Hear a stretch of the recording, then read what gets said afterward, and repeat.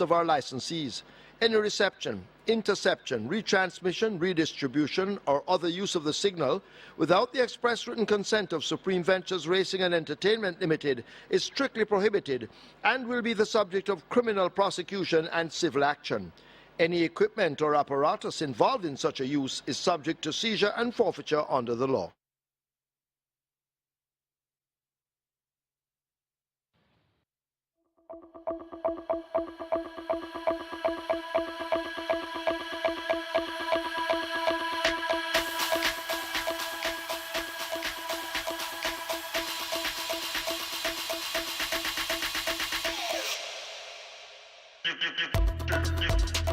Nothing but trouble is in.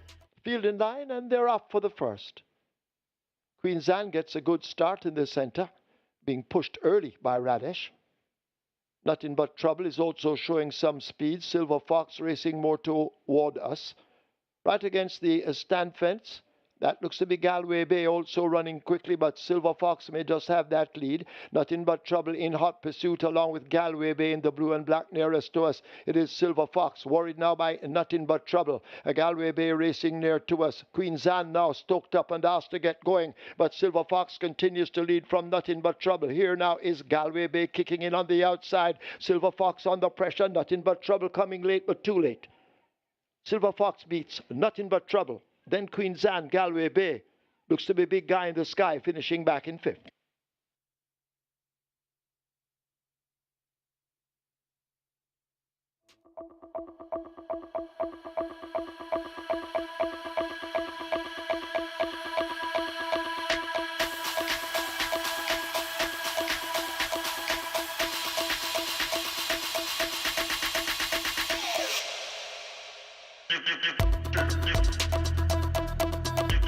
They're off. Rosa the Warrior breaks near to us and begins to attack right against the stand fence. Princess Aquila in the center in the white headgear also took off quickly as Rosa the Warrior looks to lead that field. Phenomenal One is chasing. Phoenix Arisen is also in a handy position. On the far side, Basilicus is showing some good early dash as they sort themselves out coming toward the final quarter. Rosa the Warrior and Phoenix Risen near the stands. Basilicus in the center. These are the three main contenders as they dash now, flashing past the quarter pole. Rosa the Warrior getting cracks of that stick. Phoenix Risen continues to press home an attack on the far side. That is Basilicus, and Basilicus may just have the overall lead on the run toward the final furlong. Rosa the Warrior continues the chase along with Phoenix Risen, but it is Basilicus out in front with a 3-length advantage. They head inside the final 16th. It's Basilicus and Wesley Callaloo Henry. They're out for an afternoon stroll and will capture the second by maybe 4 lengths. Basilicus wins easily in the end over Rosa the Warrior. Duke of Springs comes dashing on to grab third from Princess Aquila in fourth.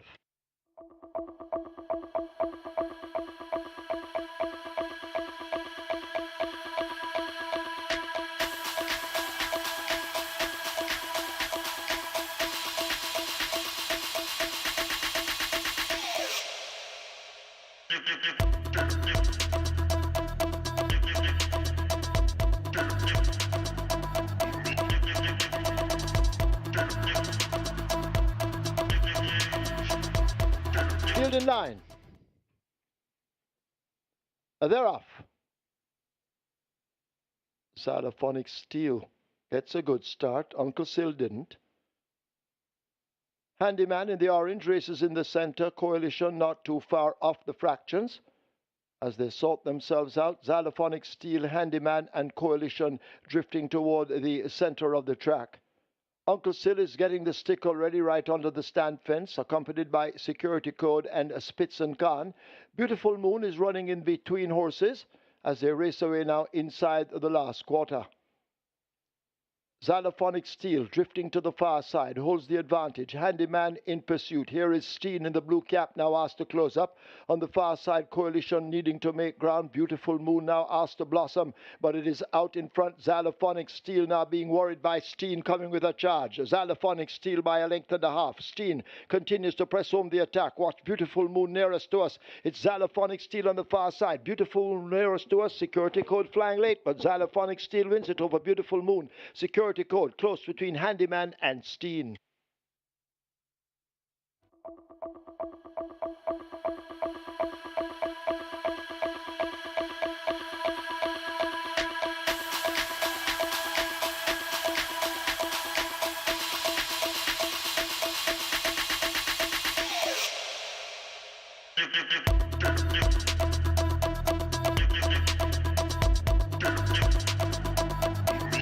There are for the She's a Man-Eater Trophy. Is that a fact? Mamma Mia, they step out last. Fun Can't Done got a good start with Tistock on the outside. California Crown is showing good dash. And California Crown leaves the 7 with a 1.5 length advantage. It's held over a Desert of Malibu as they run toward the 6. Mamma Mia has made ground and now moves down into third. Fun Can't Done racing in between horses. Tistock toward the outside. And Is That a Fact? Hopeless at the back, a long way last. They're racing up toward the final 5/8. And California Crown strides out with a 5 or 6 length lead. It's held over Desert of Malibu going in chase. 2 lengths back to Mamma Mia. Fun Can't Done in between horses. Tistock racing out 3 wide. And Is That a Fact? Yet to recover. A half a mile to run. Into the turn they go. Can they catch this California Crown? Fleet-footed and leading by 4 lengths.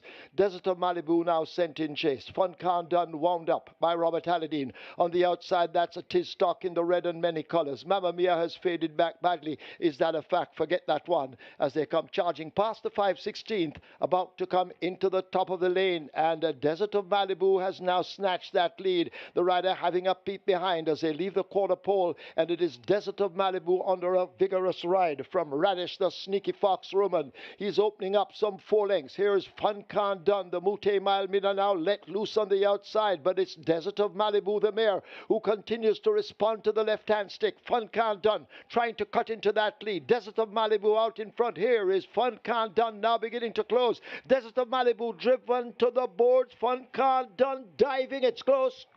Close between Fun Can't Done, Desert of Malibu. Then Is That a Fact? And Tistock back and forth.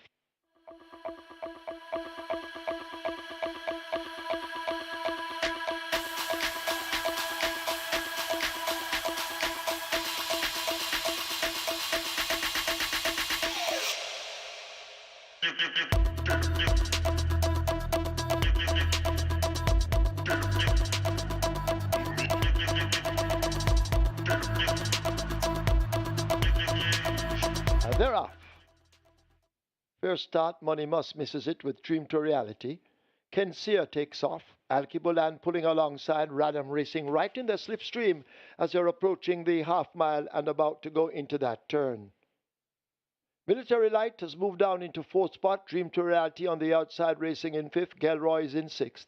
Cleopatra Queen races in 7th in behind them. Lord Caesar racing on the outside of Fort Haldane. A Lucky Papa races next, and a Money Must at the back of the field. They're all strung out as they're coming thundering into the top of the lane. Alkebulan in front of Kensia. Radam now asked to reel them in, but it's Alkebulan drifting down to the rail. Here is a Radam now coming with a burst of energy on the outside. Alkebulan grabbed by Radam, who slips to the front on the run toward the furlong pole. It is Radam out in front, racing out wide. Military Light asked to shine, but Radam down against the rail with that lead. Inside the final 16th, it is Radam. Military Light now coming with a burst on the outside. Radam hanging on. Military Light closing. It's tight between Radam and Military Light. Then Dream to Reality also close between Lord Caesar and the Cleopatra Queen.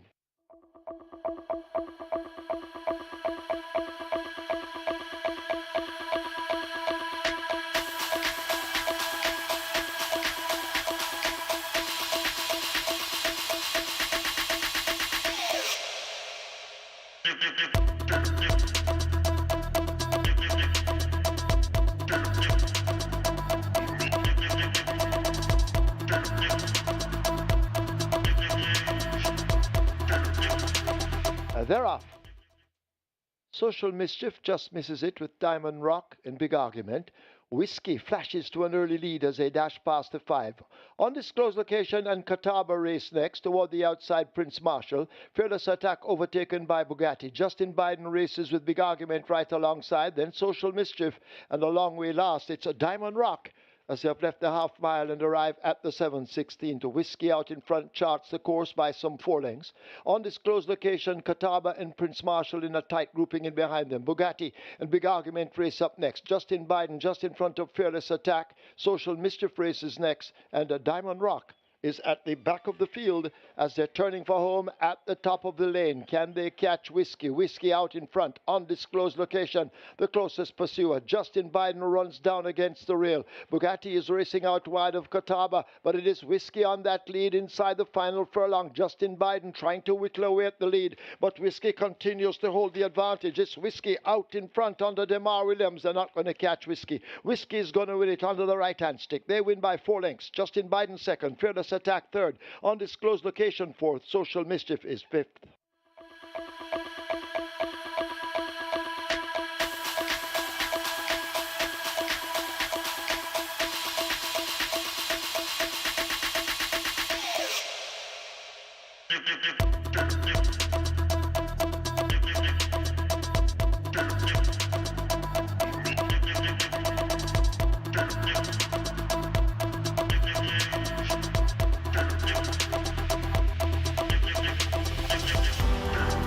They're off.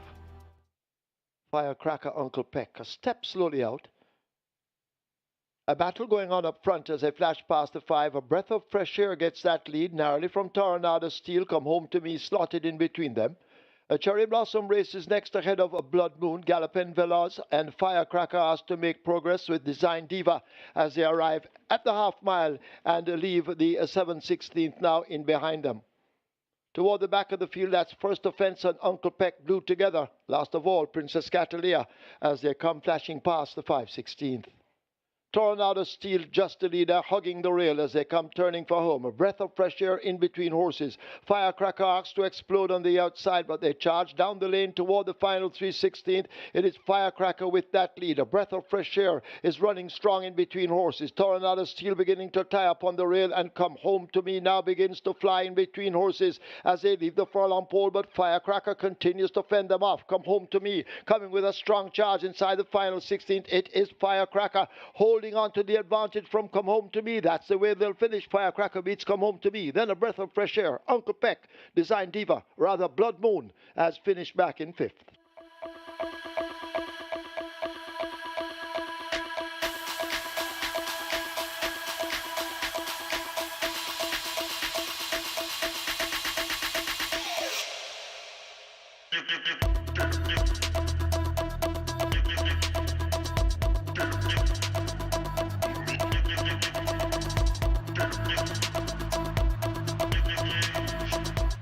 Now they're off.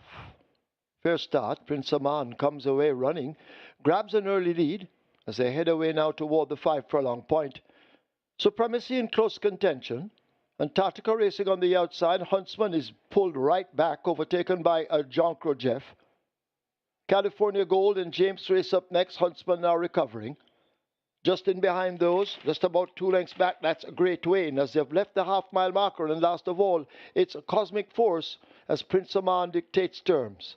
Chased by Antarctica, Supremacy needs to find 5 to get to the leader as they go slipping past the 3. Huntsman now asked to make progress. California Gold on the inside. Jonko Jeff and James race next as they charge away now toward the top of the lane. Great Wayne second from the back of the field, and Cosmic Force left last as they're into the lane. Prince Aman, just the leader. Here is Supremacy, the favorite, now launched on the outside. Prince Aman giving way narrowly.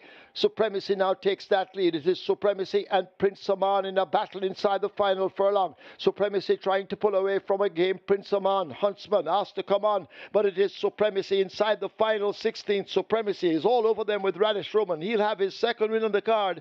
Supremacy by 5 or more from Prince Aman. Then Huntsman, James, California Gold.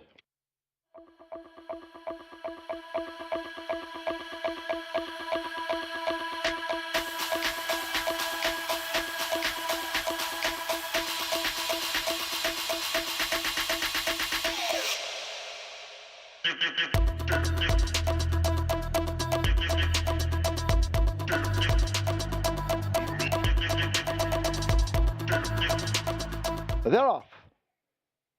Super Addicts, Allegiance, they come away at the back of the field. Cookie Day and Night, Teflon Don, battle for it, and now Teflon Don goes on and quickly opens up 3 or 4 lengths. Cookie Day and Night settle back in second, they lead the 5. Empress Lynx is running in third. Mr. Senator and Power Racers a team, Allegiance toward the back. Super Addicts moving down against the rail, and Lion Charmer trails the field. They've left the half mile. They run toward the 7/16th, and Teflon Don attempts to steal the show, leading up by some maybe 7 lengths. Cookie Day and Night and Empress Links chasing. Mr. Senator now let loose on the outside. They leave the 3. Allegiance and Super Alex run just in front of Power, and Lion Charmer remains last. They've left the 5/16th behind them. They're coming into the lane, and it is a Teflon Don in control at the moment at the top of it. Less than a quarter of a mile to run.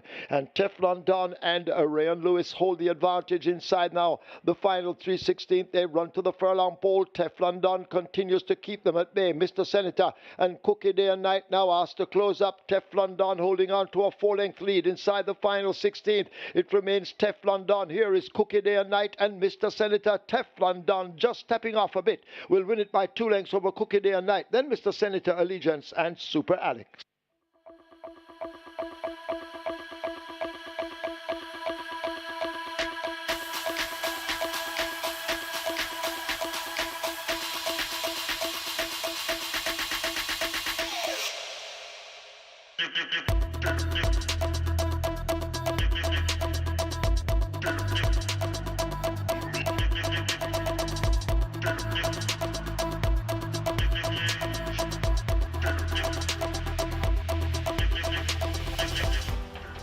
Chief in Command is a scratch at the gate, as they're often racing.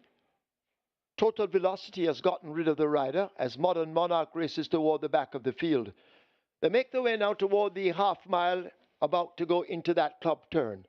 And out in front, Pretty Sassy has taken charge on that lead. The Manipulator and Sparkling Fire in chase. A Money Mission races next ahead of Slam Sharp. Legal Fight toward the outside. Joyful Surprise is there. You're My Sweetie races next with Earmark Blitz. A break back to Runaway Bay. A huge gap to Kuzmi. And at the back of the field, it's a Modern Monarch as they come turning for home at the top of the lane. Pretty Sassy stepping off the rail with a good-looking advantage. Sparkling Fire is the one left against the fence. In behind them, the Manipulator. Slam Sharp also trying to close up, but it is Pretty Sassy out in front on the run to the furlong pole. Sparkling Fire left back on the rail. Slam Sharp racing in the center. Pretty Sassy getting cracks of the stick, trying to hold off now Sparkling Fire. Here comes Slam Sharp now with a kick, but it is Pretty Sassy out in front. They drive toward the line. They won't catch Pretty Sassy yet. Slam Sharp trying to do it, but Pretty Sassy wins it from Slam Sharp. Then Sparkling Fire and Legal Fight in a photograph. Could be You're My Sweetie finishing in 5th.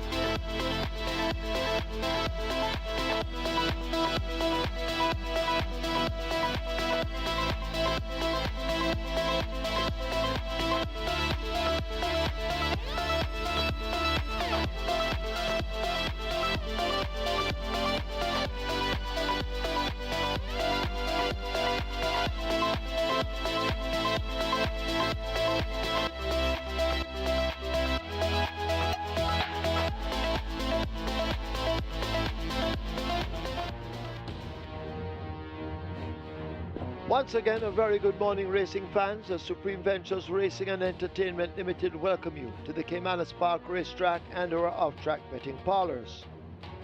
Today's first, that's where the Reggae 6 and Catch 9 both begin. The Reggae 6, the single winner bonus in excess of 11.9 million, and the Catch 9, the single winner bonus in excess of 2,677,000. Race 2, play spot 8 and quick 4. Play spot 8, single winner bonus in excess of 539,000. Quick 4 in excess of 1,354,000. Race 3, that's where the early 5-star begins. The single winner bonus in excess of 1,297,000. We have a scratch in the third event. Number 1, Hickory Slim, lame. Scratch 1, Hickory Slim in the third. Hickory Slim is lame. Race 4, it's the Emancipation Day Trophy. That's where the Twilight 6 begins. Race 5. Nothing to report there. Race 6. That's where the Strike 4 begins, with a mandatory payout, with a single winner bonus becoming a carryover, so to speak. of 1,728,598.74 cents. Race 8, rather race 7, that's where the late triple begins. Race 8, the Betting, Gaming and Lotteries Commission Trophy.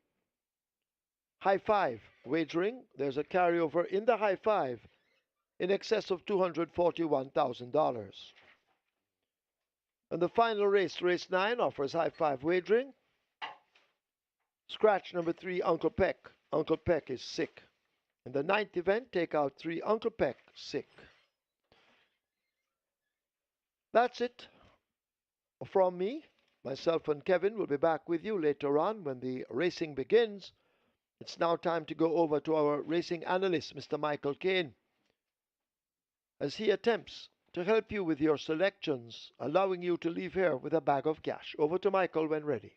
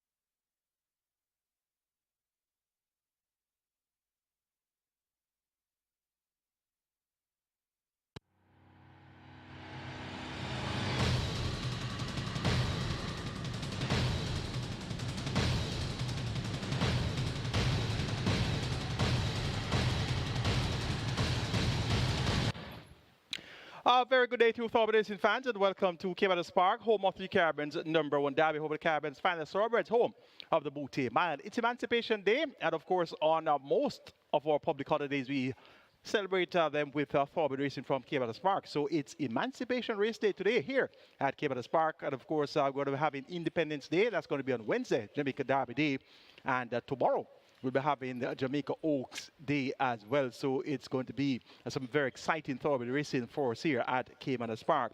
Today, the Emancipation Day Trophy, of course, is going to be one of the features. That's going to be race number 4.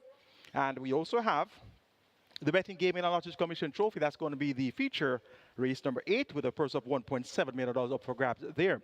And it looks to be quite an interesting 9-race sequence. Reggae 6, of course, kicks off in the first event, just under $12 million in that jackpot.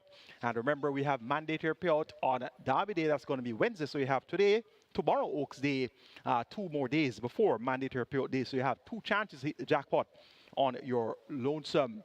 The Strike 4 will be paid out today, mandatory payout, over $1.7 million up for grabs there. So that's in the jackpot converted to a carryover, plus, of course, new money wagered with a minimum guarantee payout of $500,000 still intact. The leading jockey, of course, Radish Robot well out in front, 75, and that puts him well clear of Shane Institute on 32 in second. Third is Robert Haldane on 30. Red Lucis fourth with 25. Then we have Richard Shakes in fifth with 23.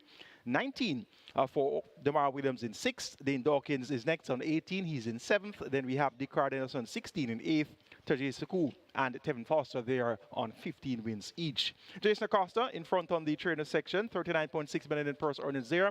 Anthony Baba Nunes nearest pursuer, 32.8 million. Dear Sabrati is third with 25.7 million. In fourth is Filipiano D with 15.8 million. We have Adrian Prince in fifth with 12.5 million. In sixth, it's Patrick Lynch on 10.3 million. Seventh is Peter Numpasad on 10 million and 67,000 plus. Ord Hayden is eighth with 9.368 million. Then we have Hall of Fame trainer Richard Azan ninth with 8.272 million, and trainer Stephen Todd rounds off the top 10 list of trainers with 7.895 million in earnings. Carlton Watson, champion owner, well out in front and 16.829 million, well clear for ONS races on 9.694 million. In third, we have ACK Stables on 9.653 million. Fourth is Old Hayden on 9.33 million. Shevan Maharaj is next with 9.6 million. He's in fifth. Nadon in sixth with 6.9 million. Lakeland Farms is seventh with 5.5 million plus. And we have in eighth BJK team on 5.5 million plus. Carnadis is next, and in 10th we have Bombay Stud Farm. Lakeland Farms leading in the breeders category, so they have been in front from most of the way for 2025, and they continue to hold that lead. Orange Valley Estates is second, Karen Passard third, Ham Stables Limited defending champions there at fourth, And we have in 5th, Wise 9055 Limited, Evergage Farm 6, Henry Jagai 7th, followed by in 8th, Ian Passard, 9th is Michael Bernard, and 10th, Wilbert Bagwan Dean. We are 42 minutes to go to post for the opening contest, and this first event on the 9-race card is for Champions Mile. It's for the 350 claimers. They go 15 of the meter to 7.5 furlongs with a purse here of 700,000 up for grabs. Remember, the regular 6 begins in the first event, minimum guaranteed pay of 3 million with 11.9 million plus in that jackpot. And the catch line also kicks off in the first with 2.6 million plus in that jackpot and 500,000 minimum guaranteed payout. And kindly note that we'll have a mandatory payout on the catch line on the Saturday card. That's going to be the Jamaica Oaks card. First event of the field of 8, 1, 2, 5, and 8. That's going to be my best 4. Number 1 is the Soul Warrior. Number 2, Nala's Bushman. Number 5, Let Him Fly. And number 8 is Zion's Princess. 1, 2, 5, and 8 appear to be the right numbers here for race number 1. Let Him Fly won last time out at the 500,000 level. That was on the 8th of June. Claim from that event. Now steps down to 350. Trained by Jason Acosta for Carlton Watson and Shaheem Gordon, the apprentice, will chip off 4 kilos of the allotted 57 kilo weight. So there's going to be 53 kilos here for Let Him Fly. Let Him Fly has won 3 of his last 5 races and now down to 350. Winning should be a mere formality, and he's your 3 to 5 favorite. Number 8 is Zion's Princess. Radish Roman Rider in Chester Market. This one reports first time of the claim. Has fairly good form in the not too distant past. One in February, also one in March. So any of those 2 winning efforts reproduced should see Zion's Princess battling right to the very end. Number 2 is Nala's Bushman, one coming from off the pace as is a norm for him. He has a good late turn of foot, void of early pace and speed, but he really packs a good late turn of foot. Rotage Mawir maintains the mount for Anthony Dixon, and they were in the winners enclosure last time out, going 7 furlongs. So it gets a half a furlong longer to travel, and we're going to keep this Nala's Bushman on the right side. He's what we call a deep closer. And number 1, the Soul Warrior, steps down from 500,000 last time out, 4 by 16 and a quarter lengths, and gets a class relief now, down the ladder to 350. Richie Shakes picks up the mount for Philip Lee, and Ona Nadon will keep the Soul Warrior on the right side. This one well supported in the early wagering at odds of 3 to 1. Make it 5-8-2-1, my order preference for the Champions Mile on Emancipation Race Day. That's Let Him Fly to get the better of Zion's Princess, then Nala's Bushman, and the Soul Warrior. Reggae 6 and Catch 9, the clash of the titans as far as exotic wager opportunities are concerned, begin here in race number 1. Let's now take a look at my Reggae 6 and Catch 9 ticket for the Emancipation Day card. Started off in race number 1 with 2, 5, and 8. Nala's Bushman, Let Him Fly, and Zion's Princess. Race number 2 for National Dash, going to go 1, 3, 4, and 6. And that's Amazing Force, Smart Trick, Miss Cherry, and Restoration. Race number 3, the Victory Sprint. Make it original sections here, 1 and 4. Number 1, Hickory Slim is now a scratch. So take out number 1, Hickory Slim. And number 4, Noble Sovereign should be able to get the job done here, but we're going to make a substitution. Recently, we saw Bobby Too Bad winning, so he was disqualified from first, so he's ready to win again. So we're going to make it 2 and 4 there. So the substitution for race number 3, going to make it 2 and 4, Bobby Too Bad, replacing Hickory Slim, a very late non-starter. Race number 4, the Emancipation Day Trophy. Make it 4, 5, and 7, Nakamura, Alexis Lodge, and Generational. Race number 5, the Regulators Run. We're going to go for 1, 3, 5, and 6. Money Must, Tapping In, Tequila Flight, and Security Code. And race number 6, the catch-out leg of the Reggae 6. The Hold Your Horses. Make it 2 and 6, a match race. Legal Fight versus Slam Sharp. 5,760 will get you my Reggae 6 ticket. Robert Darby's Reggae 6 kicks off in race 1, 2, and 5. Race number 2, Robert goes 1, 4, and 6. Race number 3, kindly know that number 1, Hickory Slim, is a scratch. Race number 4, make it 2, 4, 5, and 7. That's the Emancipation Day Trophy. Race number 5, the Regulators Run, 1, 2, 3, and 6 for Robert. And race number 6, Robert Darby's selections are 2 and 6. 3,840 original cost of that ticket. The scratch off Hickory Slim could slash that budget in half to 1,920, but you can always make a substitution and maintain that $3,840 budget. Catch 9 begins in the first event as well. Started off on Catch 9 and banking on the go. That's number 5, Let Him Fly. Race number 2, the National Dash, going to go 1, 3, 4, and 6. And that's Amazing Force, Smart Trick, Miss Cherry, and Restoration. Race number 3, the Victory Sprint. Scratch number 1, Hickory Slim. Original cost of that ticket, 7,680. So we can always do cut the budget in half here by banking number 4, Noble Sovereign. Or you could make a substitution with number 2, Bobby Too Bad, as we did on my Reggae 6 ticket. I'm tempted though to bank Noble Sovereign on my Catch 9. The Catch 9 has that challenge. You have 3 additional races, and as such, you have to narrow down the selection. So it's quite tempting to bank on Noble Sovereign, who has finished second on at least 3 of his last 3 appearances. Race number 4, the Emancipation Day Trophy. Make the numbers there 4, 5, and 7. Nakamura, Alexa's Lodge, and Generational. Race number 5, the Regulators Run. Make it 1, 3, 5, and 6. Money Must, Tapping In, Tequila Flight, and Security Code. Race number 6, the Hold Your Horses. Make it 2 and 6. Legal Fight, Slam Sharp. Race number 7, the Gallop to Greatness. Make the numbers there 3 and 5, Miss Marbella and Unruly Mo. Race number 8, the Betting Game and the Lotteries Commission Trophy. Our feature is today 1, 4, 6, and 7. Unbelievable Force, California Crown, Mahogany, and Pack Plays. And race number 9, the 50th run, scratch number 3, Uncle Peck, banking on number 10, Storm. 7,680 will get you my Catch 9 ticket with the substitution of number 1, Hickory Slim, with number 2, Bobby Too Bad. Or you can always go for banker there with Noble Sovereign. Robert Darby's Catch 9 kicks off in race 1 with 2 and 5. Race number 2, Robert goes 1, 4, 6. Race number 3, 1 and 4, the original sections there. Number 1 a scratch, that's Hickory Slim. Race number 4, the Emancipation Day Trophy. Robert goes 2, 4, 5, and 7. Race number 5, the Regulators Run. 1, 3, and 6. Race number 6 for Hold Your Horses. 2 and 6 for Robert. Race number 7, the Gallop to Greatness. Robert goes 3, 5. Race number 8, the Betting Game and the Lottery Commission Trophy. Robert goes 6 and 7. And race number 9, the 50th run. 8 and 10, the selections there. Best of luck wagering or Catch 9 and Reggae 6 both begin in race number 1. And as I always tell you, if you don't start, you can't finish. So try and enable that you get off to a start on the Catch 9 and Reggae 6. Race number 2 is the National Dash, and we have a field of 6. It's a restricted allowance 3 for native bred 4s and up nuns of 4, and imported 4 years and up nuns of 3. With a purse of 820,000 up for grabs, they go 1,000 meters straight. Place for it begins here. Minimum guarantee period 250,000. Jackpot just under 540,000. The quick 4 begins here as well. Minimum guarantee period 250,000. Jackpot is at 1.354 million. My best 4 for the National Dash, gonna go 1, 3, 4, and 6. Amazing Force, Smart Trick, Miss Cherry, and Restoration 1, 3, 4, and 6. Number 1, Amazing Force. This one was second on debut on the 20th of January 2024 behind none other than Fun Can Done, or reigning horse of the year. Second by 8 lengths in 1:12.2 for 6 furlongs, and in turn was 5 lengths clear of British Rags, who was third.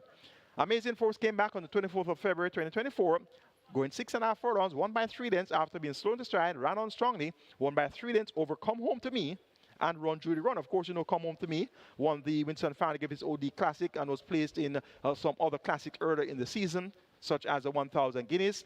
And Run Judy Run was third, beaten behind Amazing Force. And of course, you know Run Judy Run, the eventual 1,000 Guineas winner. And she was a brave runner-up in the Derby last year and a brave runner-up in the Jamaica Cup last year as well. So Amazing Force, having beaten the likes of Come Home to Me and Run Judy Run, represents the class horse in the lineup. Raced on the 7th of December, Mute Mile Day last season, and was 8 by 8 lengths against nuns of 4 behind Supremacy, Blue Sensation, and Mac and Rome. And last outing came on Boxing Day 2024, 5th by 7.25 lengths after being slow to stride, ran on behind stablemate Fearless Force, who won the race, and of course Fearless Force also owned by ACK Stables. Runner-up was Immeasurable Joy, then came Zulu Warrior. So this Amazing Force coming off the break since December, so that's going to make it just about 8 months. And taking things lightly at exercise, trotting for several mornings, cantered a couple of mornings, going 9 furlongs. So being gingerly prepared for his return is this Amazing Force by the Maestro Philip D. Kerry Gale Robinson, fresh off a 25-day vacation. And of course, he went on a vacation for ACK Stables Philip D horse. So he's back off that vacation, and all systems go here for Kerry Gale Robinson. So coming off the break, and Amazing Force could be primed for his return. So this Amazing Force is going to be the selection here, given his proven class. Number 3 is Smart Trick. The Cardian Strands Anthony Nunes threw a clinker the last outing, 6 by 21.5 lengths. 2 starter back also threw somewhat of a clinker after showing good speed, 7 by 18 lengths. Those efforts were at 5.5 furlongs and 6 furlongs. Had a big effort on the 17th of May when going 5 furlongs straight, second by neck behind Midnight Flight in 58.3. And what's quite interesting about Smart Trick is that he really hadn't shown much form going over the straight course prior to the 17th of May. And he has never really been pointed over the straight course, so he ran really well on that attempt on the 17th of May. But since coming around the bend in 2 subsequent outings, he has really faded badly. So one wonders how focused this Smart Trick will be. Dick Cardenas was aboard on the 17th of May in that very brave second place effort in 58.3. So a reproduction of that type of effort is expected here. And that's such Smart Trick is going to be a first-rated contender for the win. Mystery number 4, Radish Robot Rider, Hall of Fame trainer Richard Zan. This Mystery is a half-sister to none other than Mojito, and we'll see Mojito in action come the following race day or 2. So this Mystery, second by neck last time out, beaten behind Justin Big Time. That was at 5.5 furlongs, pointed at the quarter pole, led by a neck at the furlong pole, and was just outfinished by Justin Big Time. Reverts to the straight. She has a win over the straight, which came at 4 furlong straight on the 29th of September last season, won by a head, beating Indestructible and the Miracle Angel. So Miss Cherry, very effective coming over the straight, has worked well on the 11th of July, 3 furlong straight in 36 flat, on the 20th of July, 3 furlong straight in 36 flat, and on the 27th of July, 3 furlong straight in 36 and 3/5 of a second. So well and truly prepared for this 5 straight assignment is Miss Cherry. And my charge, number 6, is Restoration. This one stepped up on the 17th of May to Nonza 4 for the first time, raced on a sloppy track, and apparently didn't like the sloppy underfoot condition, which is quite unusual because, you know, of course, grey horses always love the mud, but this could be an exception. Bumped at the start, had some problems there, but raced close enough to the pace at the quarter pole, 5th by 4.5 lengths, came to the furlong pole, 5th by 4 3/4 lengths, and was 7th by 9 3/4 in the end. In that same Midnight Flight Smart Trick event, which was running 58 and 3/5 of a second. So Smart Trick was some 9 lengths clear of Restoration, and that's what Restoration is going to have some run to do to turn the tables on Smart Trick. But his win in the Grooms Association of Jamaica Trophy on the 29th of March in a big field of 14, going 5 furlongs straight, beating a breath of fresh air, hot bread scammer. That race has turned out to be quite rich in form. Several of the horses out of that event have come back to win, and a couple of them have come back to run brave races to be second or third. So Restoration in the small field of 6, drawn on the outside, Clive Lynch, the comeback kid, back in action here for Owner the Seeker, and Restoration. Expecting this one to give a good run from this outside post. He should have clear sailing to the lead here, and Restoration could be the one they'll have to try to get back to from his outside post. An interesting looking National Dash on Emancipation race day. The selection goes to the class horse, Amazing Force number 1, having been second to Fun Can Done and having beaten Come Home to Me and Run Judy Run. For second, Smart Trick of that brave second place effort on the 17th of May. I'm going to humbly select my horse, Restoration, to check in third. And for fourth, Miss Cherry in an interesting looking second event. Race number 3 is next. So we kick off the early 5-star with a jackpot of over 225,000. Minimum guarantee payout is 300,000. The Victor Sprint will have a field of 5. Given the scratch of number 1, Hickory Slim, my original top selection, Hickory Slim, is now a non-runner. So I'll revert to my second choice, my original second choice, which is number 4, Noble Sovereign. Has been runner-up in his last 4 races. Second by half length last time out to Valley of Love, going 5 furlongs straight. 2 starter back, second by length at the quarter behind Al Kebelan, going 5 round. 3 starter back, second by length, going 5.5 furlongs to Kensia. And 4 starter back, second by 6 lengths to Another Mission, going 6 furlongs. So knocking at the door, knocking at the door, knocking at the door. The door should very well open today. Hickory Slim, the anti-post favorite, is out. So it should be smooth sailing for Noble Sovereign, straight to the winner's enclosure. Bobby Too Bad won last time out, but was disqualified for causing interference early in the event, and now he's back here among maidens again. We'll have second time Lasik, Richie Sake replaces Eric Horton, riding here for trainer Robert French. Bobby Too Bad can set the record straight with another win. And Girl the Butcher number 6, Tanika Wolf, riding here for Patrick Fong, figure it fitted. Girl the Butcher, 5 by 6 3/4 last time out in that same event, won by make that Valley of Love over Noble Sovereign, and the Ballistic Missile was third. So we're going to keep this Girl the Butcher on the right side in a small field of 5. Of the others, who we have here, Bossy Girl number 3 and Sweet Bird number 5, really little to choose from there. Going for number 4, Noble Sovereign, to get the better of number 2, Bobby Too Bad, then 6, Girl the Butcher, and it's a toss-up between Bossy Girl and Sweet Burn for 4th. Race 4 is next. It's the Emancipation Day Trophy. Twilight 6 starts here. Minimum guaranteed pair of 3 million. We have a field of 7.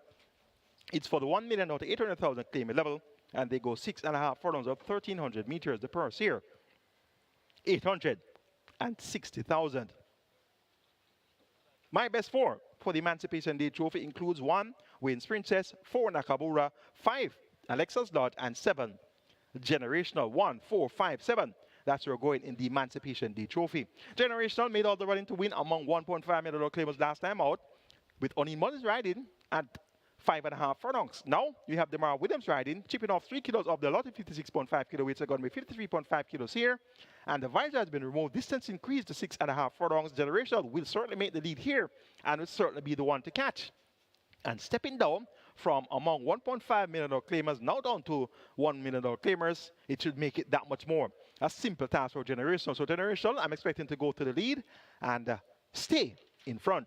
Nakamura, this one, 1-2 starter back at the 700,000 level, third behind Sir John and Easy Peasy next in town, going 7 furlongs. Dane Dawkins knows how to ride this one well. He was aboard to victory twice in the last 10 outings, 16th of November last season and the 29th of September last season. So clearly, Nakamura should run well here for Dane Dawkins riding for trainer Earl Burke. Alexa's Lodge, second 2 of the last 3 outings, second by 3/4 length behind Sugar Daddy, the Downing class Sugar Daddy on the 19th of April. On the 23rd of May, second by 3/4 length behind Awesome Anthony at 1 million level.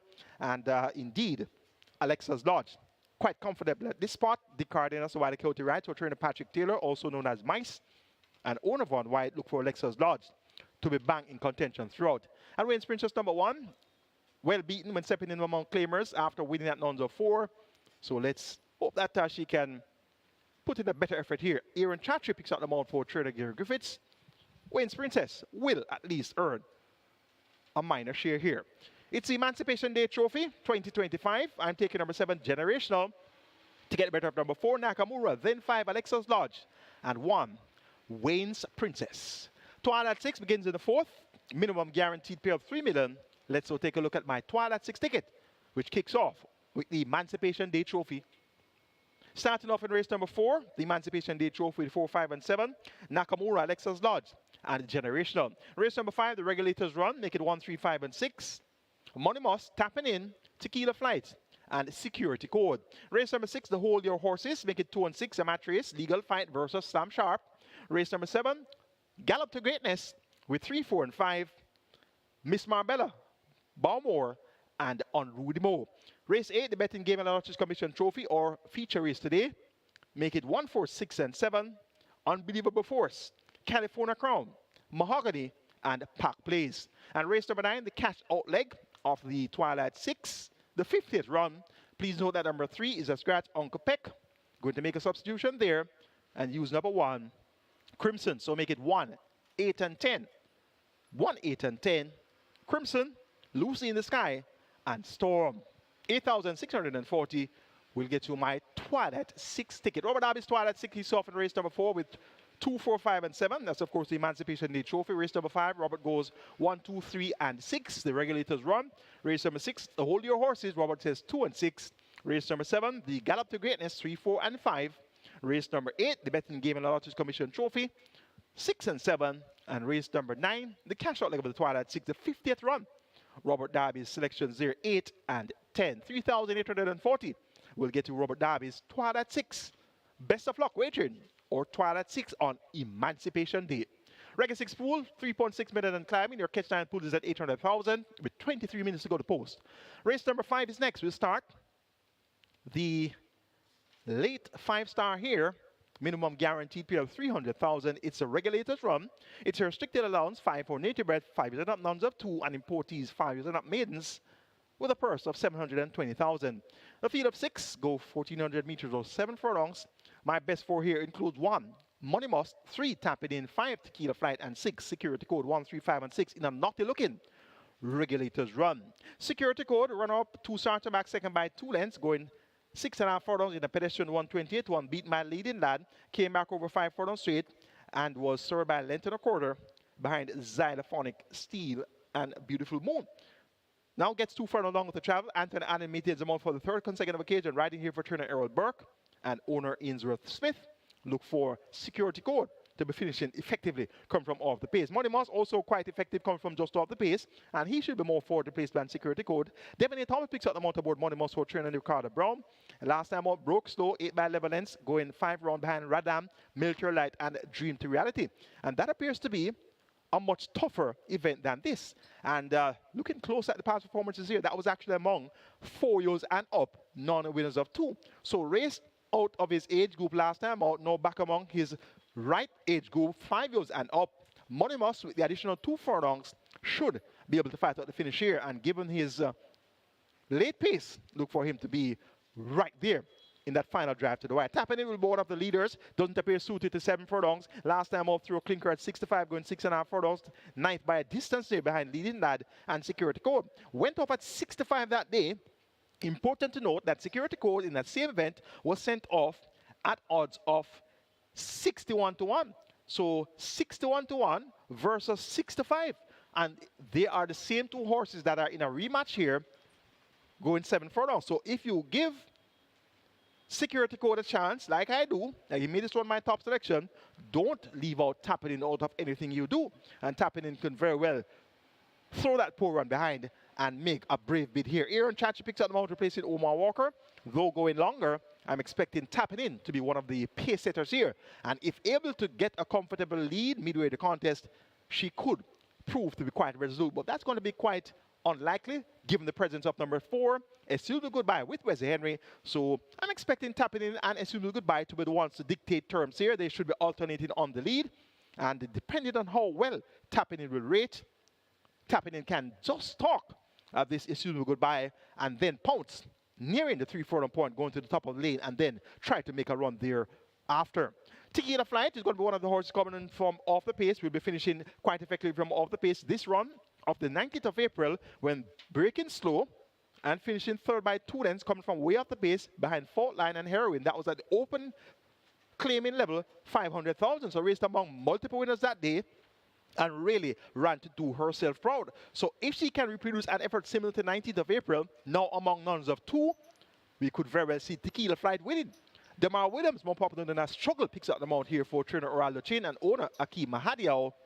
Look for Tequila Flight to be shining bright in deep stretch. Small field of 6 for the regulators run, but it looks quite competitive. Can go many ways here. I'm going for an off-the-pace runner. Number 6, Security Code. To get the better of another off-the-pace runner, Money Moss number 1. For 3rd, make it one of the pace setters. Number 3, Tapping In for 4th. Another off-the-pace runner, Tequila Flight. 6-1-3-5 in the regulators run.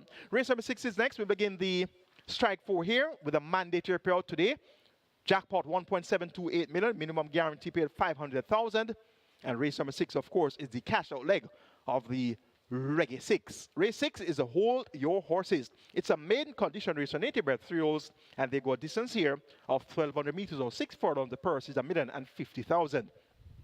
My best 4, my quartet of interest, includes 1, Black Ringo, 2, Legal Fight, 5, Proudest Vision, and 6, Slam Sharp, 1, 2, 5, and 6. Slam Sharp, strong runner-up on the 26th of July, just a few days ago. 2nd by length behind Pretty Sassy, coming from off the pace. John Post 1 at 5.5 furlongs, didn't have the requisite speed to go with the leaders, but picked a path, found the run, and came with a strong bid in deep stretch. Not the most consistent of racers, has a strong 2nd place effort here on the 19th of April. 2nd by length and 3/4 behind Bossman, going 6 furlongs in 1:16 flat. But subsequent to that, have 3 below par efforts, 7 by 16 1/4, 6 by 24 1/2, 9 by 40 3/4. So the past performances, the trend of the past performances suggests that we may not see as good an effort from Slam Sharp today, but I'm hoping that that trend will be broken in the small field of 7, going 6 furlongs after running so good on the 26th of July. I'm hoping that the trend will be broken here. Roderick Da Costa, a.k.a. Teddy, has maintained them out for trainer Michael Marlowe, and I know that Teddy really wants to win races, so I'm hoping that Slam Sharp will oblige and give another honest effort here. Number 2, Legal Fight, has Robert Haldane riding for Patrick Lynch. Blinkers now refitted. Was 4 by 3.5 lengths in that same Pretty Sassy Slam Sharp Sparkling Fire event. Picks up 4 kilos to go at 57 kilos. Last time out, raced with Ratajma, we're chipping off 4 kilos of the allotted 57 kilos. So the connections have opted for Robert Haldane now, and as such, they'll carry the impose of 57 kilos. Legal Fight has scope to improve, has only raced 4 times and was a runner-up on his 2nd appearance, beaten by Duchess going 5 round. So we'll keep Legal Fight on the right side here in the Hold Your Horses. Number 5 is Proudest Vision, also has scope to improve, has only raced twice, was way out of it on debut, 6 by 17 length behind Woman in Love, Duchess, and Bubbling Warrior. Duchess has come back to win since, Bubbling Warrior has also come back to win since. Her second outing came on the 12th of July among fillies only again, so her 2 races to date have been among fillies only. 4 by 5 1/4 lengths got a lot closer there behind Family Feud altogether and Miss Brayton. So now from fillies only, taking on a couple of colts and geldings, and we have the colts here, Legal Fight. We have also Slam Sharp there in good nick. There's also a debutant by the name of Black Ringo, he's a colt. And we also have Informer Gladiator as well as Prince Ogilvy. So Proudest Vision could be outnumbered by the boys here, but she could very well be on the upgrade at the right time. So we're going to keep her on the right side. Jerome Stewart riding here for trainer Carlton Cunningham. And Black Wingo number 1 makes his debut. Original intended debut was on the 6th of July, but was scratched prior to race time deemed lame. He has looked fluent at exercise since, and he'll try to have the debut run this time around. He's a 3-year-old bay colt by Bold Conquest out of the He's a Real Thing Dam Golden Treasure. Bred O'Neill Kenneth George Hines of O&S Racers fame, of O&S Tackroom fame, and this Black Ringo owned by Granville Byers, trained Barrington Dawes, and a significant choice of rider for the debut, Shane the Canterman Ellis. Figure 8 and lay 6 for the debut. Black Ringo is expected to perform creditably. It's the Hold Your Horses on Emancipation Race Day. Going here for number 6, Slam Sharp to get the better of number 2, Legal Fight, then 5, Proudest Vision, and 1, Black Ringo. And remember, the mandatory payout for today is in the Strike 4. $1.728 million in that jackpot converted to a carryover, plus new money wagered, of course.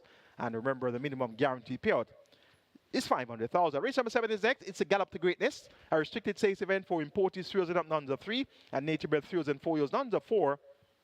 They go 1,100 meters or 5.5 furlongs. $1.19 million in purse money up for grabs. Unruly Mo won last time out by a neck, rallied strongly. After having a stuttered start, the rider losing footing in one of his stirrups, got it back in soon after, vied for the lead, was passed by Miss Grove, rallied, got back the lead from Miss Grove. It was a very competent ride by Radish Roman. It's now Shannon has picked up the mount. Shannon has been aboard to victory in 2 prior outings. Was disqualified on one occasion, 1 by 6 cents on the other occasion. So Shannon knows how to get Unruly Mo to run. And Unruly Mo has passed the post in front on 3 occasions. Look at Balmore, has only won once. Miss Marbella has won once. We have 2 other horses that have won twice, and that's Miss Moneypenny and another one. So this Unruly Mo looks likely to fight out the finish here. We have top weight, 57 kilos, a long weight all round, but he should be able to do it successfully. Number 3, Miss Marbella, won by half a length on her second appearance, beating Brompton Boy and Rocket Fire Seb. Rocket Fire Seb returned to Franklin Farm with a win when next in town. Notably, Radish Roman, who was aboard Unruly Mo last time out, he's aboard Miss Marbella.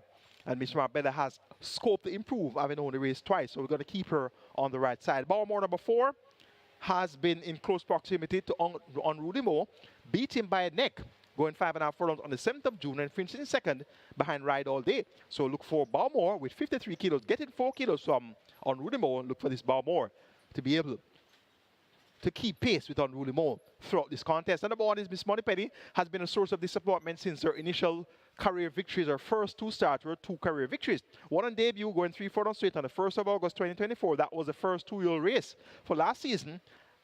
And she did 34-4 for 3 furlongs straight, beating Platinum Princess and Bad Gal Chelsea. Those are still maidens though. Her second outing though was a win, going 5.5 furlongs on the 12th of October, beating Unspun and Burning Hedge. 1 by 3 1/4 lengths, making all the running in 1:08 and a fifth of a second for 5.5 furlongs. Now Unspun, of course, is the reigning champion 2-year-old, and Burning Hedge, subsequent to that, 3rd place effort behind Miss Moneypenny. Of course, she won the Jamaica 2-year-old stakes, and Burning Hedge is this year Jamaica 1,000 Guineas winner. So this Miss Moneypenny beat some classy horses when winning on her second outing. But clearly she has had setbacks since. She was beaten in turn by Unspun and Burning Hedge, going 6 furlongs on the 2nd of November, the same 2 horses that she disposed of with utmost ease on the 12th of October. So clearly things went amiss after her second win. She was beaten by 16 1/4 lengths to Unspun, who she had some 3 1/4 lengths in arrears on the previous outing. And subsequent to that, she has continued to be off color. 6 by 11 and 3/4 Supernatural Power, 8 by 38 lengths to Hansa, 12 by 21 lengths behind Social Aviator, and 5 by 40 lengths to Ride All Day, Balmore and Unruly Mo. So Miss Moneypenny, we are hoping that she is going to be coming back around to useful form. Tongue tie taken off, figure taken off. Abigail able to chip off 3 kilos of the allotted 52.5 kilo weight, so it's going to be 49.5 kilos here for Miss Moneypenny. And she has looked up at exercise for this assignment on the 19th of July, when 5.5 furlongs is 108.3 by 102.3, and on the 26th of July, when 5 furlongs round in 102 and 3/5 of a second. So we're expecting Miss Moneypenny to perform creditably here. She'll be getting 7.5 kilos from Unruly Mo. She's going to be getting weight all round. So look for an encouraging effort here in the Gallop to Greatness on Emancipation Day from this Miss Moneypenny. Make it 5-3-4-1 my order of preference in the Gallop to Greatness on Rudy Mo to get the better of Miss Marbella, Balmore, and Miss Moneypenny. The 8th and penultimate is our feature race today, the Betting, Gaming and Lotteries Commission Trophy. It's a grade 2 event, open allowance contest, so thrills it up with a purse of 1.7 million up for grabs. A field of 9 have been assembled to go postwards, and they go a distance here of 1,100 meters or 5.5 furlongs. My best 4 my quartet of interest includes 1 Unbelievable Force, 4 California Crown, 6 Mahogany, and 7 Pack Plays 1, 4, 6, and 7. Unbelievable Force. Last time out, it stepped up to open allowance, was nowhere to be seen in that 5 straight contest. Trailed for the entire distance behind Legacy Isle, Champion Bubbler, and Mahogany, but can do oceans better. 2 starts back was a winner, easily going 5.5 furlongs in 106.3 at the overnight level, beating Money Market and Gorvana. We have seen Gorvana win recently. We have seen Money Market win recently. So Unbelievable Force is quite capable at open allowance. Tyrese Anderson picks up the mount for Philippiano D and ATK Stables, gets the 1 draw. This one is as quick as can be. Once coming away from the starting gate in good order from this inside post, I'm expecting Unbelievable Force to be able to make the lead here. And once she makes the lead, getting weight all around here, she's going to take some catching.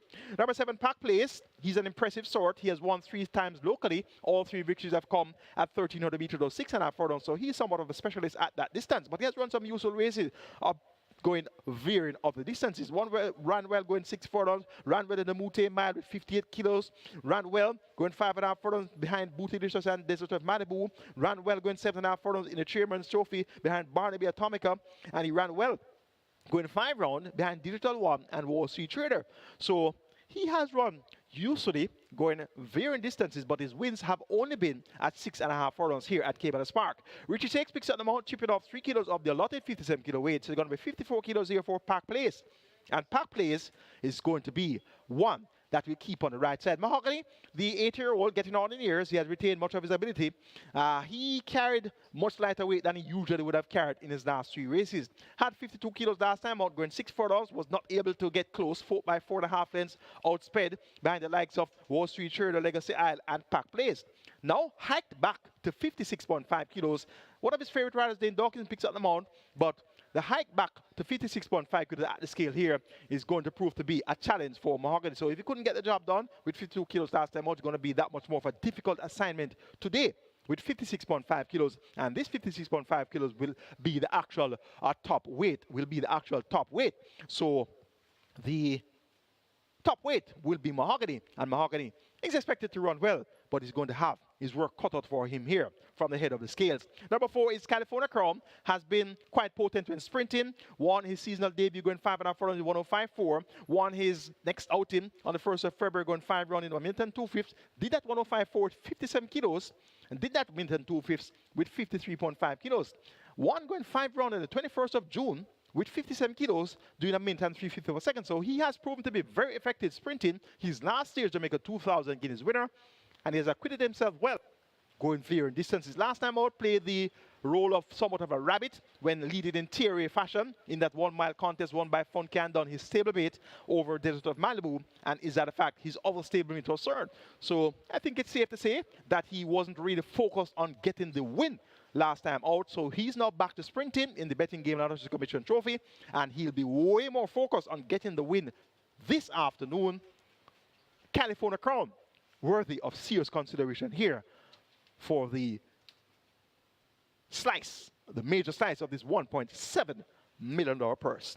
I'm going for the inside speed of Unbelievable Force to get the better of pack plays number 7, then 6, Top Weight Mahogany, and 4, the classy California Crown 1764 in the Betting, Gaming, and Lotteries Commission Trophy. The 9th and final is next. It's the 50th run. It's for optional claimers, 700,000 to 600,000. The field of 12 declared to go postwards. Scratch number 3, Uncle Peck, we're down to a field of 11. They go 1,500 meters or 7.5 furlongs. The purse here, 820,000. Storm number 10, won by the proverbial City Block last time out. 14 lengths clear. Romped home to victory, beating Solo Black and Great Trick. That was at 7.5 furlongs, the same trip of today's assignment. Reports first time of the claim, claimed on the 4th of May, which is more than 60 days ago. So the connections have benefited from the waiver claim option, which allows them to run without a tag, first time out, at the same level that this one was claimed for. And they have a chance to take a double. And of course, in order to take a double, you have to win the first time. So win should be the order of the game here. Radish Roman maintains the mount. This time around for trainer Adrian Prince, more popular known as Dan Dan. And this time around for owner Leon Ball. So Storm should be blown too strong for these in the 50th run. His main danger should be number 8, Lucy in the Sky, also won by the proverbial City Block at the 700,000 level on the 7th of June, won by 13.5 lengths, beating Crimson, and no more deals. Claim from that event came back on the 29th of June under the care of trainer Alden Francis and went up the even money favorite but was not able to win, followed by 6.25 lengths Nakamura and Justin Biden. Duly reclaimed by champion trainer Jace DaCosta, who had past success with this Lucy in the Sky. He was a trainer of Lucy in the Sky for several months. So it's always a good indicator when you see connections reclaim a horse that they had past success with. Now, Lucy in the Sky has worked well on the 25th of July, when 5.5 furlongs 109, 4 by 103 and 3/5 of a second. On the 19th of July, of course, subsequent to her reclaim, was cited at exercise, going 3 furlongs straight in 36 and 2/5 of a second. So once Lucy in the Sky can reproduce a 7th of June effort, which in all likeliness she will, because she's back in the barn that knows her best. So Lucy in the Sky will be the one to give Storm the most to do, and in terms Storm should be the one to give Lucy in the Sky most to do. I'm expecting these two horses to be well clear of the rest of the field. Crimson being out of sight by Lucy in the Sky, 2 starts back. He'll have it running to do to turn the tables on Lucy in the Sky. Ian Spence has a leg up here for trainer Lenny Shim. And Shiboom has been thereabouts, heard by 6 lengths last time out to Rusty and Conundrum, and was beaten by 20.5 lengths in that same race where Storm was a winner by some 14 lengths. So Shiboom has her work cut out to get back to Storm as well. It should be a 2-horse race in the 50th run on Emancipation Race Day. Taking number 10, Storm, to get the better of number 8, Lucy in the Sky, then 1, Crimson, and 9, Shiboom. That's the handicapping seminar for you today on Emancipation Race Day. And I sincerely hope that that analysis would have been a guide to you to better make your decisions when comprising your permutation. And of course, you saw our tickets, Reggae 6, Sketch 9, Twilight 6 tickets. And that should also be a guide for you to have a winning ticket at the end of your wagering on those exotics. We are 4 minutes to go to post for the first event. Reggae 6 pool is at 4.8 million, approaching 5 million. And the Catch 9 pool is at 800,000. Remember the Reggae 6 jackpot, 11.9 million. And the Catch 9 jackpot, 2.6 million tomorrow. We'll be having mandatory payout on the Catch 9. So don't get caught napping waiting on tomorrow for mandatory payout day. Go after today. And the same can be said about the Reggae 6. Don't get caught napping waiting on Wednesday, Derby Day. How about today? How about tomorrow, Jamaica Oaks Day? You have 2 chances to hit the jackpot before mandatory payout day. So be on your best handicapping skills. And I sincerely hope you'll be a winner. Wagering Caymanas racing right here at Caymanas Park. Although OTB is added wide, as well as on the SD Games app, wagering through MBet, and also on the 9bets platform, ExpressBet, the Woodbine Mobile platform, and also on FanDuel. Have a great day. Wagering Caymanas Park Racing.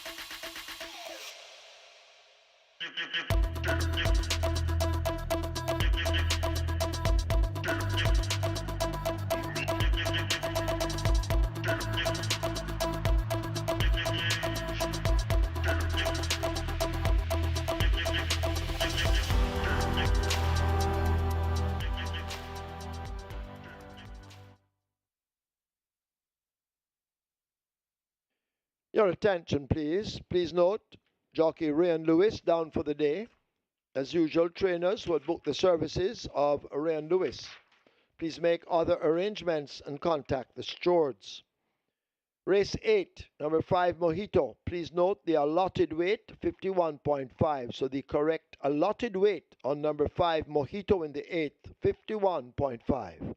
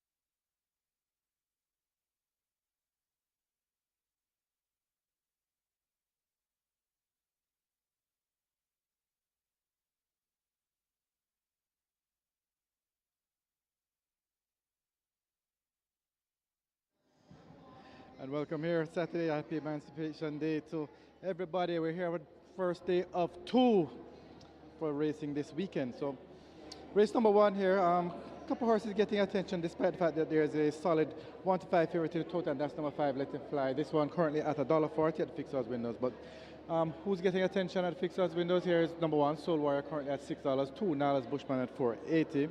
Of course, Let Him Fly at the low price, $1.40, getting some attention there. Interesting note, number 4, Fault Line, currently at $9. This one of all the others is the most notable in terms of the ones getting attention in this race. This one is at 14 to 1 in the total, but bet down to $9 at the fixed odds windows here. Number two, and then Zion's Princess, number 8 at $4. That one is getting attention here, but it's not really a whole lot of betting taking place as yet. It's a holiday, a lot of people aren't out yet, but as far as the betting going for the first race, most notable is number 4, Fault Line at $9. Looking a little bit later down the program, race 4, Alexa's Lodge, opened at $4, down to $3 now. This one getting some decent attention. In race 6, Black Ringo is the one that's taking all of the attention. $4, opened at $4, down to $3 as well. In race 8, Unbelievable Force, $4.50 into $3.70. And in the ninth and final race here, Solar Black opened at $21, bet down to $16. And T Brady, $6.50 down to $4.60. So that's pretty much how it's going later on down in the program. And as I mentioned, good attention in race 1 here for number 4, Fault Line, currently at $9. So that's the story from the fixed odds windows here for race number 1. Good luck.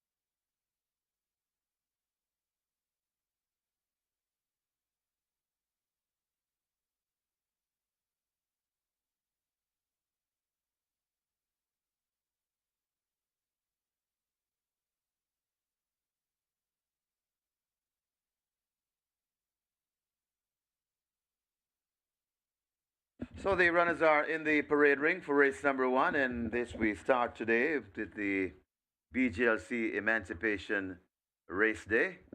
9 races on the card, and we start with the Whopper Reggae 6 and the Catch 9 Reggae 6, a massive jackpot bonus, nearly $12 million,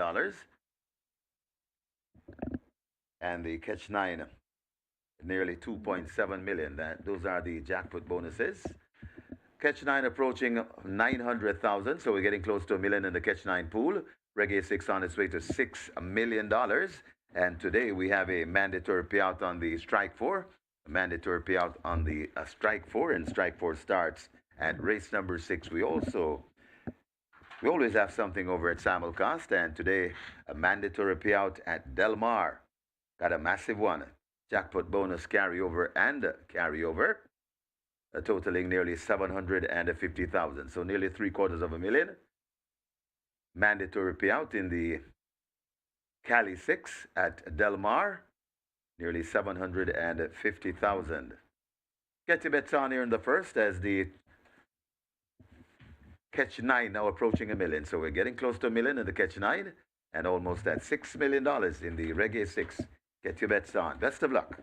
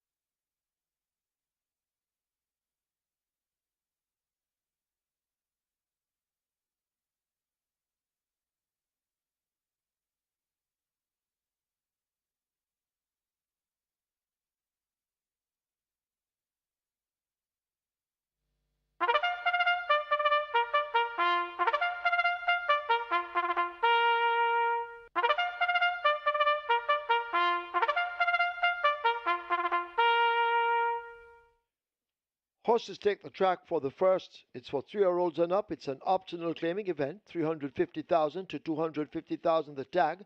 Also native bred 6-year-olds and up, non-winners of 3, and native bred 5-year-olds. Maidens, the distance 1,500 meters or 7.5 furlongs. Number 1, the Soul Warrior. Make the weight 54 kilos or 119 pounds. 2, Nala's Bushman, 52.5 or 116. 5, Let Him Fly, 53 or 117.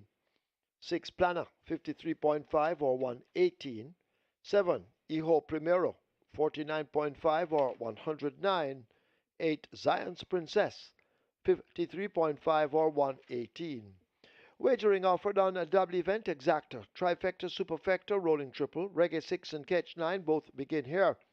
Reggae 6 single winner bonus in excess 11.9 million, Catch 9 in excess 2.677 million. Catch 9 on its way to a million, almost there. Reggae 6 heading for 7. Get your wagers on.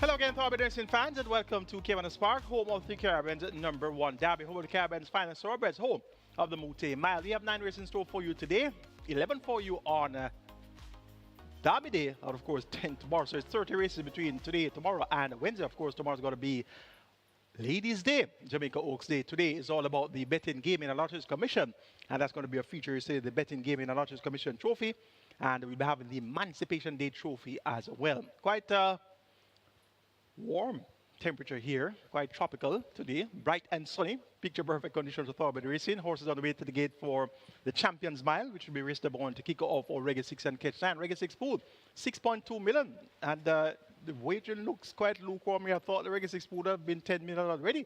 What are you waiting for? 11.9 million is in that jackpot. And remember, we'll be having mandatory payout on Derby Day, so today could be your day. And given that the wagering is not as hectic, that means less tickets are in, and that means that you could have a better chance to scoop the jackpot as opposed to when everybody's going all out for the Reggae 6. So a word to the wise is sufficient. Catch 9 also has an attractive jackpot, 2.6 million plus Catch 9 pool at 1.1 million. It's a Champions Mile on Emancipation Day, race 1. Let's take a look. Top selection goes to number 5, and that's the big favorite, Let Him Fly. 1 for 500,000 last time out, claim, and drop down to 350. Shaheem Gordon picks up the mount for Jason Acosta. Let Him Fly. Looks well and should win easily. Number 8, Zion's Princess also reports first time of the claim. Radish Roman rides her in Jester McIntosh. This one has good pace. I know pace makes a race, so look for an encouraging effort here from Zion's Princess. Number 2 is Nala's Bushman. Doesn't have much pace though. He's a deep closer, very potent deep closer. So if the speed comes back, look for Nala's Bushman to the one to try to pick them up inside the final furlong. And number 1, the Soul Warrior, takes a step down the claimant ladder from 500,000 down to 350,000. Richie Shakes, right for Philip Lee and Nadon. The Soul Warrior should at least be able to earn his keep here. Make it 5-8-2-1 in the Champions Mile on Emancipation Race Day. Let him fly over Zion's Princess, Nala's Bushman, and the Soul Warrior. Regular 6 pool 6.6 million. Your catch time pool 1.1 million. Best of luck.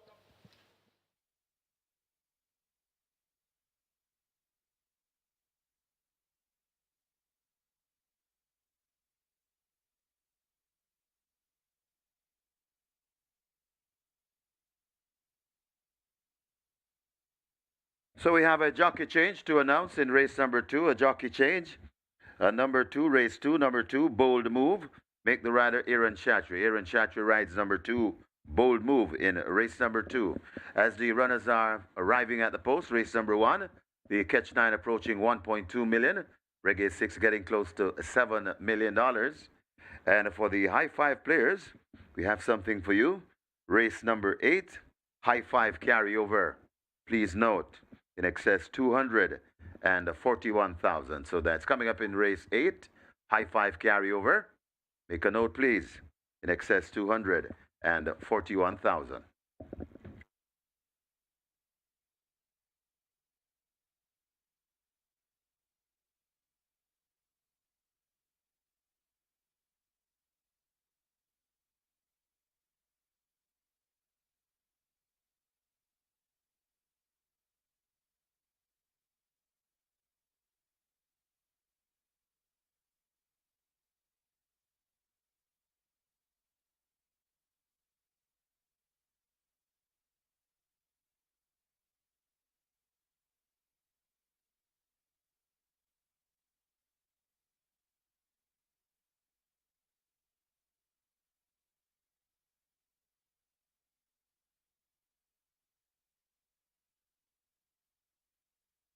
Your attention, please. Scratch number 8, Zion's Princess, scratched at the gate on the advice of the vet. So Zion's Princess, scratched by the vet at the gate.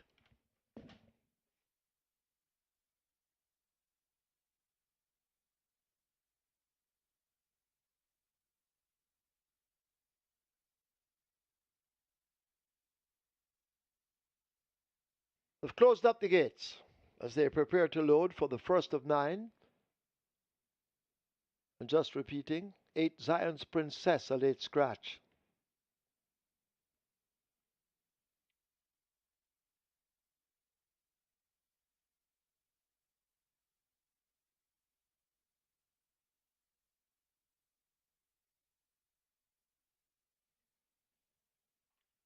Catch 9 on its way to 1.3 million and the Rega 6 heading for $8 million. But you need to hurry and wager now. Any moment now they will begin to load.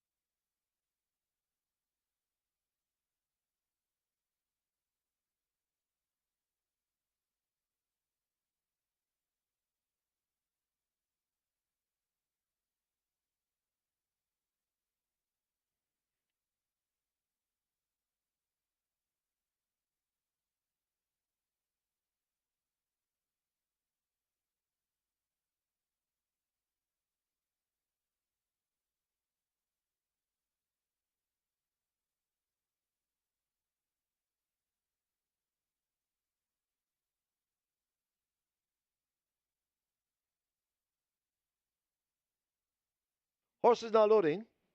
First one in, the Soul Warrior. At gate 1, Nala's Bushman joins at 2.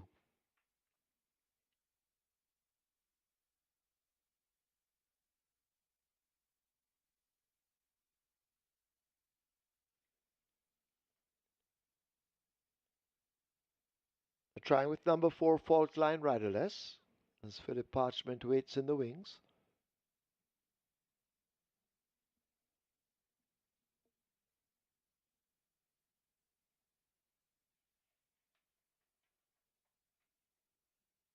So still they try with Fault Line.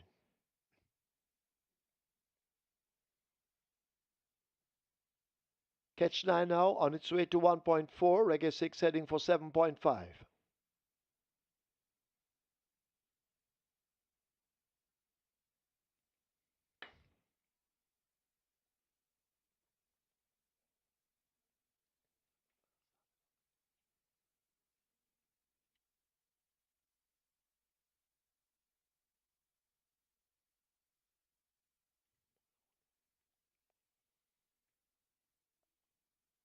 So the attendants continue the war with Fault Line to get him into gate 4.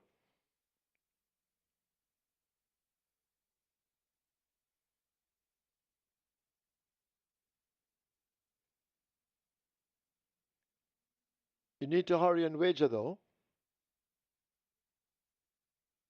So they're now making some progress with this Fault Line.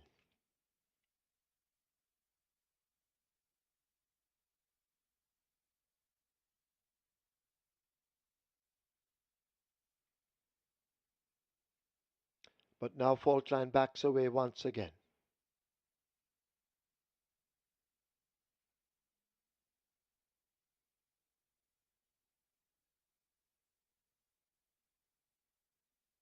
So Fault Line giving you time to wager if you haven't.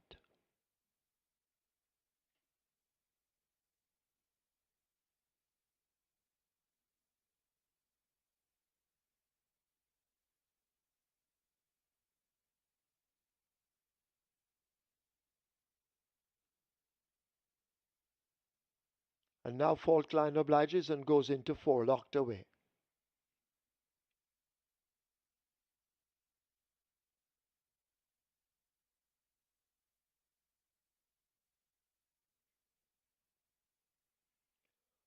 Fault Line in, rider up. Planner comes into 6.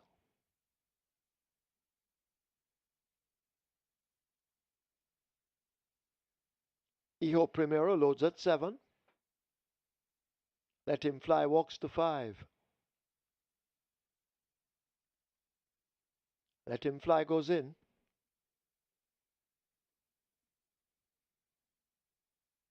So Magnificent will be the final one at gate 3. Goes in. Everton Stone climbs aboard. Field in 9 for the first of 9. 7.5 furlongs. They're off for the first. Fair start, So Magnificent misses it. Let Him Fly does just that and flies to that lead as they leave the 7, opening up some 3 or 4 lengths. Hijo Primero racing on the outside as they run toward the 6. The Soul Warrior and the Fault Line now team up. They go ahead of Hijo Primero, backing out into 4th, maybe 8 or 9 lengths off that lead. A gap opens up to Nala's Bushman racing alongside Planner, and a long way lost to So Magnificent, who looks hopeless. The runners leave the 5 and make their way now toward the final half of a mile. Down the back stretch they go. The one to catch is Let Him Fly, has extended his lead to double digits. The Soul Warrior, the grey race, is next. Some 3 lengths back to Hijo Primero running the rail. Fault Line now urged to get closer on the outside, and a gap of maybe 7 lengths opens up to Nala's Bushman and Planner. And forget So Magnificent. 3 furlongs to catch Let Him Fly, continuing to extend this lead. Maybe 12 lengths, could even be more. The Soul Warrior continues to chase. Hijo Primero is further back. Nala's Bushman is shaken up in the green silks. Behind them, that's Fault Line. A gap back to Planner coming to a walk, and So Magnificent has never been in it, but they're into the lane, and it's a Let Him Fly attempting to go all the way. The Soul Warrior, the closest pursuer, back in the distance. Hijo Primero is treading water on the spot, but it's a Let Him Fly. A crack or 2 of that right-hand stick. The furlong pole left behind him, and Let Him Fly has a clear lead. Don't think they're going to ever get back to this Let Him Fly in the hands of Shaheem Gordon. Let Him Fly coasting in. Just being shown the stick and a couple of cracks on the shoulder, and Let Him Fly wins easily by maybe 8, could even be more. Nala's Bushman is second. The Soul Warrior has finished in 3rd. Hijo Primero is 4th. So Magnificent rushes home to finish 5th.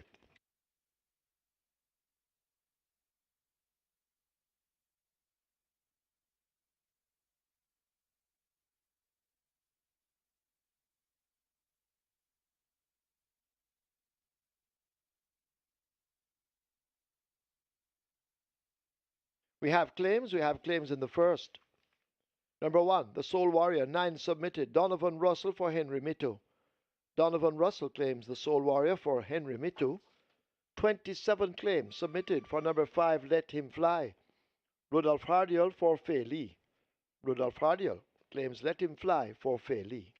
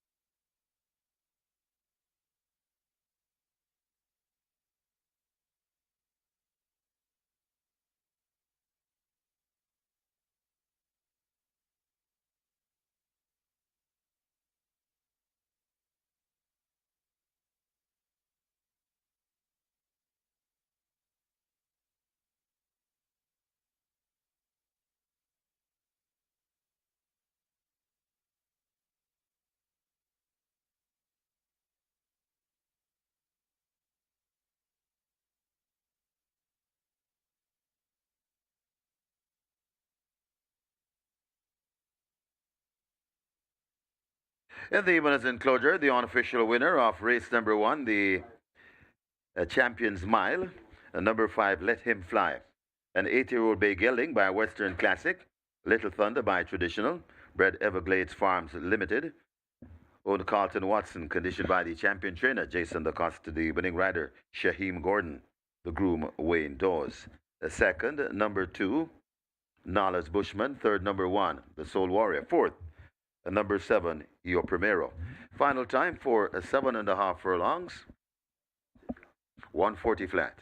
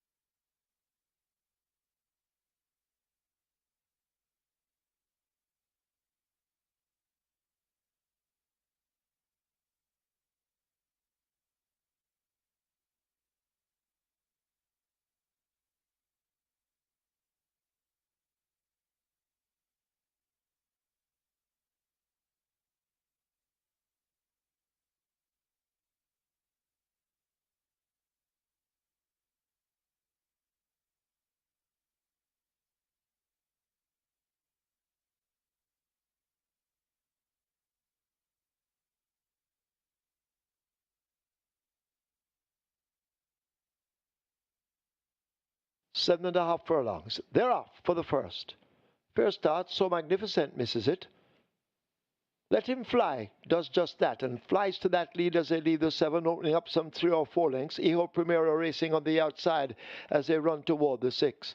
The Soul Warrior and the Fault Line now team up. They go ahead of Hijo Primero, backing out into 4th, maybe 8 or 9 lengths off that lead.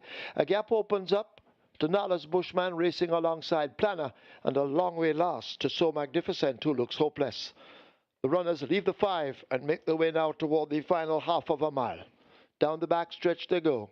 The one to catch is Let Him Fly, has extended his lead to double digits.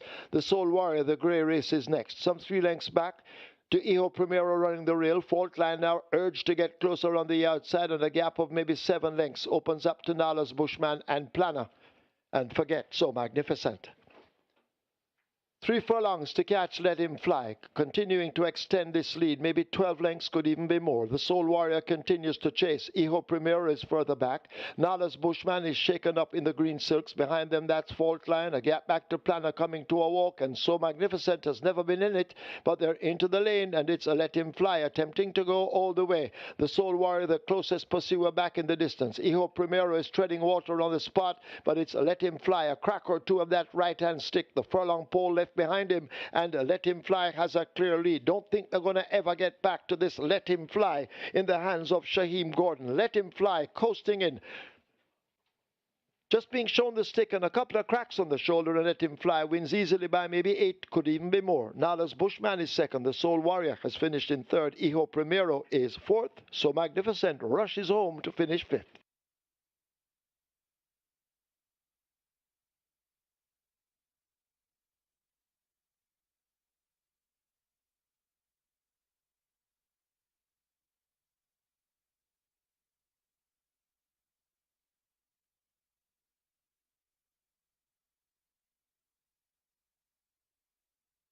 Result of the first, now official. Horses to the testing barn: 1, the Soul Warrior; 5, Let Him Fly.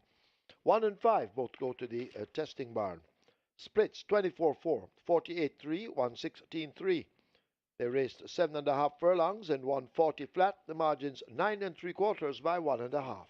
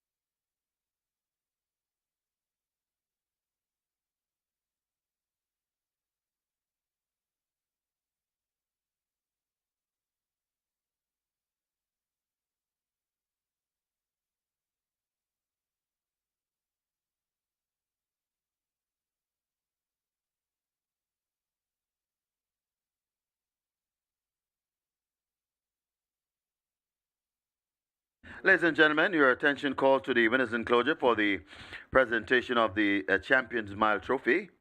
Making the presentation, Wendy Robertson, Communications Manager, BGLC, and she presents to Wayne Henry on behalf of the winning owner, Carlton Watson. Also in the presentation party, the winning rider, Shaheem Gordon. Congratulations to the winning connections, race number 1, the Champions Mile Trophy.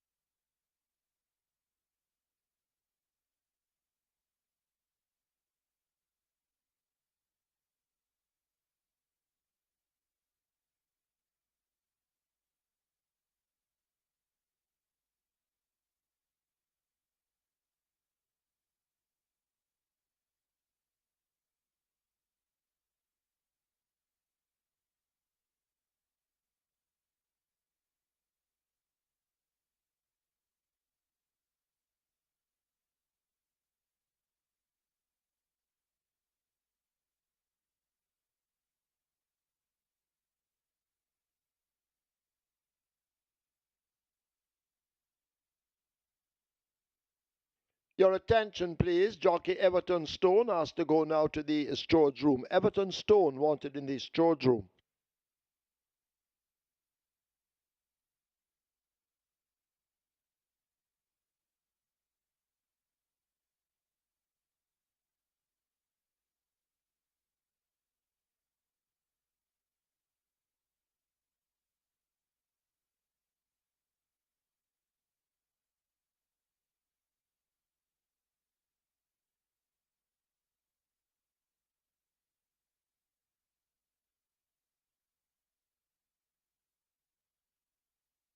It's Ladies' Day here at Caymanas Park tomorrow, Saturday, the 2nd of August.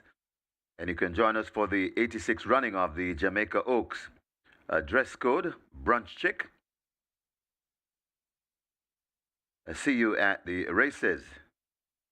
And mark your calendars for the 105th running of the Jamaica Derby. Win and you're in on Wednesday, the 6th of August, here at Caymanas Park. And reminding you, also on the 6th, we'll have the mandatory payout on the Reggae 6, starting today, nearly 12 million. So if that is not caught, and we have a race day tomorrow, I can only imagine the massive pool for the 6th of August.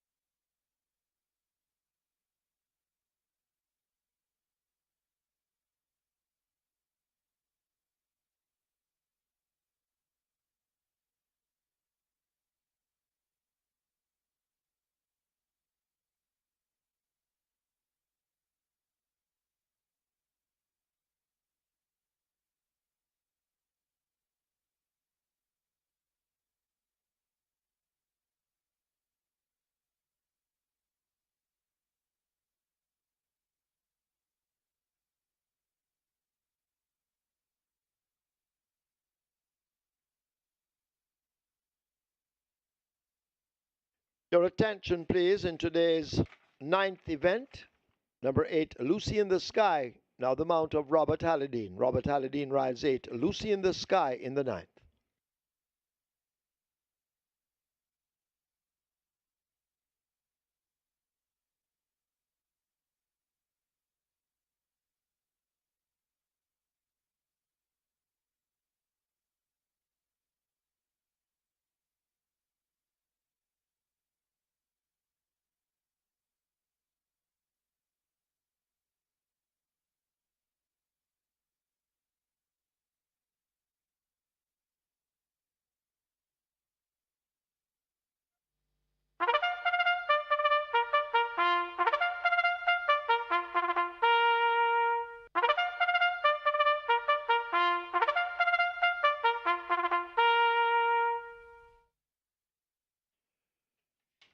Horses take the track for the second. It's a restricted allowance 3 for native bred 4-year-olds and up, non-winners of 4, and imported 4-year-olds and up, non-winners of 3, the distance 1,000 meters or 5 furlongs straight. Number 1, Amazing Force, make the weight 54.5 or 120. 2, Bold Move, 53.5 or 118, the rider Aaron Chattree. 6, Restoration, 55 or 121. Wagering on the double event, exacta, trifecta, rolling triple, play spot 8 and quick 4, they both begin here. Play spot 8, single winner bonus in excess 539,000, quick 4 in excess $1,354,000. Quick 4 on its way to 600,000, play spot 8, 600,000. Get your wagers on, runners make their way to post.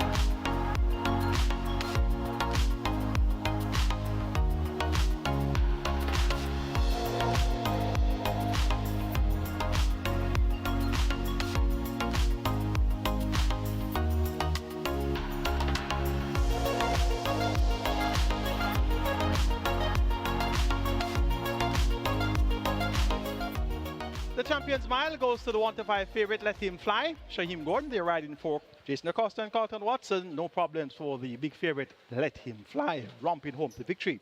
Live ticket count on the Rega 6, 4,703 with 5.25 million plus in that net pool. And the Catch 9 starts off with 799 live tickets and just over 1,018,000 in that net pool.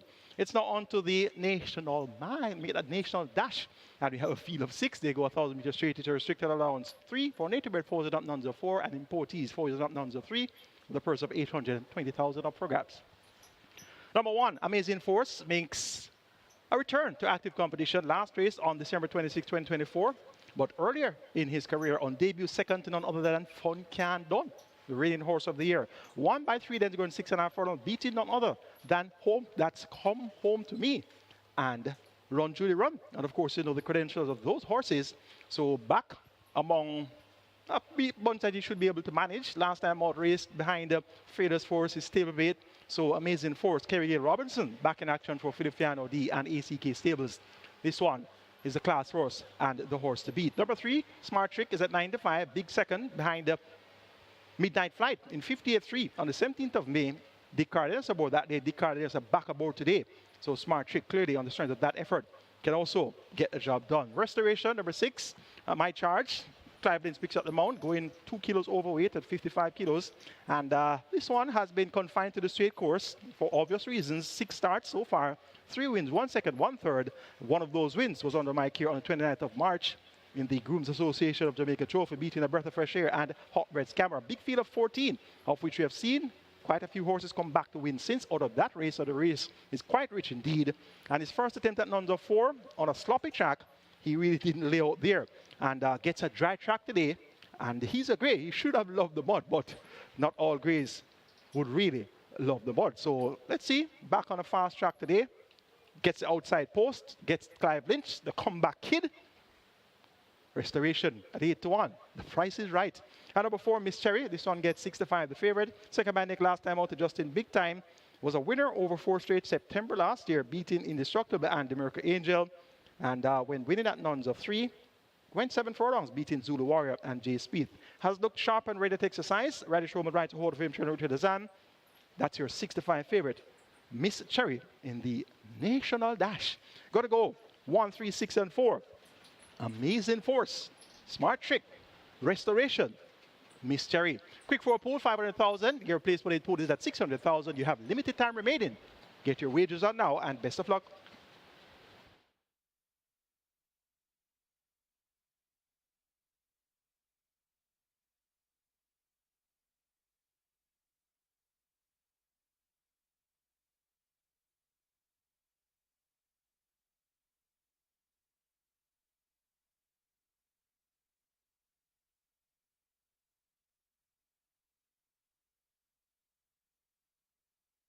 So the runners are arriving at the post for race number 2. This is the National Dash.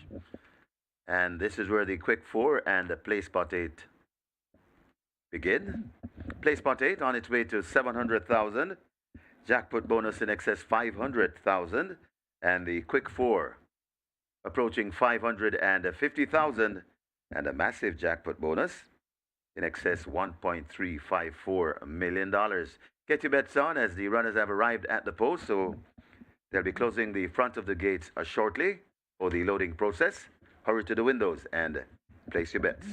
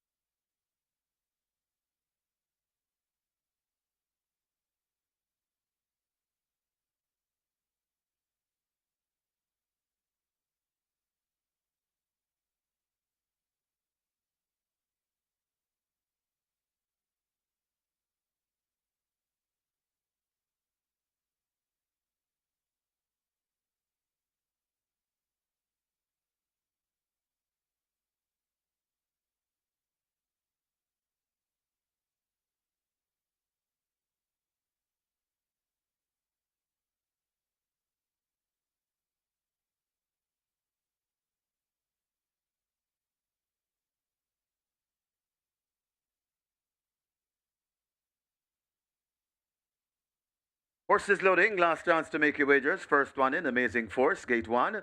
So the loading up has started. Hurry and get your bets on.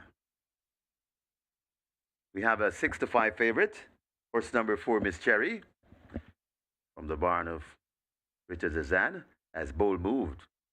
Bold Move moving into gate 2. Smart Trick lining up for 3. Smart Trick goes in.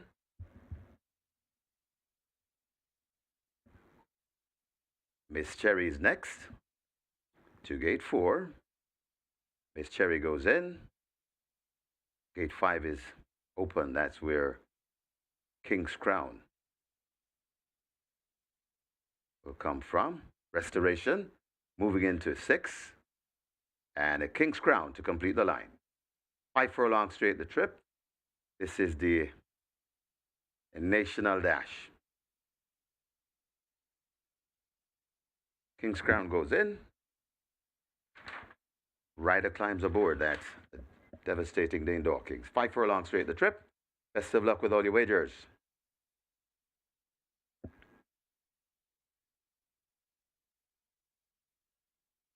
They're off and racing. Bold Move, braking and cut swinging to the right. As just in the middle, that's Miss Cherry.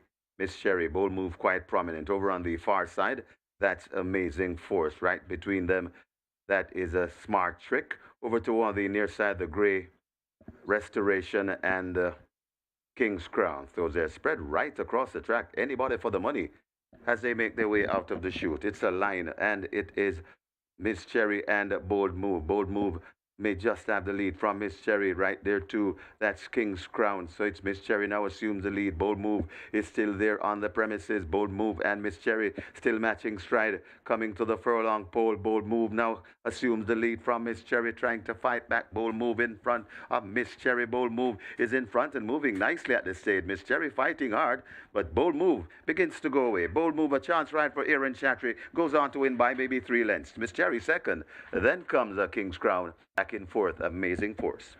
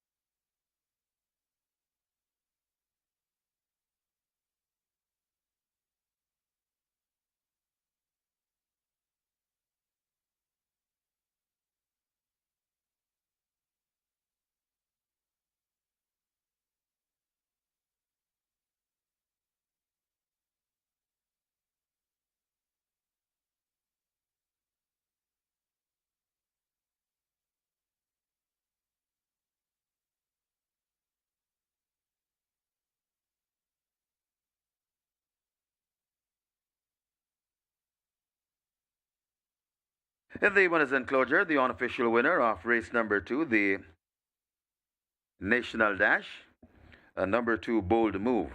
4-year-old Bay Colt by Sunshine Shadow. A Money Move by Burning Mark. Bred Barrington Daly. Owned a Success Farm. Trained Gary Sobrati, the winning rider. Aaron Shatry, the groom. Michael Campbell. Stand by for full placings and the final time.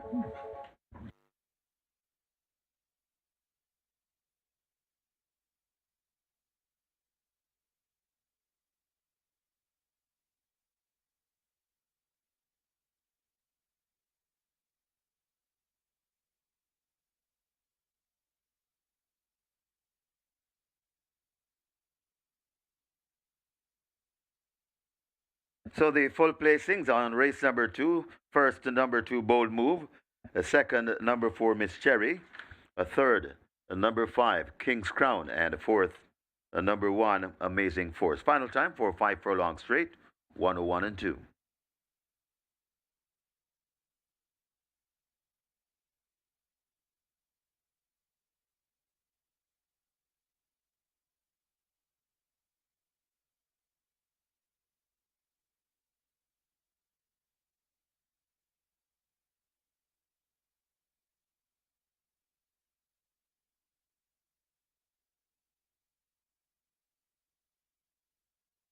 They're off and racing. Bold Move, braking and cut swinging to the right. As just in the middle, that's Miss Cherry. Miss Cherry, Bold Move, quite prominent. Over on the far side, that's Amazing Force. Right between them, that is a Smart Trick. Over toward the near side, the gray Restoration and King's Crown. So they're spread right across the track. Anybody for the money as they make their way out of the chute. It's a line, and it is Miss Cherry and Bold Move. Bold Move may just have the lead from Miss Cherry right there too. That's King's Crown. So it's Miss Cherry now assumes the lead. Bold Move is still there on the premises. Bold Move and Miss Cherry still matching stride. Coming to the furlong pole. Bold Move now assumes the lead from Miss Cherry, trying to fight back. Bold Move in front of Miss Cherry. Bold Move is in front and moving nicely at this stage. Miss Cherry fighting hard, but Bold Move begins to go away. Bold Move, a chance ride for Aaron Shatry, goes on to win by maybe 3 lengths. Miss Cherry second. Then comes a King's Crown. Back and forth, Amazing Force.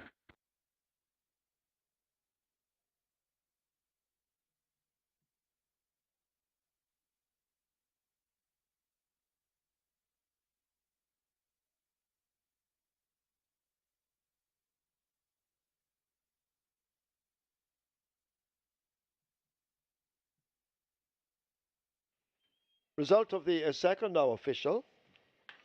Horses to the testing barn. 2 Bold Move, 4 Miss Cherry. 2 and 4 both go to be tested. The split's 23-4, 47-3.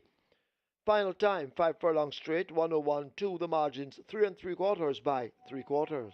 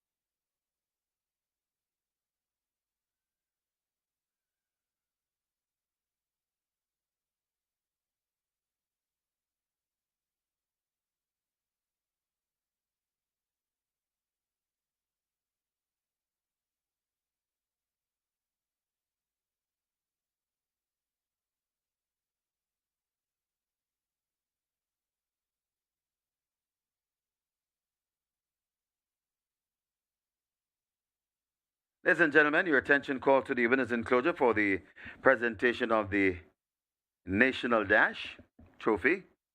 Making the presentation, Danique Tomlin, Communications Assistant, and she makes it to the winning trainer, Gary Sobrati, representing the winning owner, Success Farm.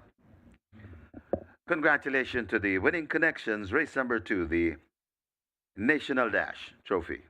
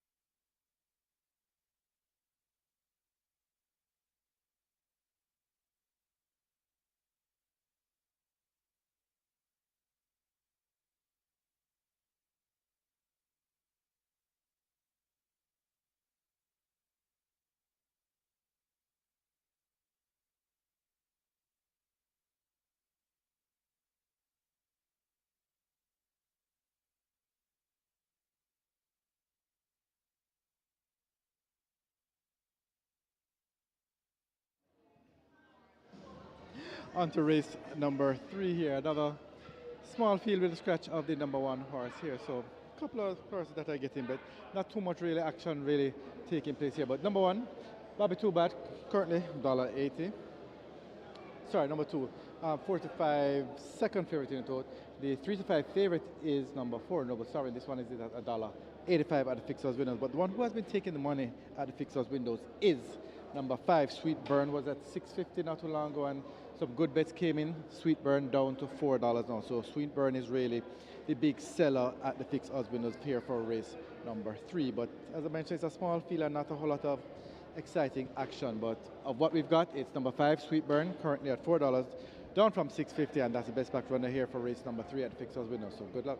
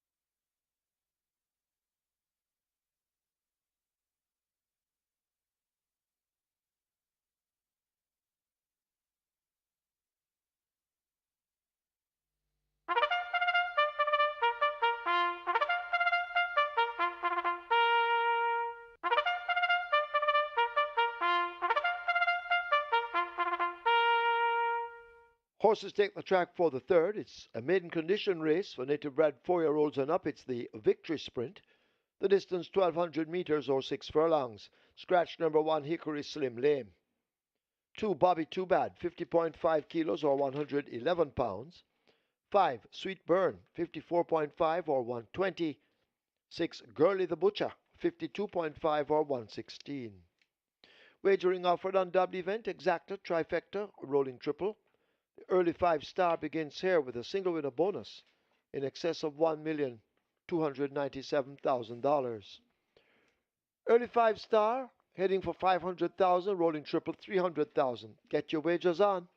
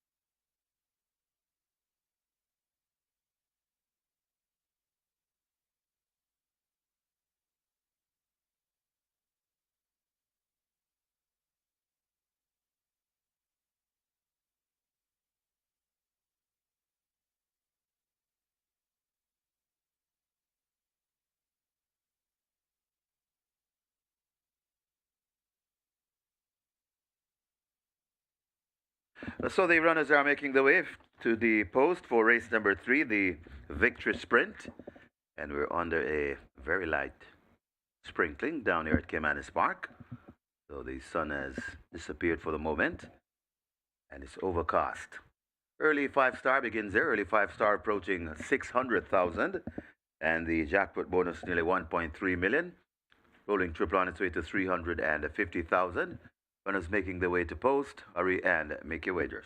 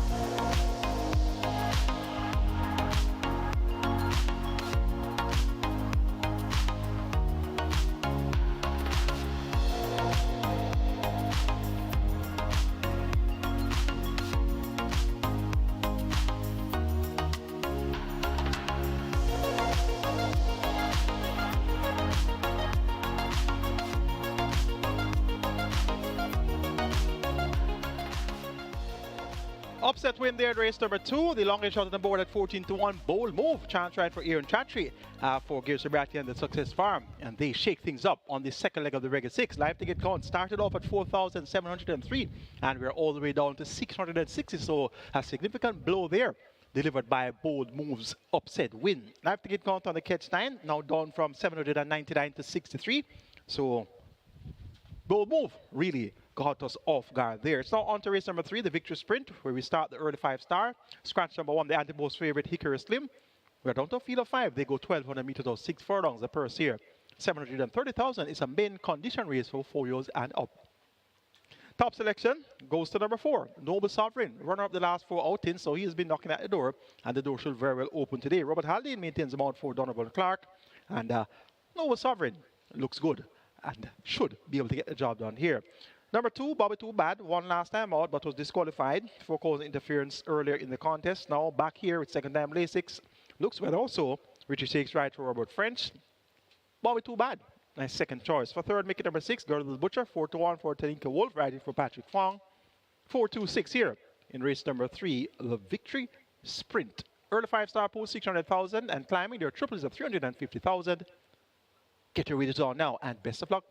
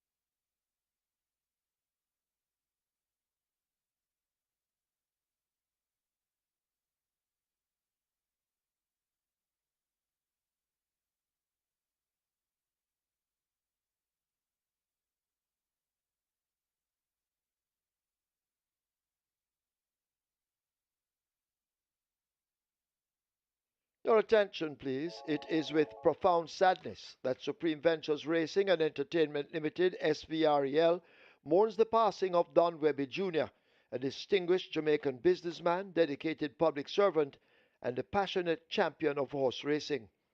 In what can only be described as a poignant and a bitter irony, Don's passing occurred on the very day that the racing fraternity gathered to honor his father's memory through the running of the Don Webby Senior Memorial Trophy, a race that Don Jr. had warmly embraced as a fitting tribute to his father's enduring legacy in Jamaica's horse racing industry.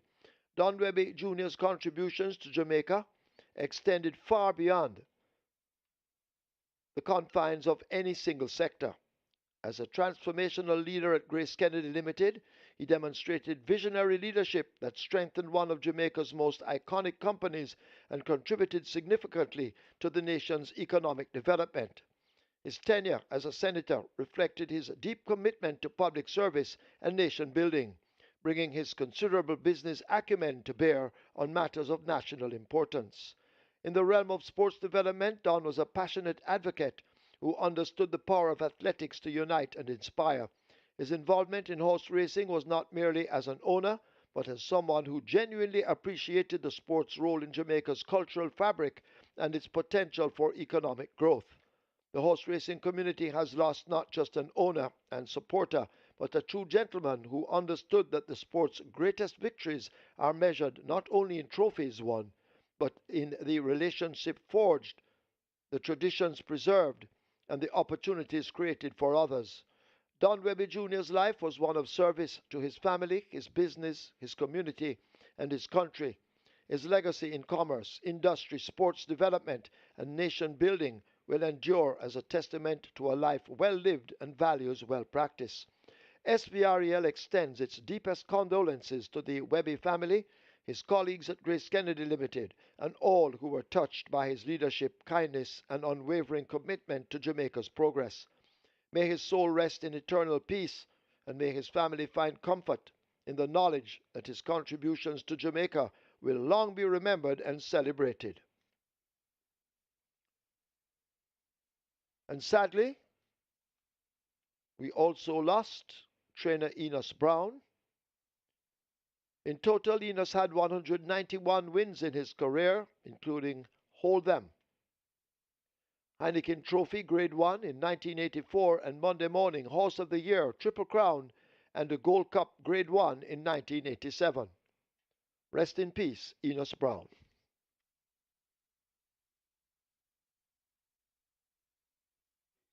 Trainer Lenny Shim asked to go now to the stewards room. Trainer Lenny Shim, please go now to the stewards room.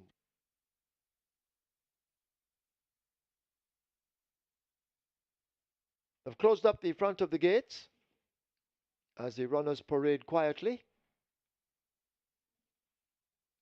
Early 5-star on its way to 700,000, rolling triple 400,000. Get your wagers on.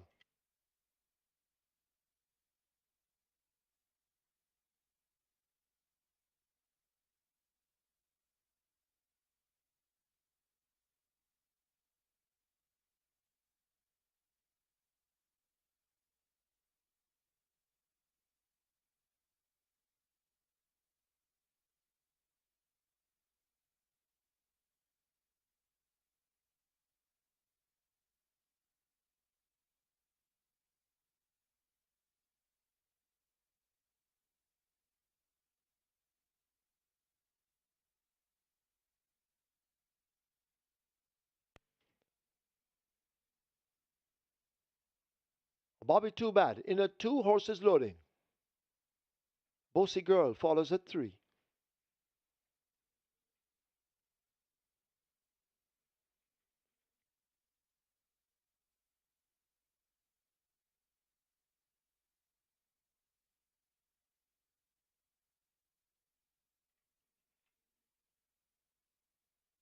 We wait on Sweet Burn and Girlie the Butcher. Noble Sovereign is in. 3 in, 2 to load. Rider off Sweet Burn. That's Shane Ellis.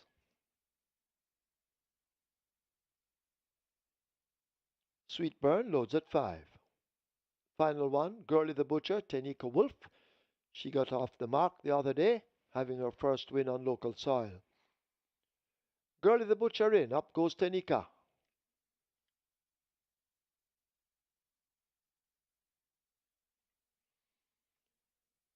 Field in 9. 6 furlongs. Michael Sims. He's ready.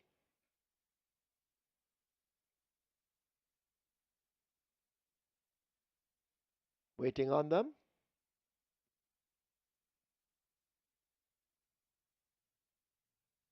They're off. Perfect start. Sweet Burn just left behind. As they charge down the far side, Girlie the Butcher on the outside, overtaken by the favorite Bobby Too Bad, who goes to the 5 with a 2-length lead over Girlie the Butcher. Noble Sovereign tracking them in third. A gap of 5 or 6 to Bossy Girl, and Sweet Burn yet to recover. A half a mile to run. Into that turn they go. They're being led by a Bobby Too Bad, opening up some 2 lengths. Noble Sovereign on the rail. Girlie the Butcher attached to the outside. A gap of some 6 or more lengths to Bossy Girl, and Sweet Burn continues to run last of the 5. They leave the 3. The tempo now should increase, and Bobby Too Bad continues to hold the lead by just over 2 lengths. Noble Sovereign in pursuit and being asked to close. Girlie the Butcher is traveling in third. A break back to Bossy Girl, and Sweet Burn making some late progress, but it's all Bobby Too Bad thus far. Attempting to go gate to wire, this Bobby Too Bad. A couple of cracks of the left-hand stick by the apprentice Richie Shakes as they thunder up now toward the final furlong, and here now is Noble Sovereign kicking in on the outside, and Noble Sovereign points. Bobby Too Bad, can he fight back? It is Noble Sovereign and Robert Halladine. They leave the 16th pole and beginning to open up over Bobby Too Bad. It is Noble Sovereign. This is the third. It's the victory sprint. Noble Sovereign wins by 2.5. Bobby Too Bad is second. Sweet Burn running on from behind is third. Could be Bossy Girl just over Girlie the Butcher.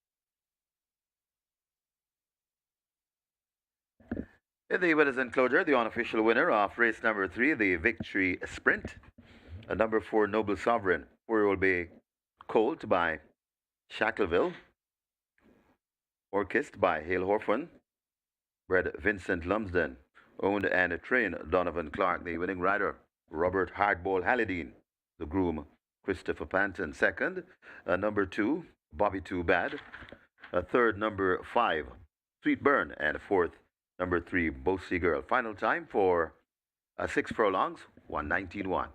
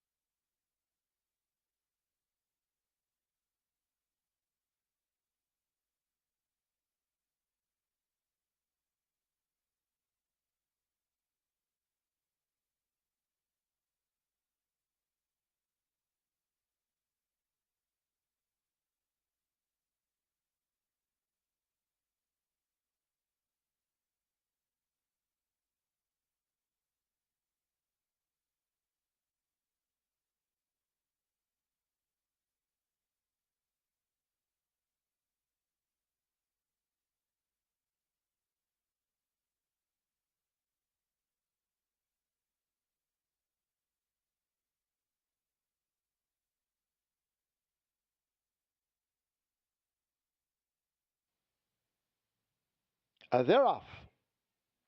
Perfect start. Sweet Burn just left behind.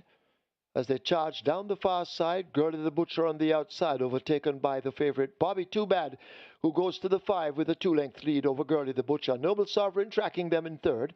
A gap of 5 or 6 to Bossy Girl, and Sweet Burn yet to recover. A half a mile to run. Into that turn they go. They're being led by a Bobby Too Bad, opening up some 2 lengths. Noble Sovereign on the rail. Girlie the Butcher attached to the outside. A gap of some 6 or more lengths to Bossy Girl, and Sweet Burn continues to run last of the 5. They leave the 3. The tempo now should increase, and Bobby Too Bad continues to hold the lead by just over 2 lengths. Noble Sovereign in pursuit and being asked to close. Gertie the Butcher is traveling in third. A break back to Bossy Girl, and Sweet Burn making some late progress, but it's all Bobby Too Bad thus far. Attempting to go gate to wire, this Bobby Too Bad. A couple of cracks of the left-hand stick by the apprentice Richie Shakes as they thunder up now toward the final furlong, and here now is Noble Sovereign kicking in on the outside, and Noble Sovereign points. Bobby Too Bad, can he fight back? It is Noble Sovereign and Robert Halidine. They leave the 16th pole and beginning to open up over Bobby Too Bad. It is Noble Sovereign. This is the third. It's the Victory Sprint. Noble Sovereign wins by 2.5. Bobby Too Bad is second. Sweet Burn running on from behind is third. Could be Bossy Girl just over Girlie the Butcher.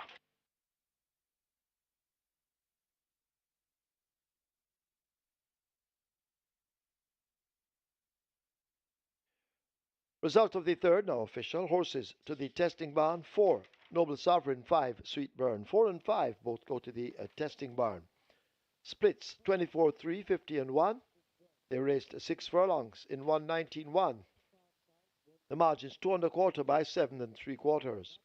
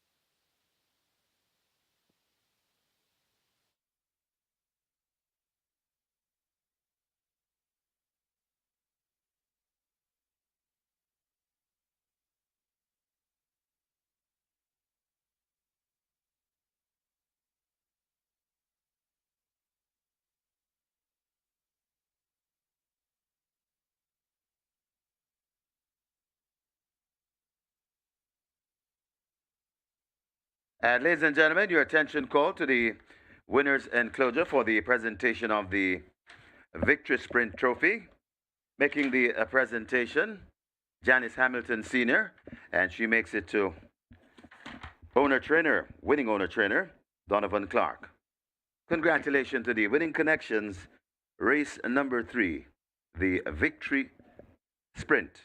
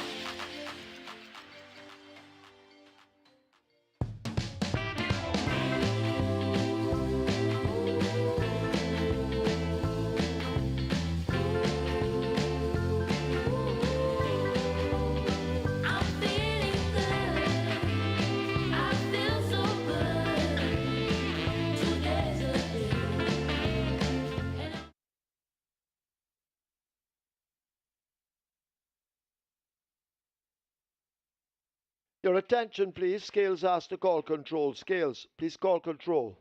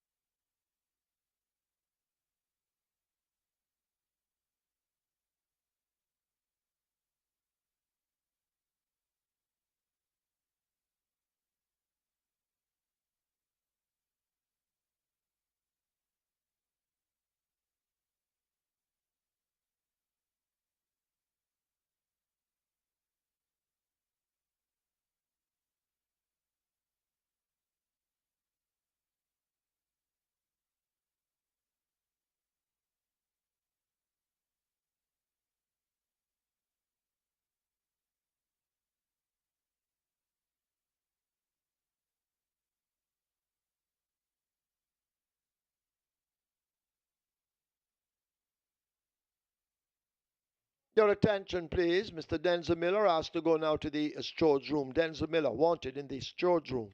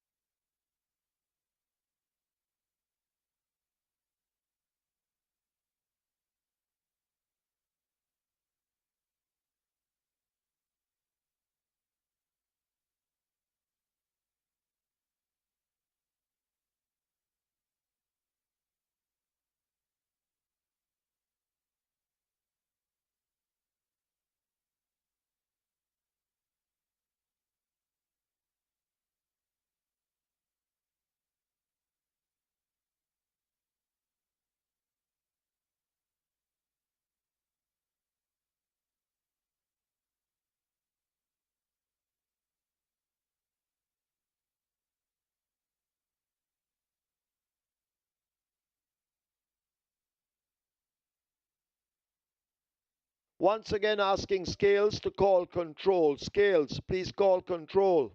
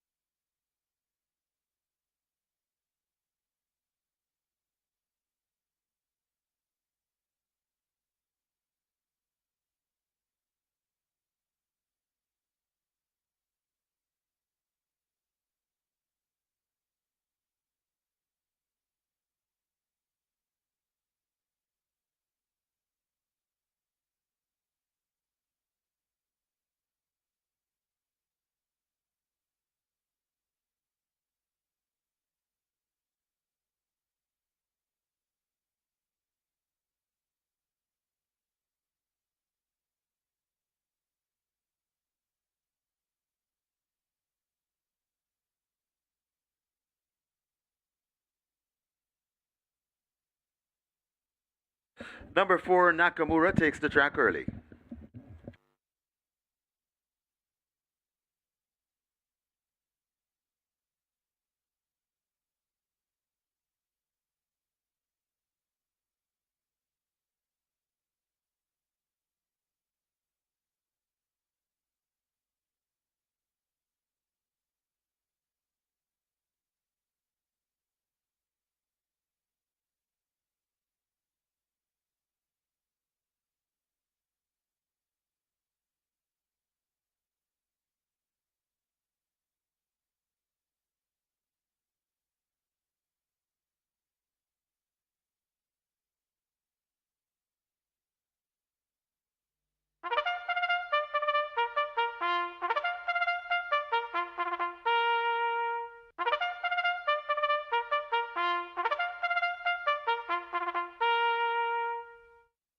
Horses take the track for the 4th. It's the Emancipation Day Trophy.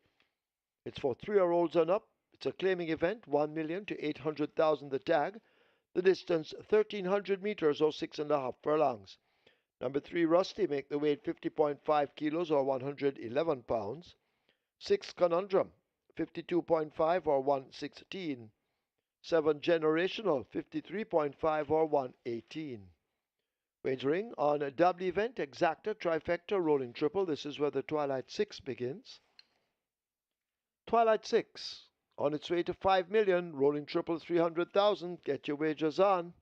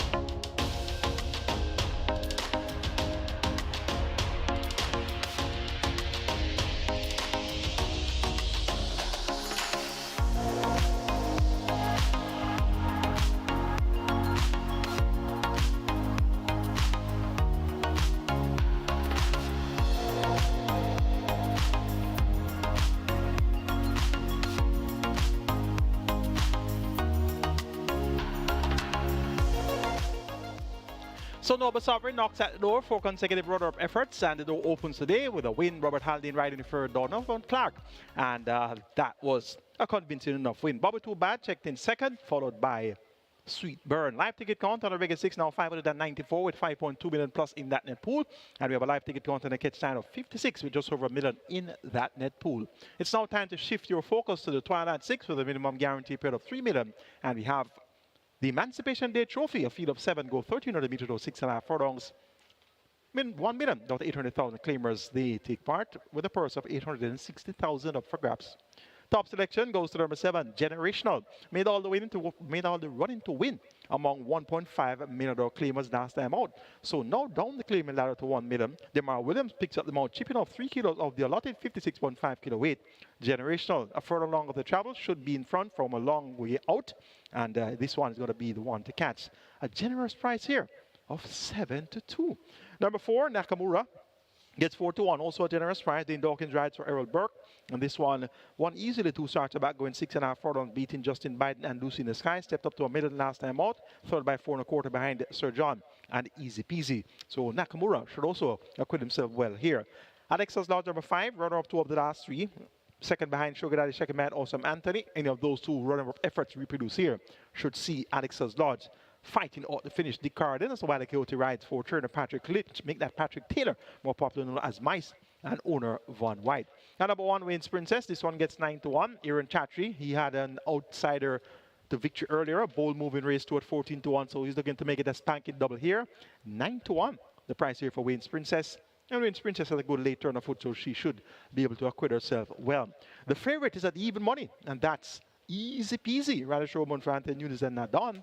Don't have that one in my top 4, but chances are we'll see Easy Peasy run a decent enough race here. Going here for number 7, Generational, to make all the running in the Emancipation Day Trophy.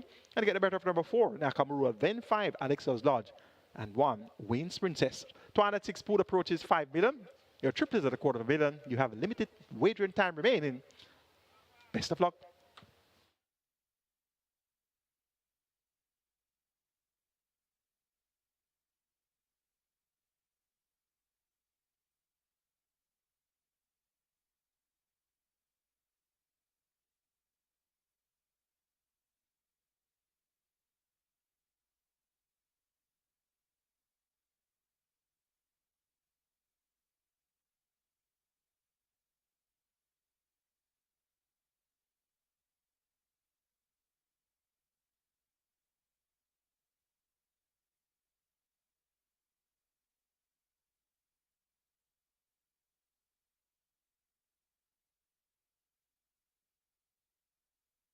So the runners are arriving at the post for race number 4 rather, the Emancipation Day Trophy. And this is where the Twilight 6 start. Just saw the graphics a while ago on the live tickets on the Reggae 6. 594 live tickets remaining in the Reggae 6. And that could be as a result of a bold move. 14-1 shot early in race number 2. So this is a chance to get right back in the game if you went to bust on the Reggae 6. And if you're still alive, chance to take down the 2 pick 6s. Twilight 6 approaching 5 million. Twilight 6 on its way to $5 million. Rolling triple on its way to 300,000. Get your bets on. Not much time remains.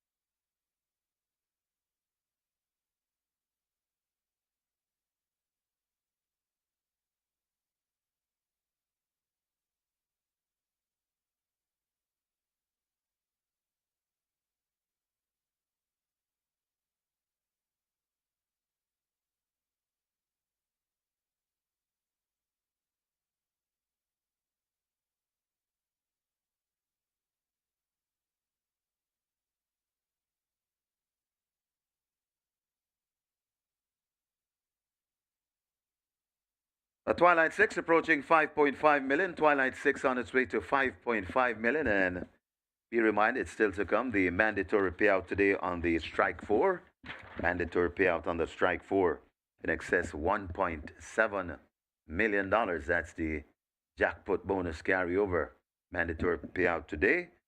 And we also have a mandatory payout on simulcast at Del Mar, Cali 6, in excess or nearly $750,000, nearly 750,000. That's the jackpot bonus carryover at Del Mar on the Cali 6.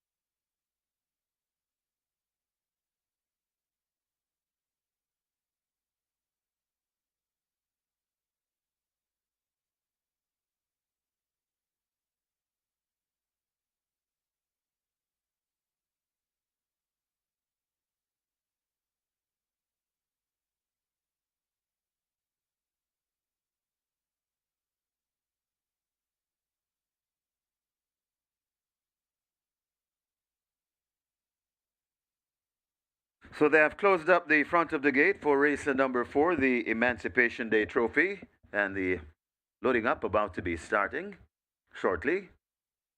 Twilight 6 now approaching $6 million. Get your bets on. Front of the gates are closed. Loading up, very near.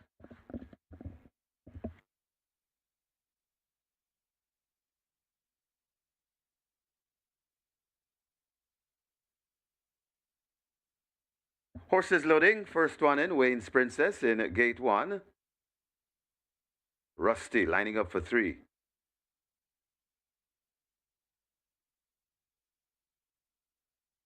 Nakamura will be next at 4.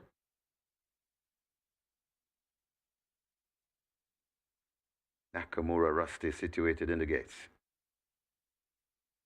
Conundrum in at 6. Generational to 7.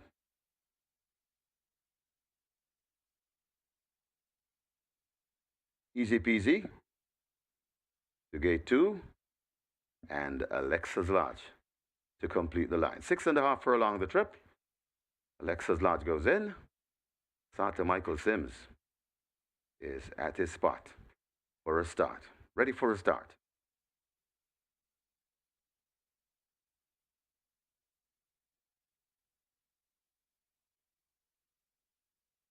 Starter ready.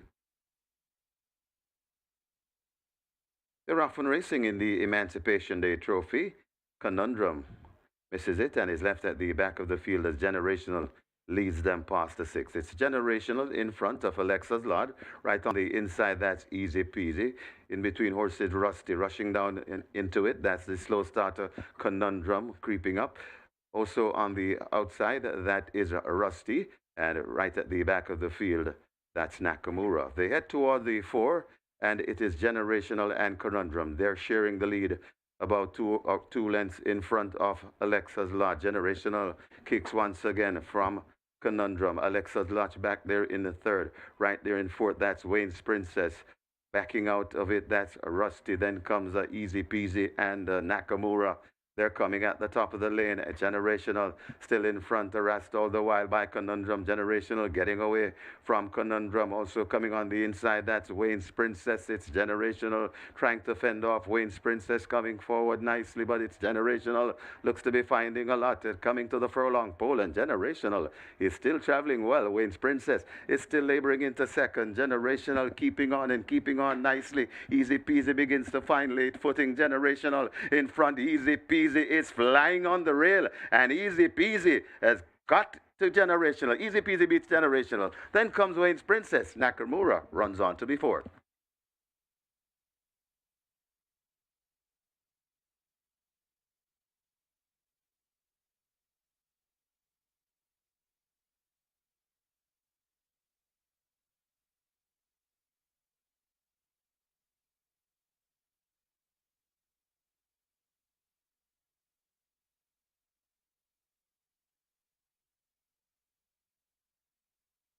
We have claims. We have claims in the 4th event. Number 2, Easy Peasy, 8 submitted.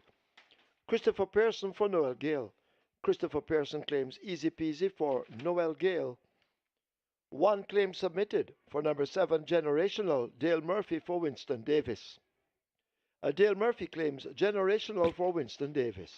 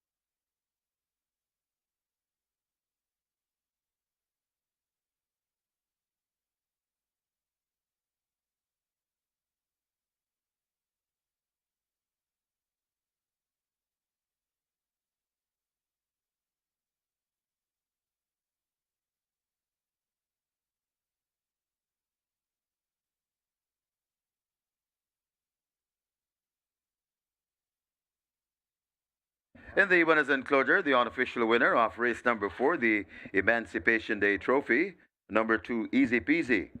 5-year-old bay horse by Casual Trick, Baby P by Market Rally, bred Monique Azan, O'Naden. trained Anthony Babanunis, the winning rider, and that was a fine ride by the champion jockey, the Sneaky Fox, the groom Akil Skeen. Second, a number 7, Generational. A third, number 1, Wayne's Princess. Fourth, a number 4, Nakamura. Final time for 6.5 furlongs, 123 and 1.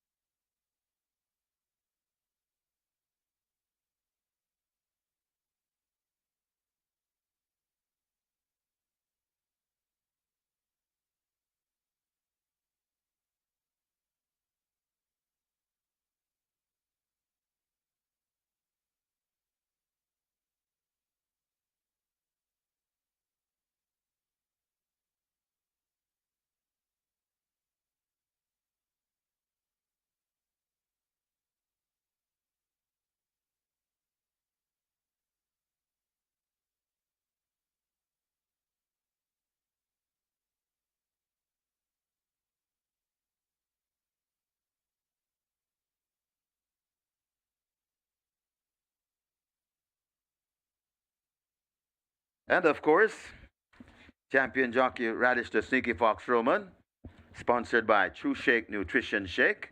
And they're in the house with us today on Emancipation Day.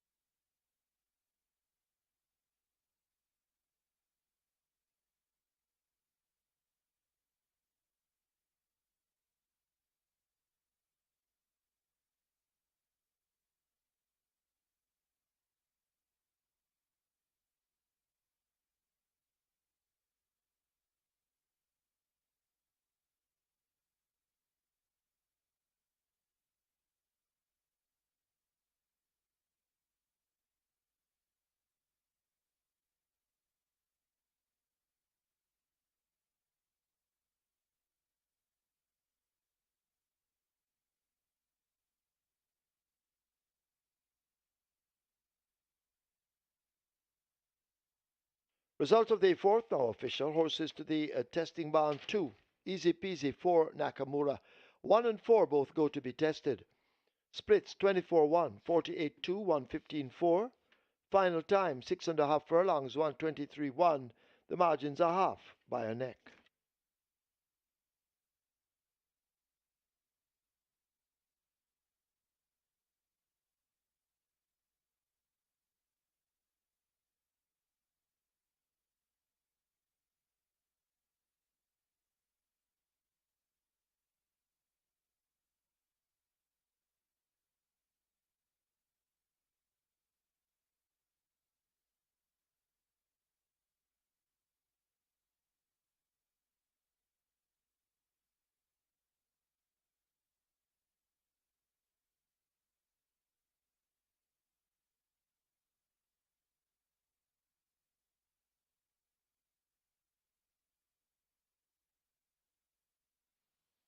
They're off and racing in the Emancipation Day Trophy.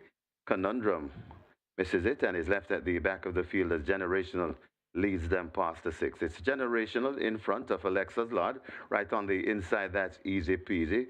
In between horses, Rusty rushing down into it. That's the slow starter, Conundrum, creeping up.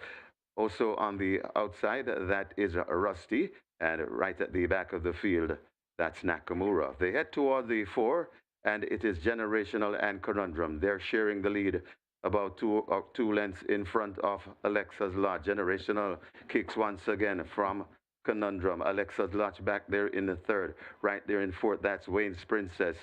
Backing out of it, that's Rusty. Then comes Easy Peasy and Nakamura. They're coming at the top of the lane. Generational still in front, harassed all the while by Conundrum. Generational getting away from Conundrum. Also coming on the inside, that's Wayne's Princess. It's Generational trying to fend off Wayne's Princess, coming forward nicely, but it's Generational. Looks to be finding a lot. Coming to the furlong pole, and Generational is still traveling well. Wayne's Princess is still laboring into 2nd. Generational keeping on and keeping on nicely. Easy Peasy begins to find late footing. Generational in front. Easy Peasy is flying on the rail, and Easy Peasy has got to Generational. Easy Peasy beats Generational. Then comes Wayne's Princess. Nakamura runs on to be 4th.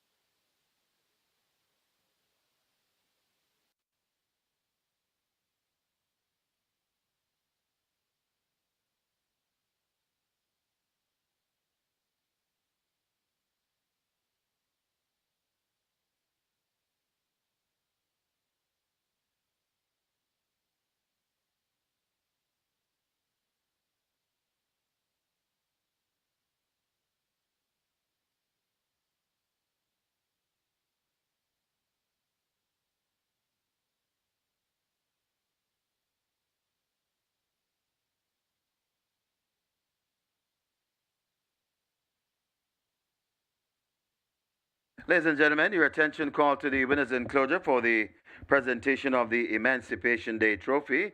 Making the presentation, Vitus Evans, Executive Director BGLC, and he makes it to Catherine Carr, representing the winning owner Naden.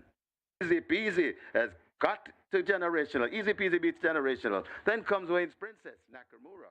Also in the presentation party, the winning trainer, Anthony Baba Nunes. Hubert Carr also taking the photo, along with the Sneaky Fox, Radish Roman, a well-timed ride. Congratulations to the winning connections. Race number 4, the Emancipation Day Trophy.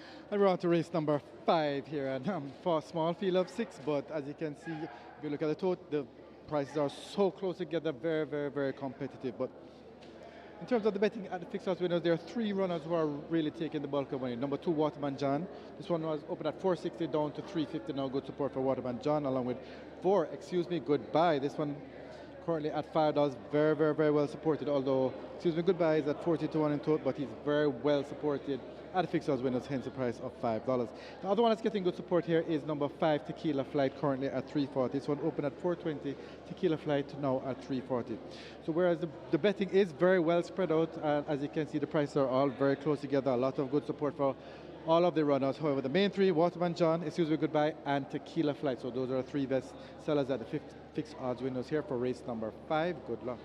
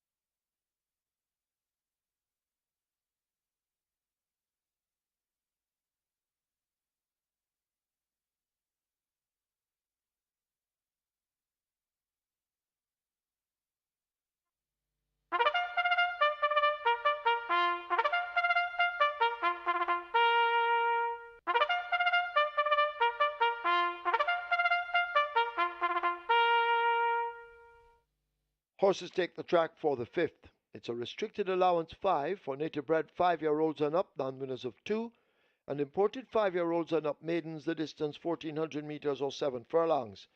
Number 2, Waterman John. Make the weight 51 kilos or 112 pounds. 4, Excuse Me Goodbye, 52 or 115.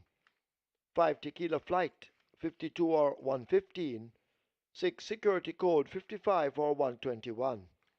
Wagering offered on a double event, exacta, trifecta, rolling triple. This is where the Elite 5 Star begins. It's heading for 700,000 and the rolling triple heading for 300,000. Get your wagers on.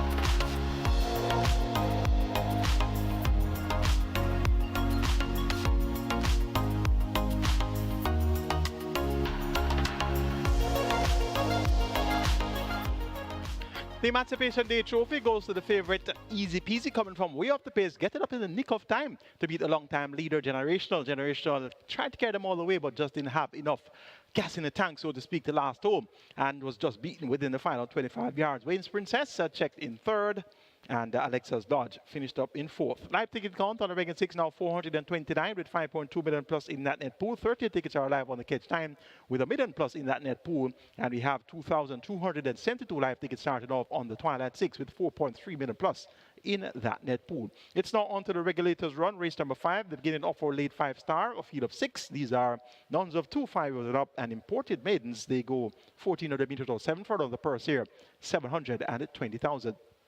Top selection goes to number 6, Security Code. Vote of early pace and speed, but packs a good late turn of foot. Should get a strong enough pace to chase here at the distance of 7 furlongs. And this one has Anthony Allen riding for Errol Burke, 3-2. Your favorite at the moment is Security Code. Runner up 2 starts back, going 6.5 furlongs behind Leading Lad. And last time out, third by length and a quarter, going 5 furlongs straight behind Xylophonic Steel. And his lone career win actually came over the straight course. So Security Code looks like they'll be finishing effectively from all the pace. Another that looks good to be quite effective in deep stretches, number 1, Money Must. Raced among nuns of 2, 4 years it up last time out, 8 by 11.5 lengths to Radam, Military Light, and Dream to Reality. Now back among Age Group Company, 5 years it up. Devontae Thomas maintains the mount for Ricardo Brown. Looking forward to Money Must to be right there in the final drive to the wire. 3-1 represents good value for the chances of Money Must. Number 3, Tap It In. This one gets 5-1. Aaron Chachi riding for Barrington Dawes. Thor Clinker last time out, that's understandable at 65. So you can draw a line to that last pour run by tapping in. Comes over that same Leading Lad, Security Code event. Security Code went off at 61-1 that day. And tapping in went off at 4-1 today. You're getting 8-5 for Security Code, down from 61-1. And now you're getting 4-1 for tapping in, up from 6-5. So that's the perception of the betting public. One horse runs bad, the other one runs good. Now going for the one that ran good over the one that ran bad. But remember, 6-5 was the price of tapping in that day of the 12th of July. Now it's 4-1, so it's worth your wager. At number 5, Tequila Flight gets 5-2. Another that will be finishing effective from off the pace. Doesn't have the requisite speed to go with the leaders, such as Tapping In and A Smooth Goodbye. But look for Tequila Flight from one of her better performances, such as that of the 19th of April, when third by 2 lengths at the Open 11, 500,000 claimers, beaten behind Fault Line and Heroin. A reproduction of that effort will be good enough to get the job done here. And 5-2 also represents fair value for your money. As you can see, all horses are within single-digit odds. The longest shot out there is at 6-1. That's number 4, is Susan Goodbye. And she's got to be a part of the pace factor here. She's a 6-year-old running against all 5-year-olds. Look for Susan Goodbye and Tap It In to be up there. And so possibly will be number 2, Waterman John. Looking forward to the horses coming from off the pace to be the ones to fight at the finish here. Taking number 6, Security Code, over number 1, Money Must, then 3, Tapping In, and 5, Tequila Flight.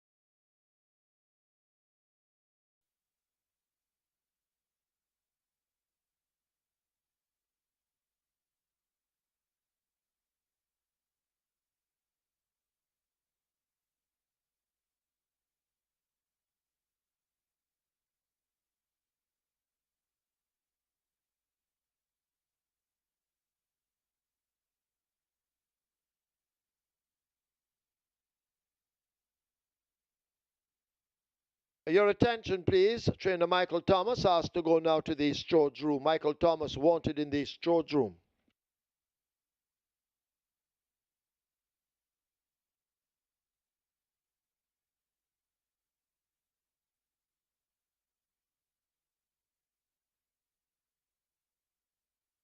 So they've closed up the front of the gates. Late 5-star on its way to 800,000, rolling a triple on its way to 350,000. Get your wagers on.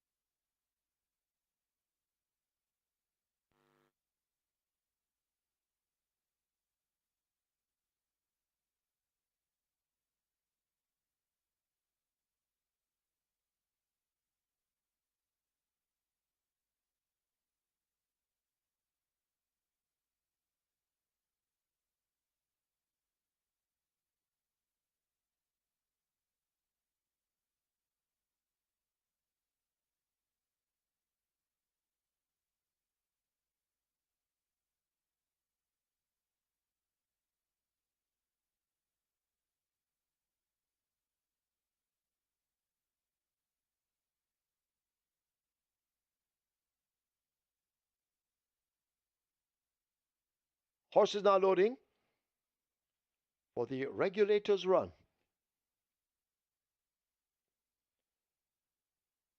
Waterman John and Tapping in load. Rider off Excuse Me Goodbye. That's Wesley Henry.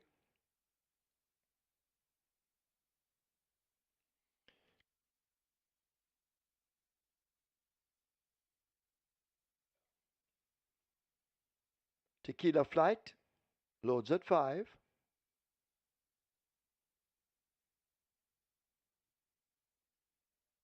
Security Code. The 9-5 favorite coming into 6. Anthony Allen rides. So we wait on Money Must to load at 1.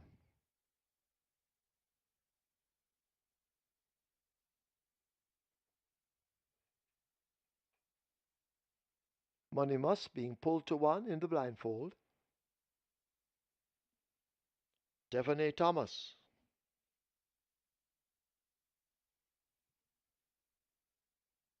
Money Must is in.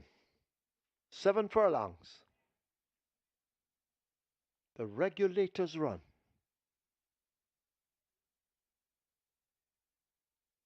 Starter ready? They're off. Fair start.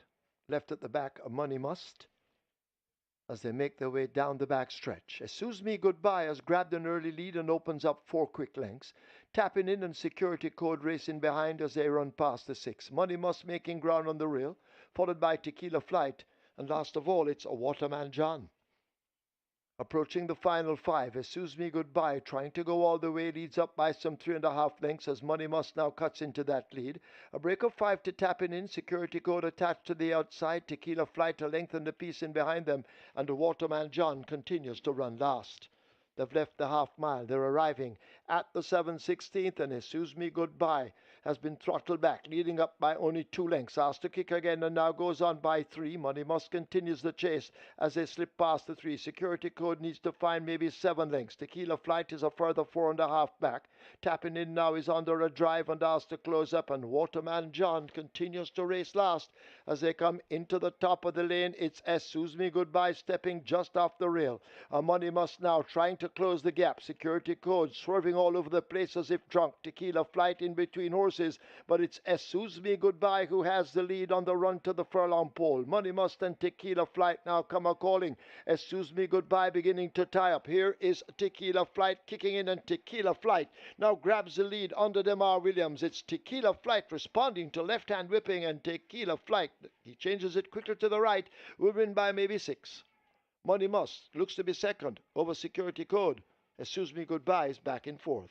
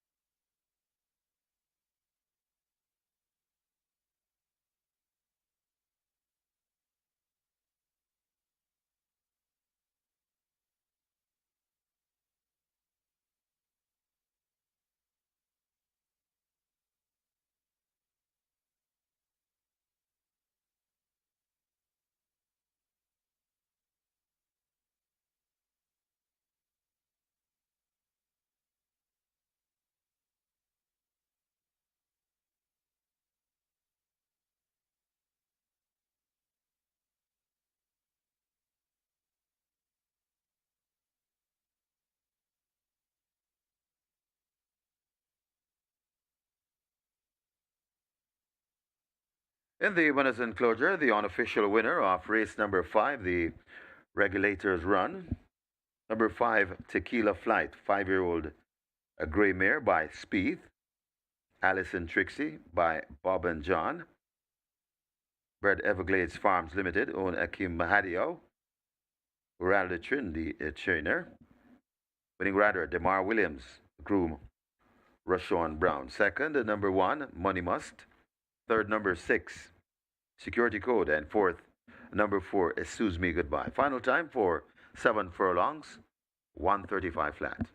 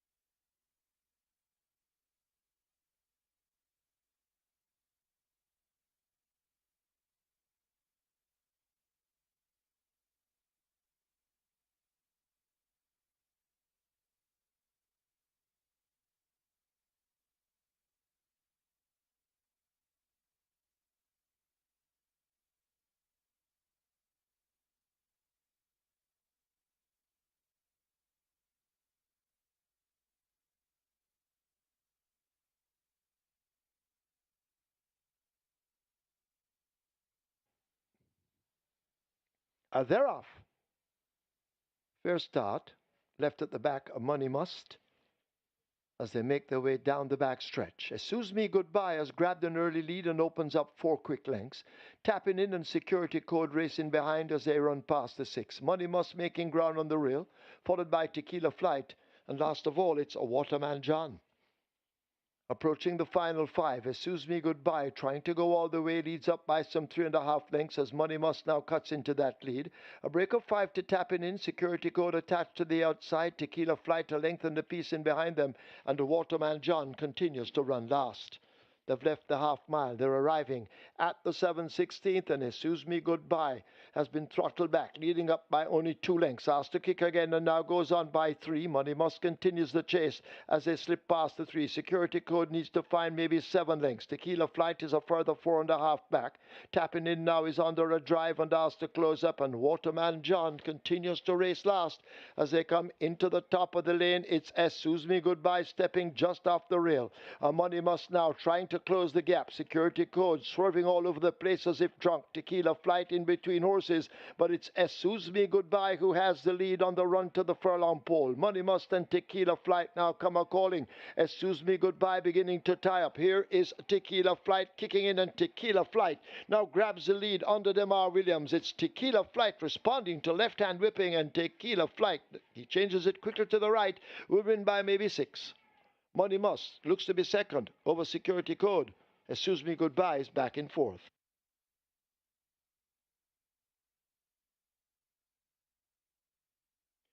Result of the 5th now official.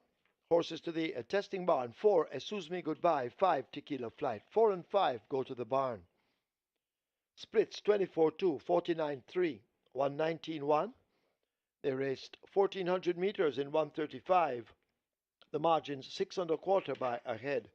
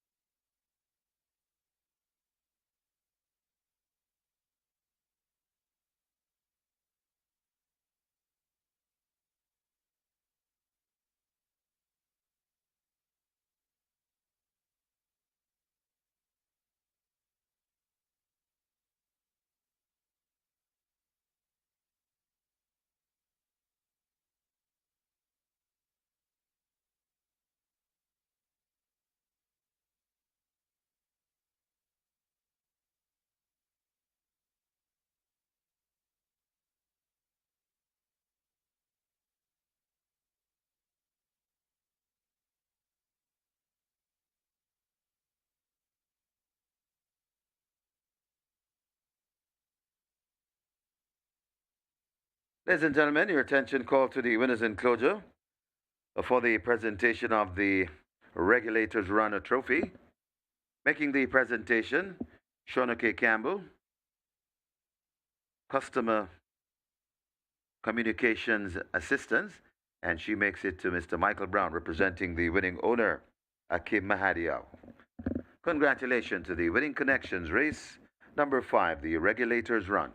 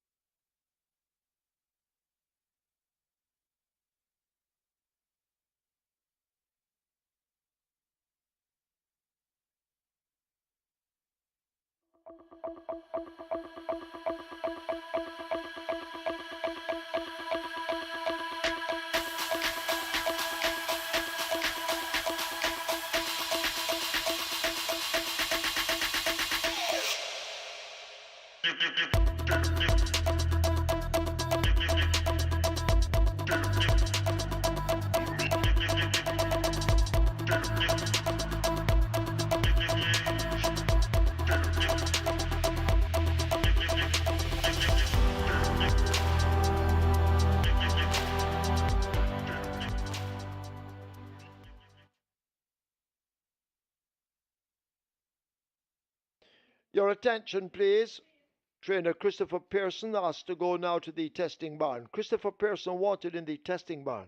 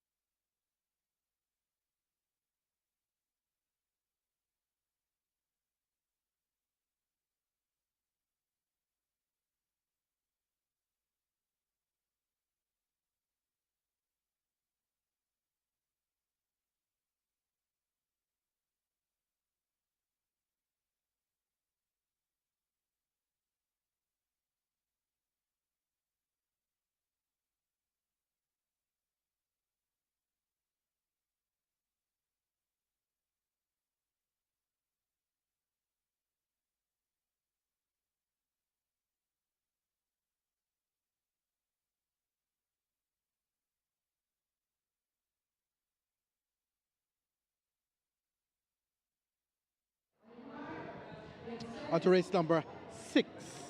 Number 2, Legal Fight, currently 330. A little support for this one. And number 6, Slam Sharp at $1.80. This one is 3 to 5. Favorite to the toad, Slam Sharp, $1.80 at the fixers with those good support here. However, those two are getting bet. It's number 1, Black Ringo. They've been all over this one from morning, up at $4, down to $3 now, and this one is the 85 second favorite in total, Black Ringo. Lots of whispering around this one from morning, and they have been betting it very heavily from an open at the fixers windows this morning. So it's number 1, Black Ringo. That's your best back runner at the fixers window. He's the 85 second favorite in total, but no doubt about the fixers windows, what's going on there. It's number 1, Black Ringo, your best back runner. Good luck for race number 6.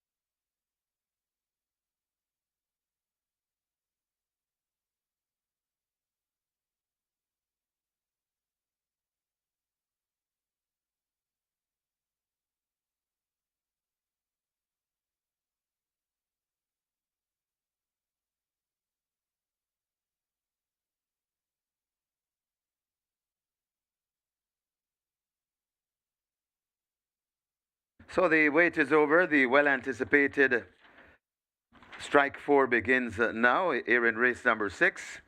Got a pool approaching $2 million and the jackpot bonus carryover in excess $1.7 million. So there's still time to wager as the runners are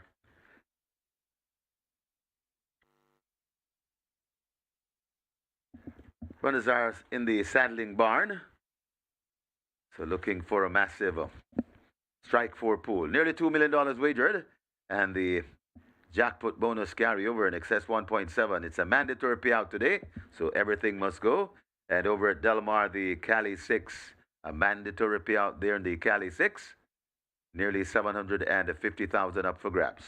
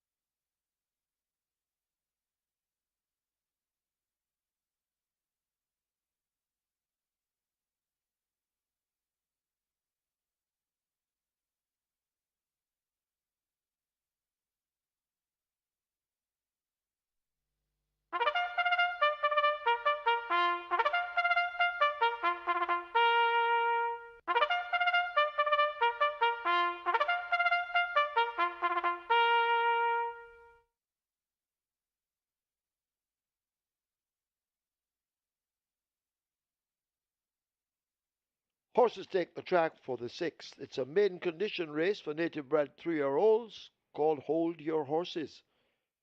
It's over 1,200 meters or 6 furlongs.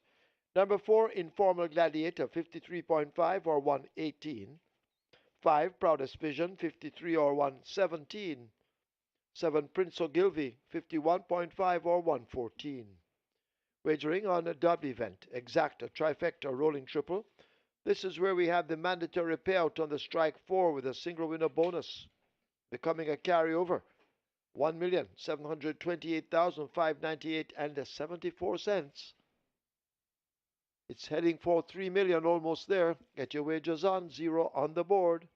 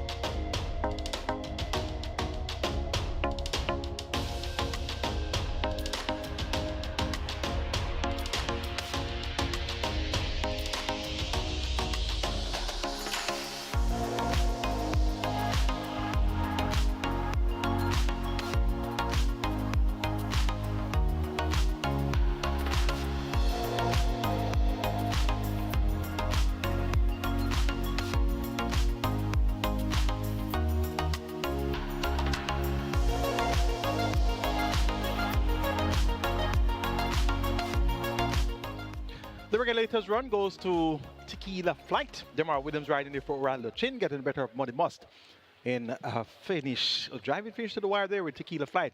Really picking up the gallop late. Now I'm taking count on the Breaker 6 coming into the cash out leg, 217.5.2 million plus in that net pool. 16 tickets are live on the catch line with 1 million plus in that net pool. Remember the jackpot in the catch line over 2.6 million. And remember as well, tomorrow is a mandatory payout in the catch 9. 1,020 tickets are live on the Twilight 6 side of things with 4.33 million plus in that net pool. It's now on to the mandatory payout strike 4.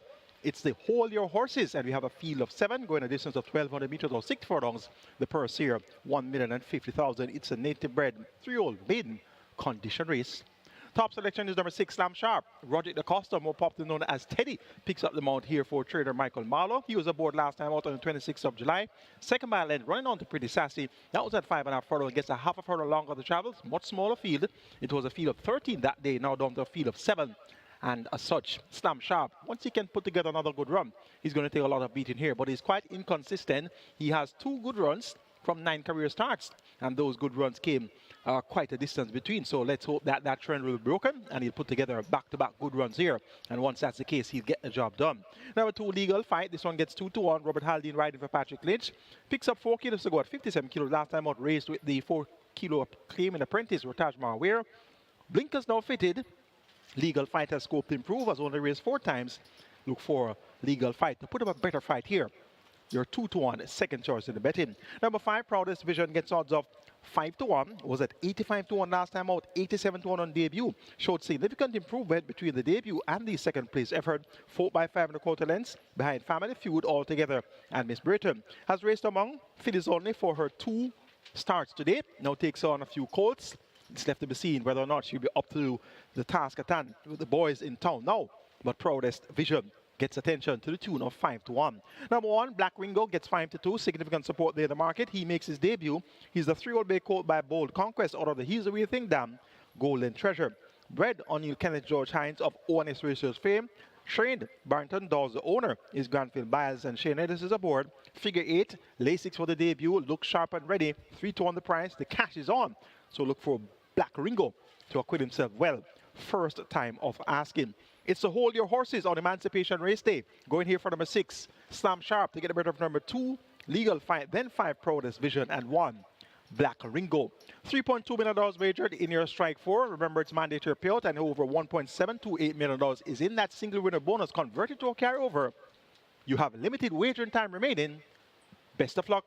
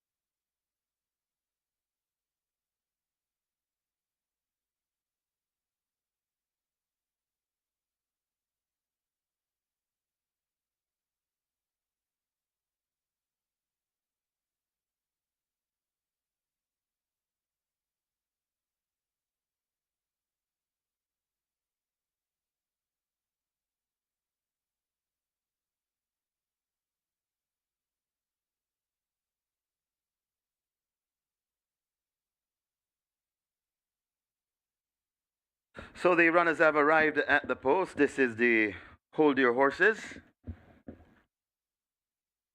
Strike 4, mandatory payout. Last chance to get a strike 4 ticket.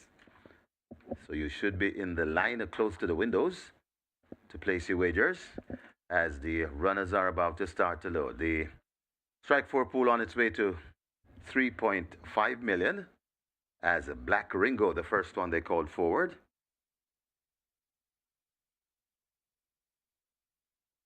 Horses loading. Black Ringo has loaded in gate 1. Dreamer lining up for 3. They've opened gate 2. That's where Legal Fight will come from. Rider off, Robert Halladine. As Dreamer loads at 3. Informal Gladiator could be next at 4.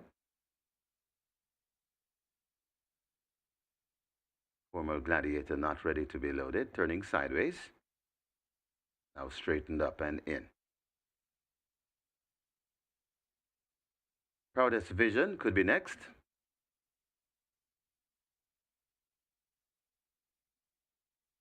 Rider comes down from a Slam Sharp as well. That's Roderick Acosta.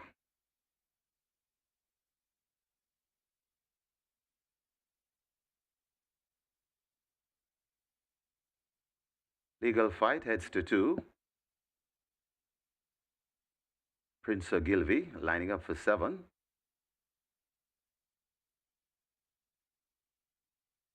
Prince Ogilvy goes in. Working on a Legal Fight to gate 2.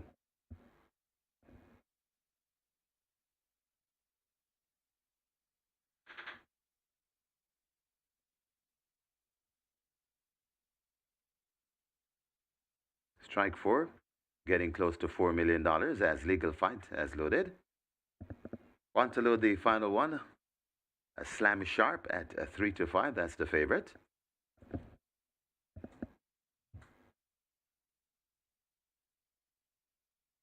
So Slam Sharp, holding up the start.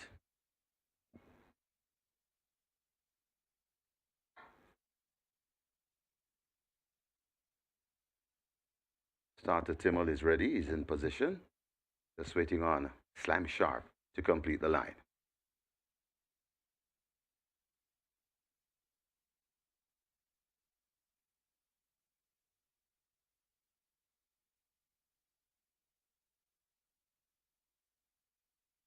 And it's still Slam Sharp refusing.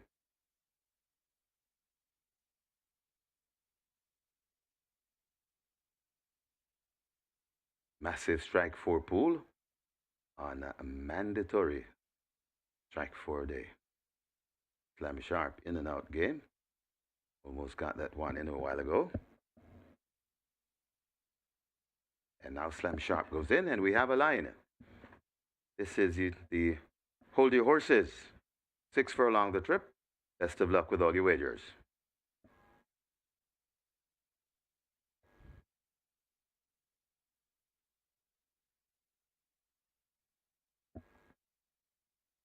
They're off and racing. Informal Gladiator. Black Ringo and Dreamer misses it. As going for that lead, that is Proudest Vision. It's Proudest Vision going past the 5 in front. Right on the inside, that's Legal Fight. Slam Sharp is in that cluster, and just out wide, that's Prince Ogilvy. They're about 3 or 4, maybe 5 lengths before we come to Black Ringo. Then comes Informal Gladiator, and racing at the back of the field, that's Dreamer. They head towards the 3, and Legal Fight assumes the lead from Proudest Vision back in second. Slam Sharp comes next in third, followed on the rail by Prince Ogilvy. Then comes recovering, that's Black Ringo. Informal Gladiator, and still at the back of the field, that's Dreamer. There at the top of the lane. Legal Fight has a fight with Proudest Vision on the outside. Legal Fight and Proudest Vision fighting on. Slam Sharp coming out wide with an encouraging run, but it is Legal Fight still in front. Proudest Vision not going anywhere, and Slam Sharp trying to measure those two, but it's Legal Fight hanging tough. Proudest Vision is not going away. Legal Fight, Proudest Vision, Legal Fight. What a heck of a fight, this Legal Fight. Proudest Vision, Legal Fight. Just holding off Proudest Vision. Cut tight for third as well between Prince Ogilvy and Slam Sharp.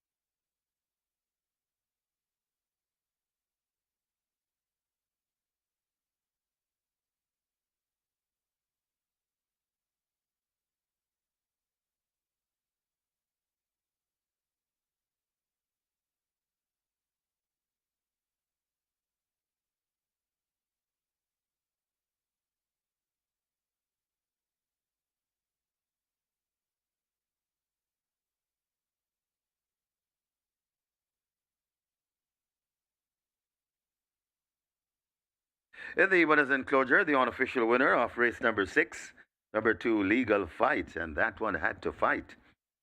A 3-year-old bay colt by Buzz Nightmare. Saraceni by Coded Warning. Bred Delroy Wallace. Owned Jermaine Lynch and Davian Lynch. Trained Patrick Lynch, the winning rider. That's the second win on the card for Robert Hardball Halliday, and he had to fight for that one. The groom, Paul Isaacs, a second. Number 5, Proudest Vision. A third, number 7, Prince Ogilvy. Fourth, number 6, Slam Sharp. Final time for 6 furlongs, 1:18 and 4.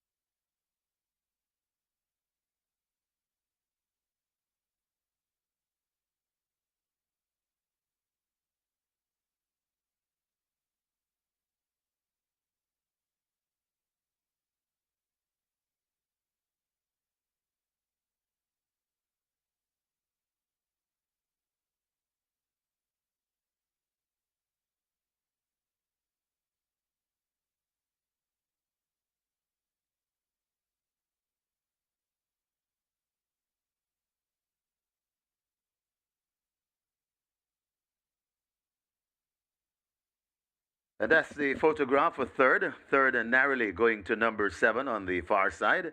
Prince Ogilvy getting there. A literal nostril from the 6 horse. Slam Sharp. So that's the third place print on your screens.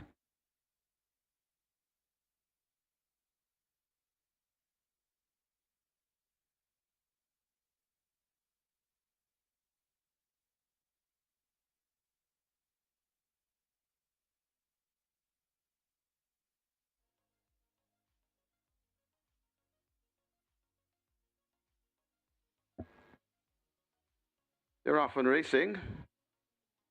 Informal Gladiator. Black Ringo and Dreamer misses it. As going for that lead, that is Proudest Vision. It's Proudest Vision going past the 5 in front. Right on the inside, that's Legal Fight.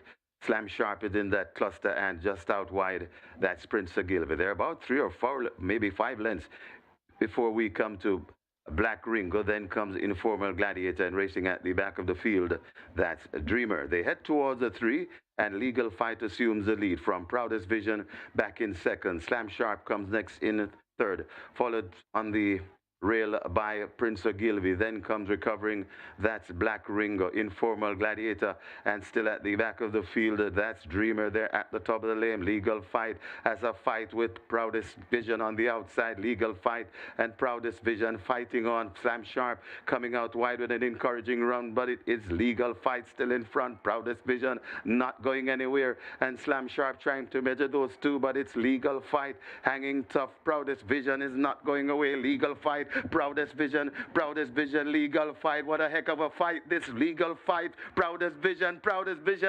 Legal Fight. Just holding off Proudest Vision. Got tight for third as well between Prince Ogilvy and Slam Sharp.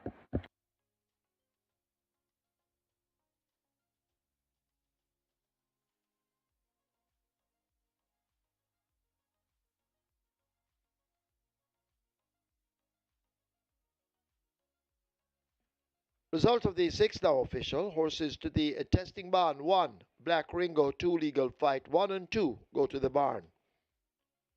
Splits 24-3, 50 and 1. Final time 6 furlongs, 1:18.4. The margins are short ahead by 9 1/4. There were 217 winners of the Reggae 6, each receiving 16,934. Single winner bonus in the Reggae 6 now 13,516,944 and 36 cents.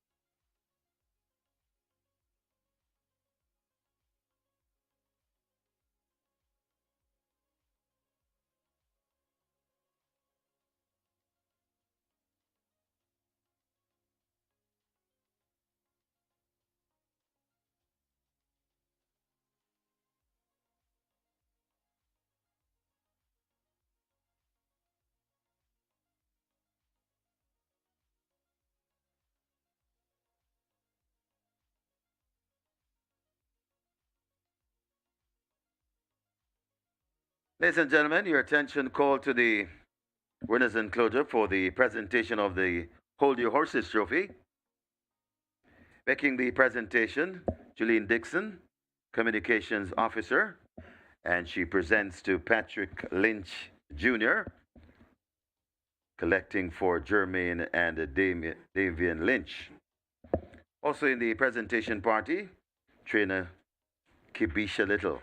Congratulations to the winning connections, race number 60. Hold Your Horses.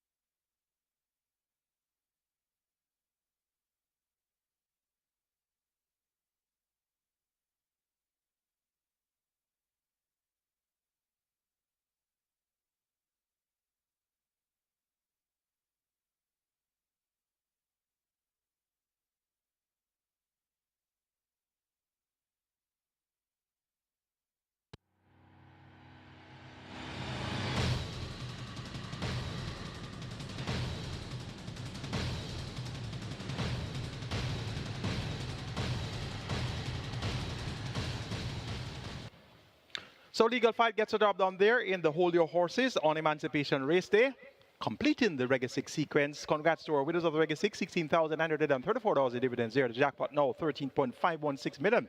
Up for grabs tomorrow. And of course, mandatory period scheduled for the 6th of August. That's going to be Independence Day on Jamaica Derby Day. Let's now take a look at the closing stages of our Reggae 6 races.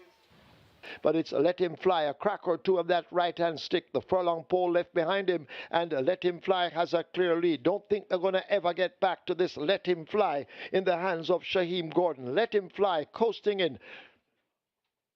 Just being shown the stick and a couple of cracks on the shoulder, and Let Him Fly wins easily by maybe 8, could even be more. Nala's Bushman is second. The Soul Warrior has finished in third. Hijo Primero is fourth. So Magnificent rushes home to finish fifth. Bold Move and Miss Cherry still matching stride, coming to the furlong pole. Bold Move now assumes the lead from Miss Cherry, trying to fight back. Bold Move in front of Miss Cherry. Bold Move is in front and moving nicely at this stage. Miss Cherry fighting hard, but Bold Move begins to go away. Bold Move, a chance ride for Aaron Chatry, goes on to win by maybe 3 lengths. Miss Cherry second. Then comes a King's Crown back in fourth. Amazing Force. As they thunder up now toward the final furlong, and here now is Noble Sovereign kicking in on the outside, and Noble Sovereign points. Bobby Too Bad, can he fight back? It is Noble Sovereign and Robert Halladine. They leave the 16th pole and beginning to open up over Bobby Too Bad. It is Noble Sovereign. This is the third. It's the victory sprint. Noble Sovereign wins by 2.5. Bobby Too Bad is second. Sweet Burn running on from behind is third. Could be Bossy Girl just over Girlie the Butcher. But it's Generational, looks to be finding a lot, coming to the furlong pole, and Generational is still traveling well. Wayne's Princess is still laboring into second. Generational keeping on and keeping on nicely. Easy Peasy begins to find late footing. Generational in front. Easy Peasy is flying on the rail, and Easy Peasy has got to Generational. Easy Peasy beats Generational. Then comes Wayne's Princess. Nakamura runs on to be fourth.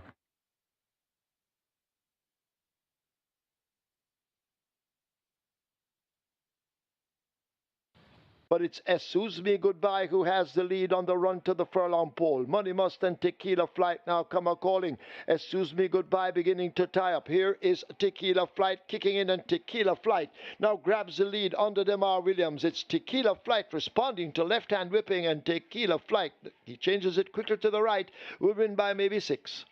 Money Must looks to be second over Security Code. Excuse Me Goodbye is back in fourth. But it is Legal Fight still in front. Proudest Vision not going anywhere, and Slam Sharp trying to measure those two, but it's Legal Fight hanging tough. Proudest Vision is not going away. Legal Fight, Proudest Vision, Legal Fight. What a heck of a fight this Legal Fight. Proudest Vision, Legal Fight. Just holding off Proudest Vision. Cut tight for third as well between Prince Ogilvy and Slam Sharp.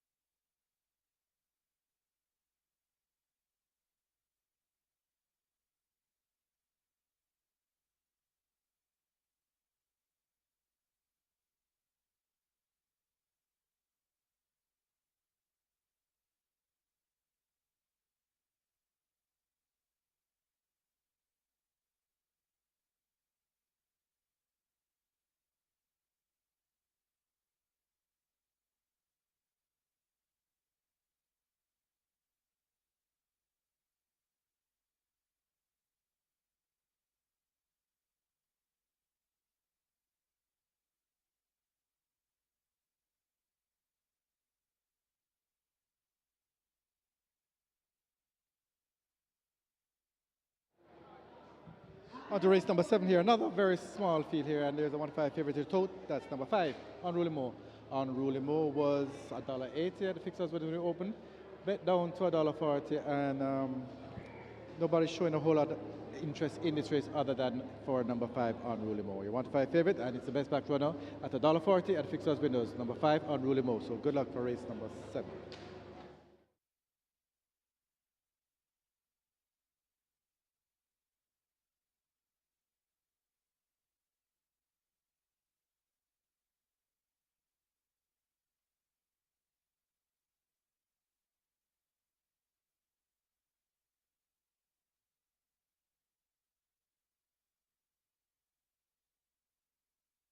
May I have your attention, please? We have a jockey change to announce in race number 8. Race 8, number 2, Chocomo. Make the rider Shane Richardson. Shane Richardson rides number 2, Chocomo, in race number 8.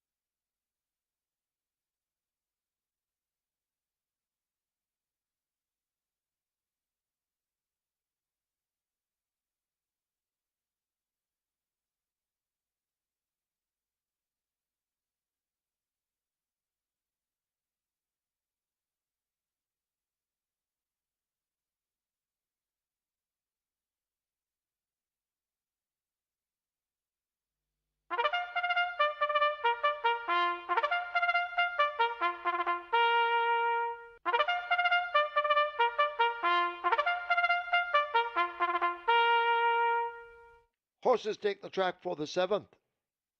It's a restricted stakes for imported 3-year-olds and up, non-winners of 3. Also native bred 3-year-olds and native bred 4-year-olds, non-winners of 4. This is the Gallop to Greatness. The distance 1100 meters or 5.5 furlongs. Number 1, Miss Money Penny, 49.5 or 109. 4, Balmore, 53 or 117. Wagering on double event, exacta trifecta. This is where the late triple begins. The late triple on its way to 700,000. Get your wagers on.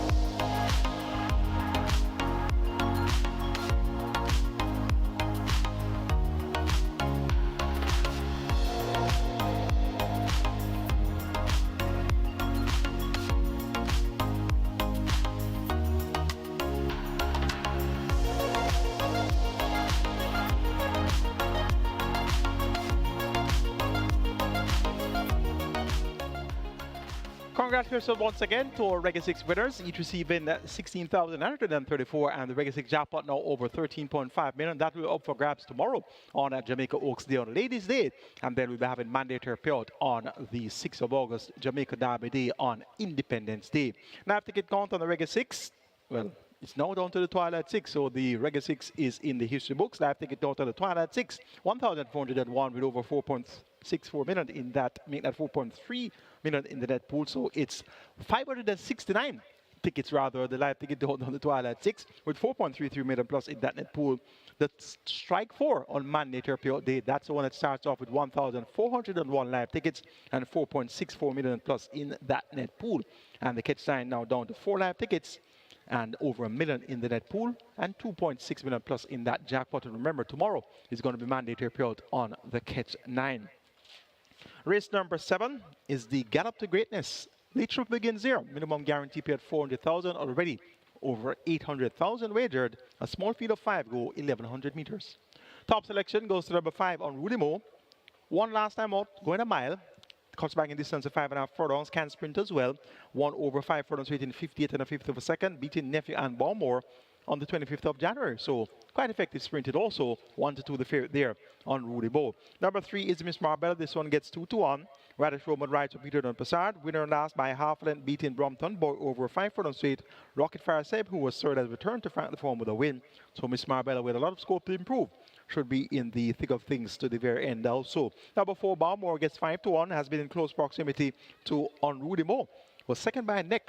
Well, second by 7 1/4 lengths and was a neck in front of Rudy Mo on the 7th of June when beaten behind Ride All Day. So you're getting 5 to 1 Balmore and you're getting 1 to 2 for Rudy Mo. So there's some value here for Balmore at 5 to 1 with Rishi Shakes. Number 1, Miss Moneypenny gets 5 to 1. Abigail Able rides for Jason Acosta, has been disappointed to the first 2 career wins, which were quite impressive too, beating the likes of Unspun and Burning Hedge. Subsequent to that, we've seen Burning Hedge win the Jamaica 2-year stakes, also won the 1,000 guineas this year. Unspun is a champion 2-year-old, so Miss Moneypenny has a lot of class, but there appears to be some issues along the way. Has worked well for this on the 19th of July, 5.5 furlongs 108.3 by 102.3, and on the 26th of July, when 5 rounded 102 and 3/5 of a second. Tongue tie off, figure it off. Look for a vast improved effort here from Miss Moneypenny at 5 to 1. Small field of 5, but as you can see, all horses are in single-digit odds. Going for the 3 to 5 favorite on Rudy Mo over number 3, Miss Marbella. Then for Balmore and 1, Miss Moneypenny.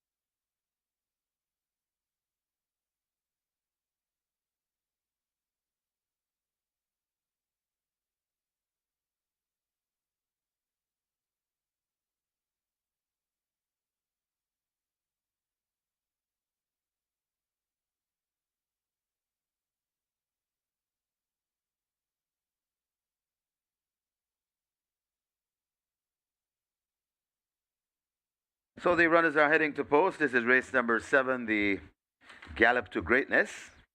This is where the late triple starts. Late triple on its way to $1 million. Late triple on its way to $1 million. And it's the last trip you'll get to wager on the card at Caymanas, so make the best of it. Just saw the graphics a while ago, and we have 4 live tickets in the catch 9. So we still have 3 hurdles to cross. And we started with the catch 9 jackpot bonus in excess. Nearly 2.7 million. We're having a mandatory payout tomorrow on the catch 9, a mandatory payout whether it's caught or not. So a mandatory payout on the catch 9. We have 4 live tickets in the catch 9, and we want to wish them the best of luck. Get your wagers on here in the 7th, the Gallop to Greatness. Nearly $1 million in your late triple.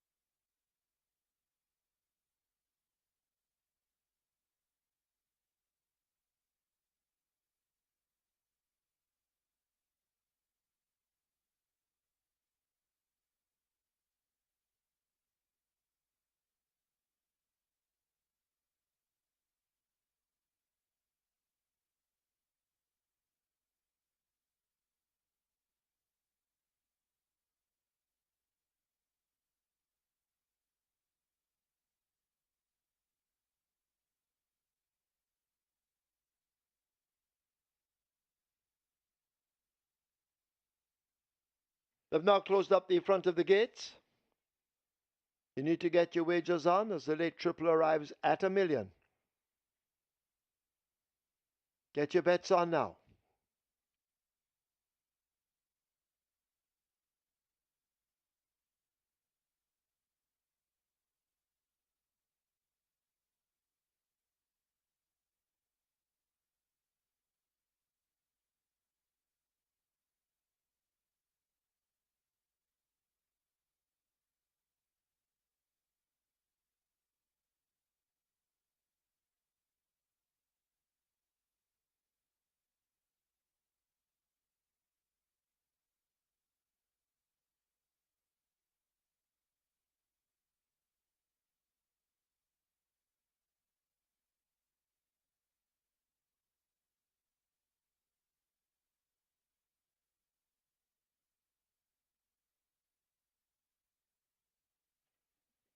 Horses now loading.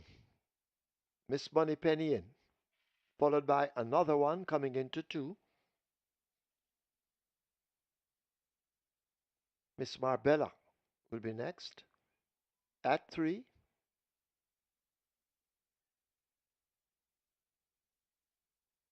Betting very competitive. Balmore coming into 4.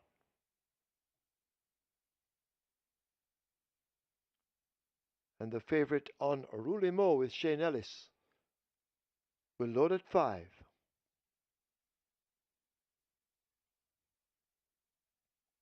On Roulimau pushed into 5.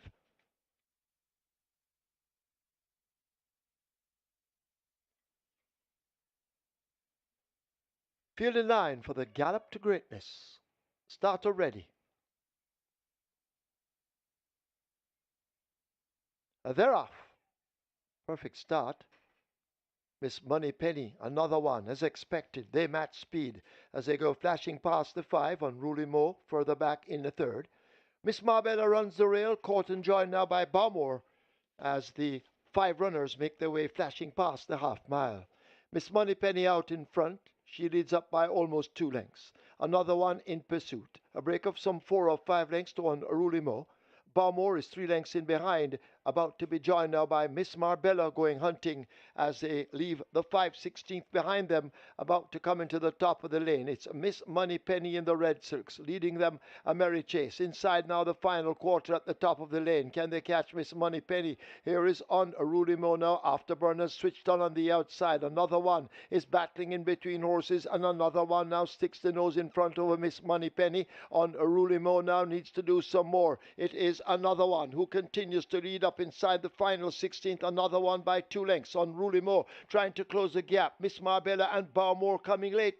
Another one gets there to win it. Could be on Roulimau second over Miss Marbella third.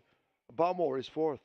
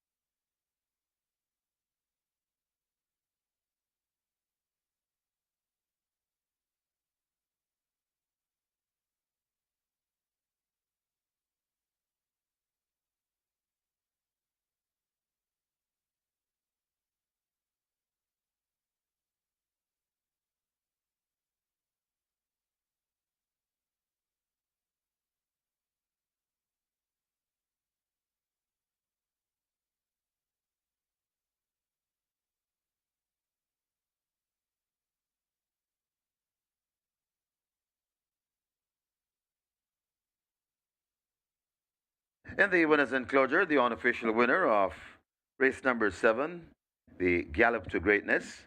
Number 2, Another One. A 3-year-old bay colt by Avenue Melkenu. Shanita Goodas by Seeking the Glory. Bred Orange Valley Estates Limited. Owner Joseph Flores. Rajendra Punai. Donald Webby. A train Anthony Babanunis, that's 2 on the day. The winning rider, Dick Cardenas, the Wily Coyote. The groom, Mark McNaughty. Second, number 5, Unruly Mo. Third, number 3, Miss Marbella. And fourth, number 4, Baumore. Final time for 5.5 furlongs, 108 and 1.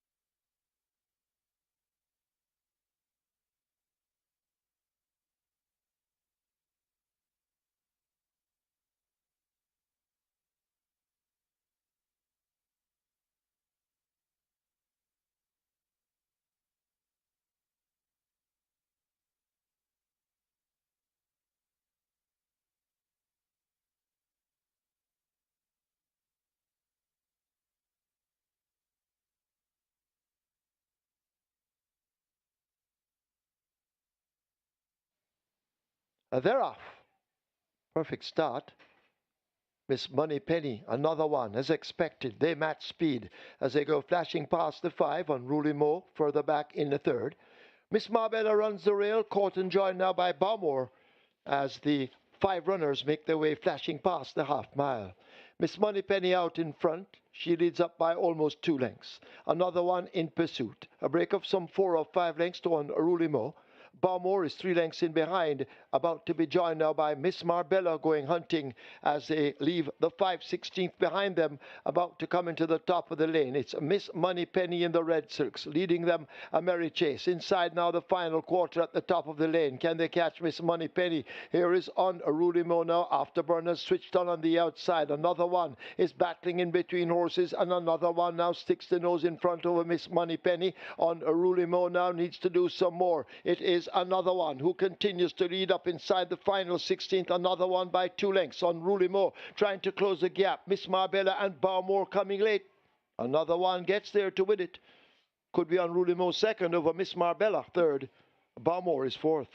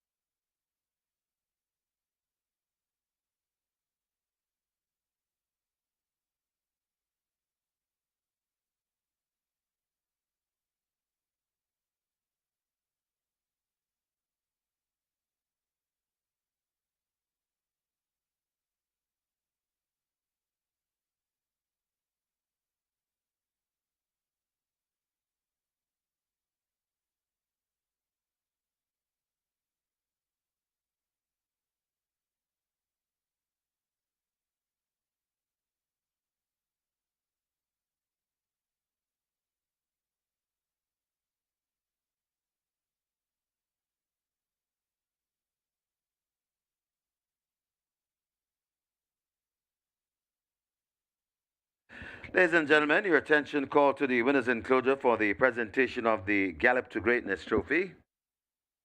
Making the presentation, Stephen Fenton, Senior Inspector, BGLC, and he makes it to Andrew Donalds, collecting for the owners.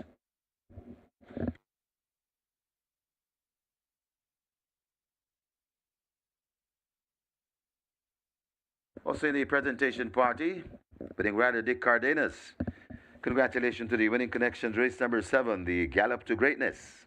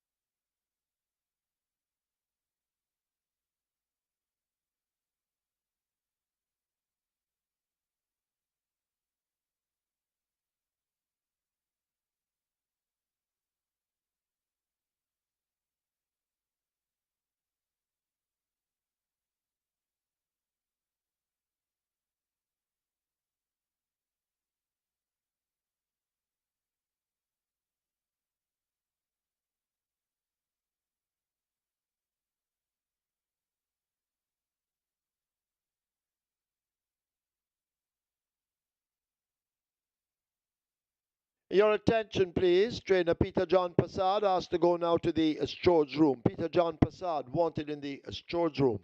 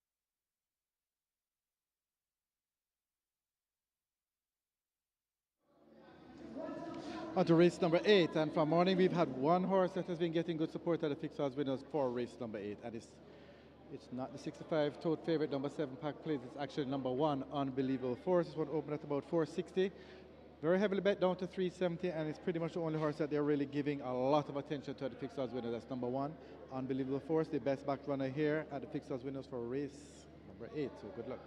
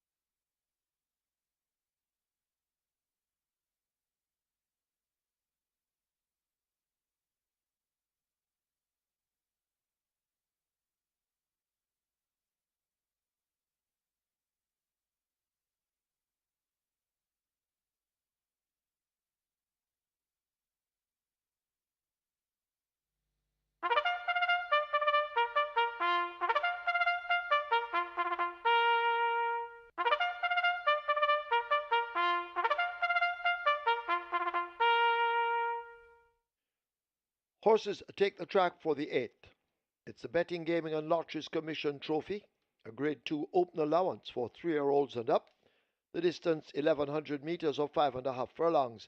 Number 1, Unbelievable Force, make the weight 51.5 or 114. 2, Chocobo, 53.5 or 118, the rider Shane Richardson. Number 3, Fearless Soul, 52 or 115. 4, California Crown, 54 or 119. 5, Mojito, 53 or 117. 7, Pack Plays, 54 or 119.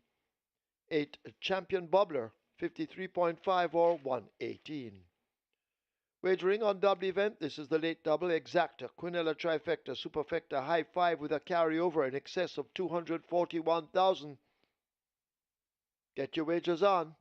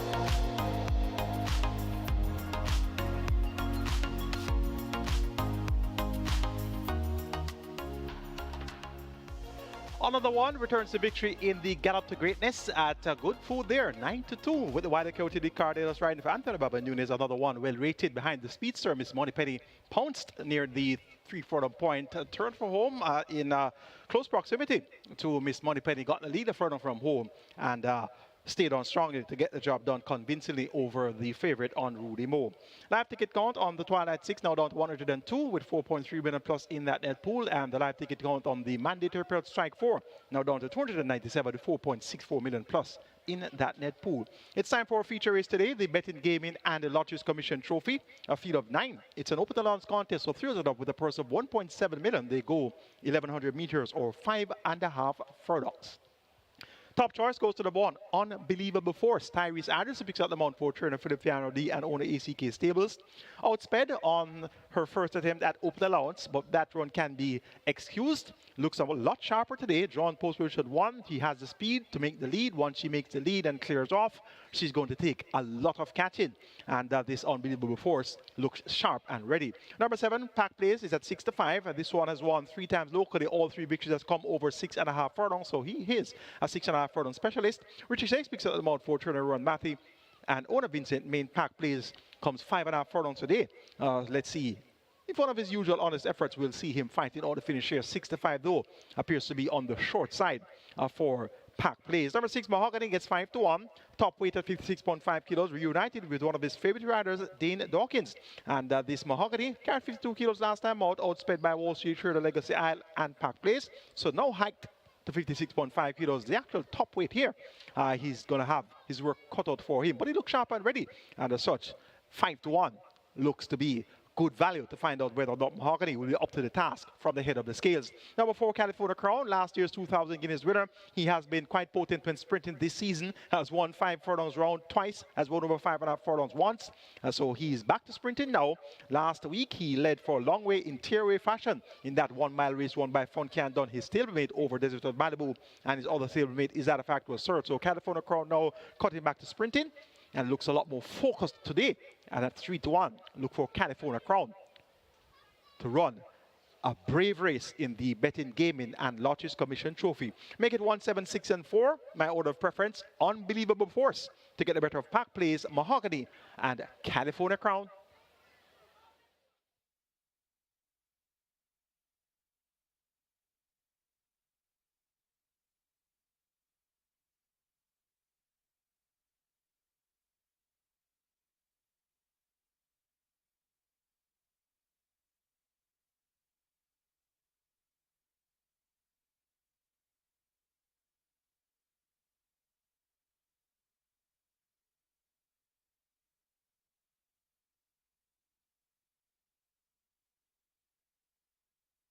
So the runners are heading to post. This is today's feature, the Betting Gaming and Lotteries Commission Trophy.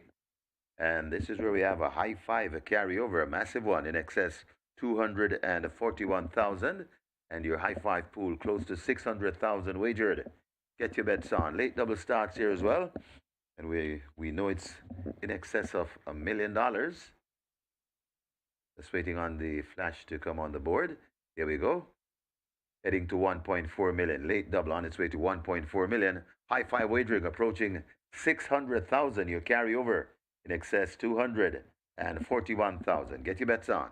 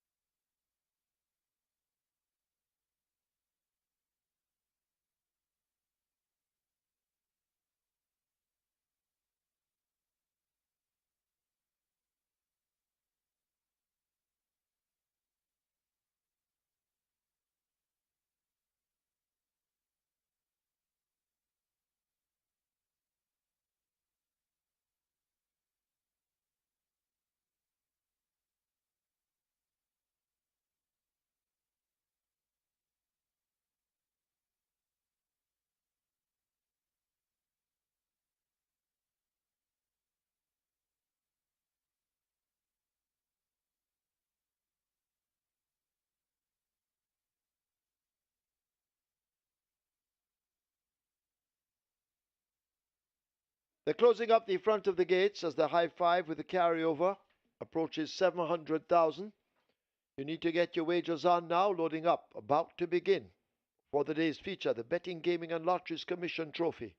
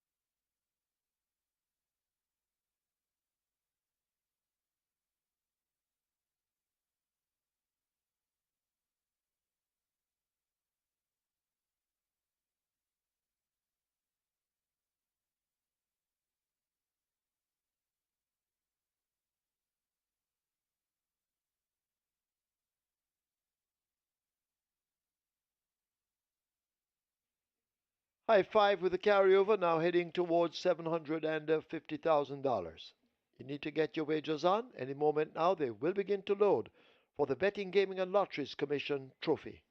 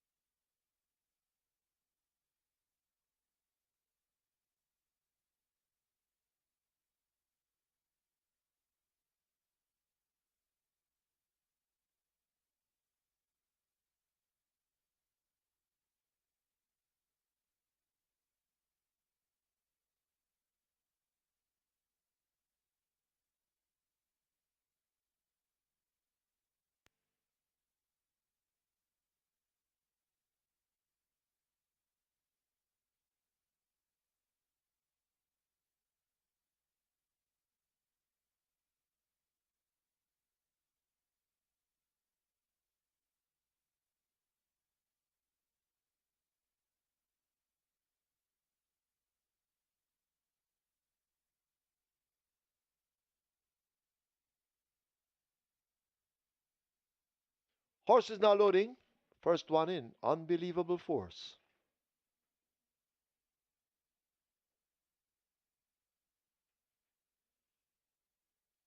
Chocomo joins. Fearless Soul, maybe next, circling around. But it's Mojito they try with at 5.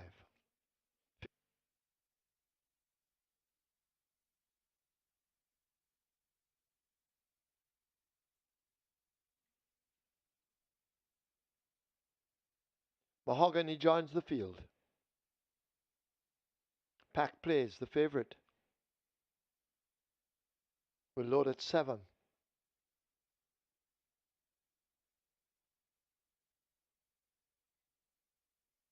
Champion Bubbler. Well presented. Loads at 8. California Crown, riderless. They try with at 4.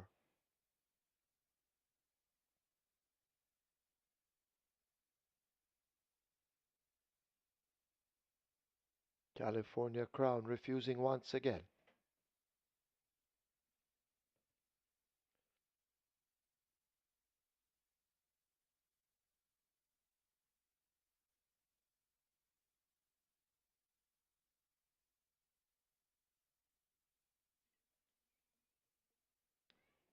Still they try with California Crown.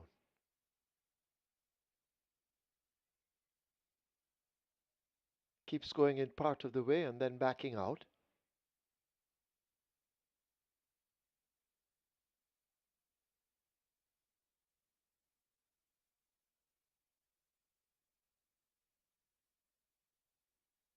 So California Crown giving you a chance to wager as the late double is almost at 1.9 million. California Crown in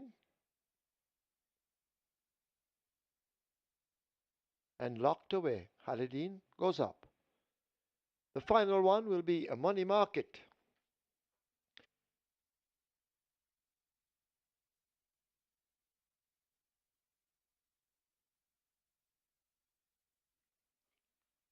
So waiting on a money market.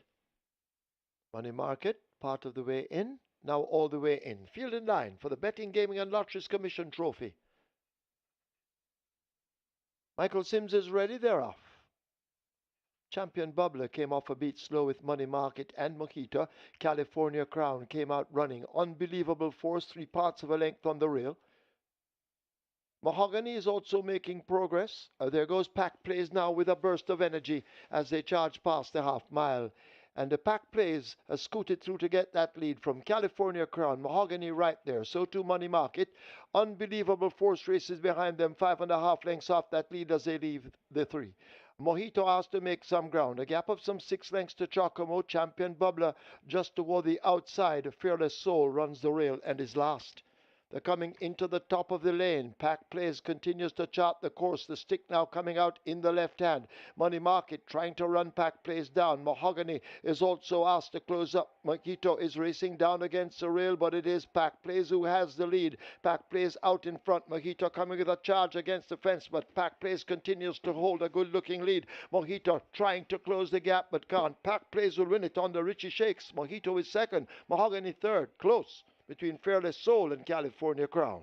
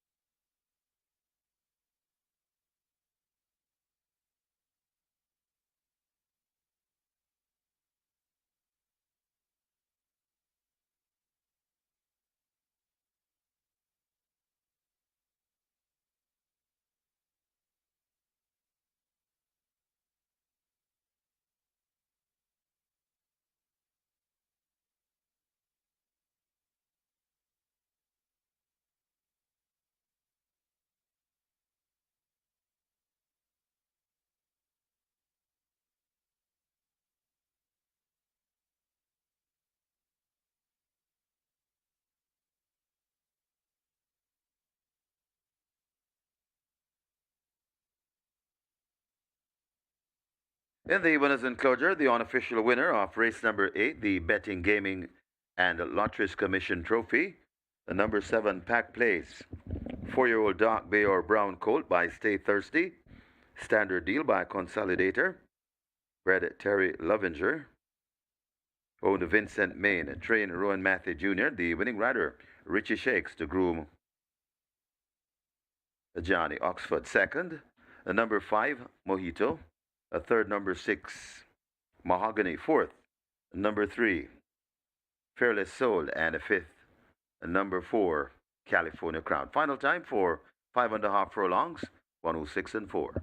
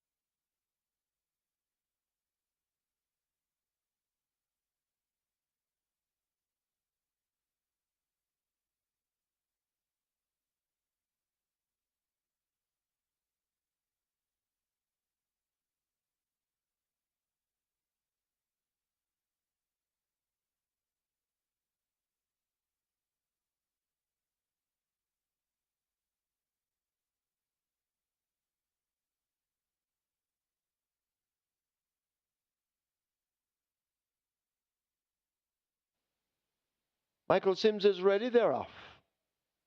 Champion Bubbler came off a beat slow with Money Market and Mojito. California Crown came out running. Unbelievable force, 3/4 of a length on the rail. Mahogany is also making progress. There goes Pack Plays now with a burst of energy as they charge past the half mile.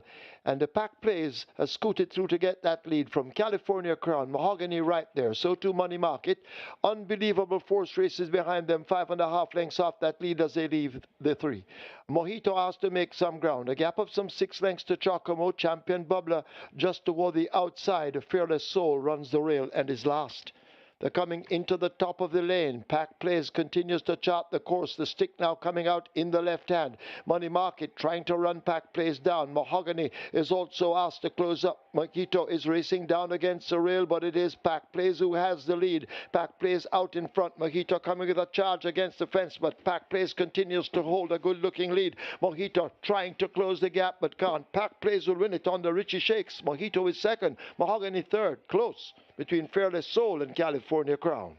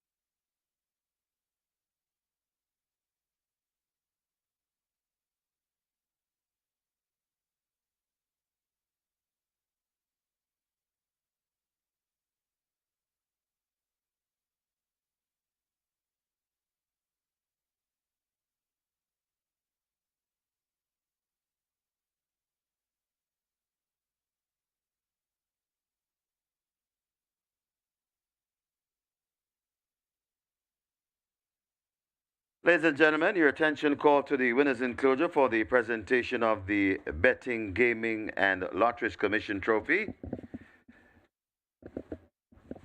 First to the winning owner, representative, Keanu Wilson, for Vincent Main. Presentation to be made by Vitus Evans, Executive Director.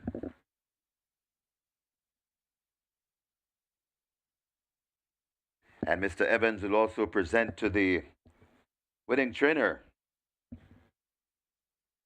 Ricardo Mathy.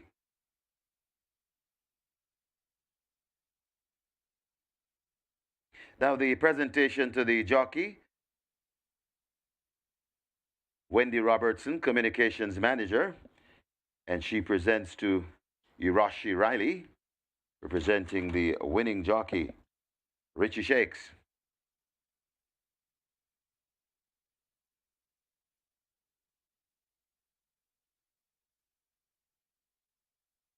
And a presentation to the representative of the winning groom, Daniel Morris, will collect for the winning groom, Johnny Oxford. And that presentation to be made by Shoshone Smith, Senior Investigator. Also in the presentation party, Henry Thousand, Chief Accountant. Congratulations to the winning connections, race number 8, the Betting, Gaming, and Lotteries Commission Trophy.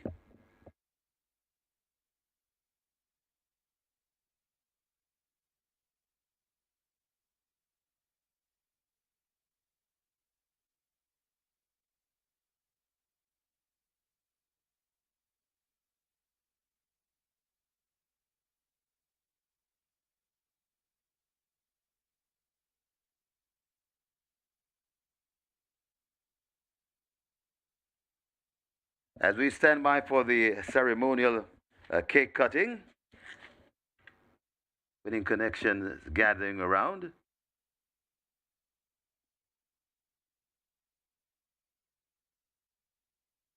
So please stay with us in the winner's enclosure.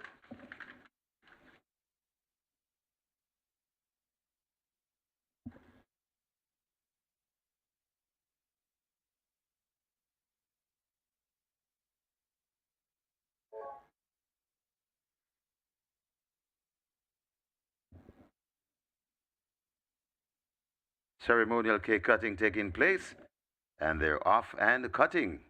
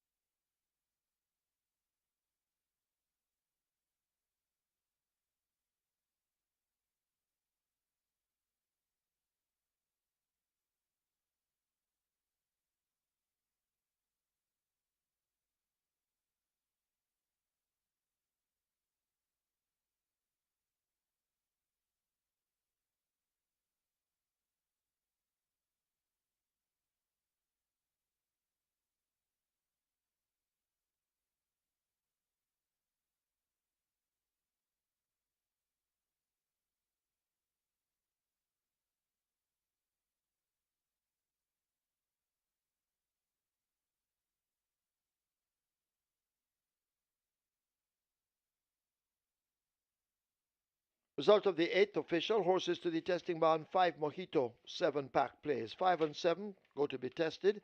The splits are 24 by 48, final time. 5.5 furlongs, 106.4. The margins 1.5 by 4 3/4.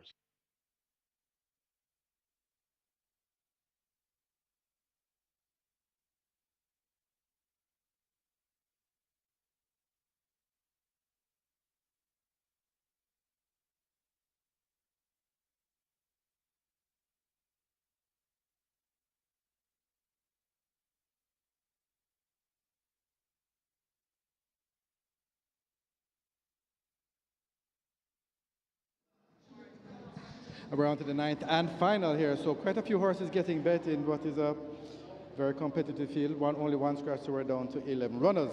Number 4, Solar Black. This one was taking some decent money from early, currently at $21. This one at a big price. Number 9, Shiboom, currently at $8. Shiboom opened at 11, down to $8. That's number 9, Shiboom. Very good support for that one, even though that one is at 21 to 1 in the total.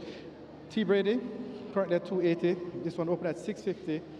95 in the total, another one that is very, very, very well supported. And of course, there are the other two that are being supported somewhat. Lucy in the Sky at 290 and Storm.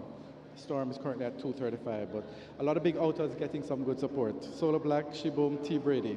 So look out for those. So it's a very, very competitive betting event here, and the best back runner being, well, it's kind of split up between the three, Solar Black, Shiboom, and T Brady, interestingly enough. So good luck for race number 9 from the Fixed Odds winners, and we'll see you tomorrow.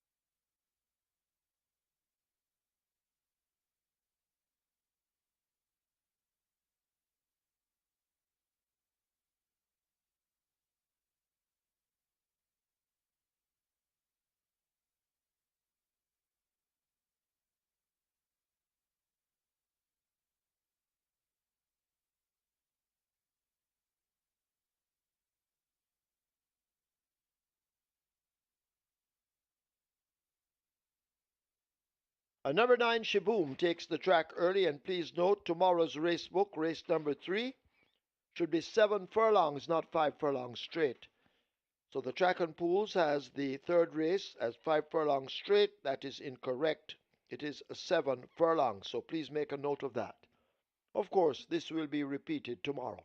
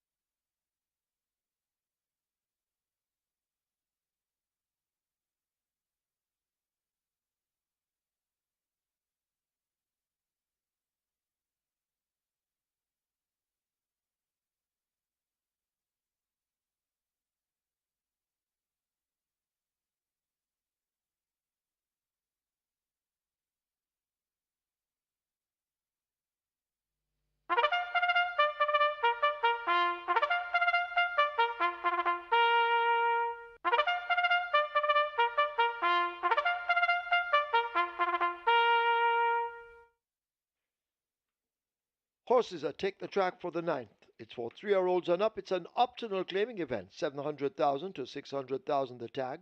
Also 6-year-olds and up, non-winners of 4. The distance 1500 meters or 7.5 furlongs. Number 2, Expeditious. Make the weight 49.5 or 109. Scratch 3, Uncle Peck, sick. 5, Diamond Rock, 55 or 121. 7, Maya, 51 or 112. 8, Lucy in the Sky. Make the rider Robert Hallidine. Wagering on Exacta, Quinella, Trifecta, Superfecta, High 5. Get your wagers on.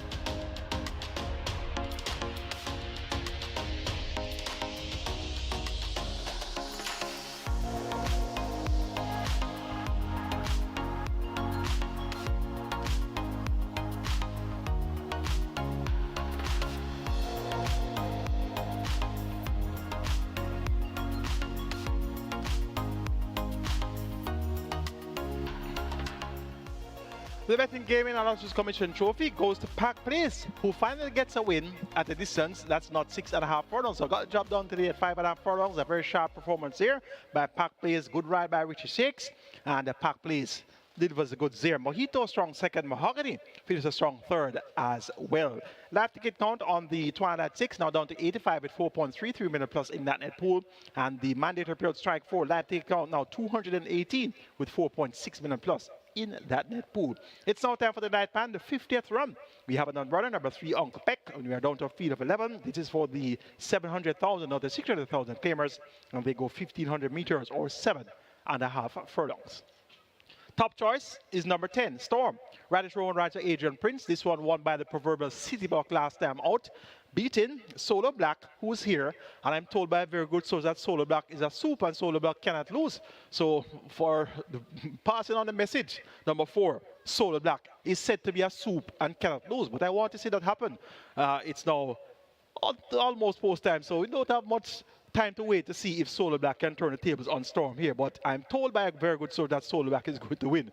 But Storm, realistically speaking, this one was so far in front last time out on the 4th of May, claimed for 700,000 and is now brought back on the identical, well, I'm actually not on attack, but among the identical company at 700,000. So races without attack compensates for the waiver claim option, and Storm looks ready to give his new connection that first win. And of course, the idea is that you win now and you come back on the tag and you win again. So Storm looks well prepared to do just that. Number 8 is Lucy in the Sky. This one gets 95. Rain Loose riding for Jason Acosta. A reclaim by Jason Acosta. Won by some 13.5 lengths on the 7th of June at the 700,000 level, beating Crimson. And no more deals. Crimson is here drawn post 1. So we have 2 horses here that have been beaten by a wide margin by winners, Lucy in the Sky and Storm. So let's see if Crimson can turn the tables on Lucy in the Sky, as it is said that Solar Black is going to turn the tables on Storm. So Lucy in the Sky, disappointed at even money when running under the care of trainer Alden Francis, running first time of the claim on the 29th of June, was duly reclaimed by Jason Acosta. It's always a positive sign when you see a trainer reclaim a horse that he had past success with. And this Lucy in the Sky has worked well since being claimed on the 19th of July, 3 for on the 36.2, and on the 25th of July, 5.5 for the 109.4 by 103 and 3/5 of a second. Lucy in the Sky, your strong second favorite at 8-5. Number 1, Crimson, gets 7-1, beaten by 13.5 lengths to Lucy in the Sky on the 7th of June. So he'll have his work cut out to turn the tables there. Ian Dolby Spence rides on any shame. And this Crimson has good back class though, and at 7-1, one to have on the right side for your exactas, trifectas, superfectas, as well as your high five. Number 9, Shiboom, gets 22-1. Third by 6.5 lengths last time out, behind Rusty and Conundrum. 2 starts are back 4 by 20.5 lengths to Storm, Solar Black, and Great Trick. I have Shiboom as my 4th choice at 22-1, and we have number 4, Solar Black, at 18-1. So they're both worthy of carrying on your exactas, trifectas, superfectas, and high fives. But as far as coming out on top is concerned, I want to see them get through Storm and Lucy in the Sky. But guess what? Stranger things have happened in claiming races. But the positive angles are the fact that Lucy in the Sky is back under the care of his original trainer, Jason Acosta, and the fact of Storm racing without attack here for the informed barn of Adrian Prince. They look likely to be able to step up to the plate and run their best races. Make it 10, 8, 1, 9, my order of preference for the 9th and final on Emancipation Day. Storm over Lucy in the Sky, Crimson, and Shiboom. But remember that little Tweety bird that told us about Solar Black to win this race, and it cannot lose at 18-1. So I'm going to have my popcorn and my 3D glasses out and ready to see Solar Black beat Storm and Lucy in the Sky. 10, 8, 1, 9 for me here in the 9th and final.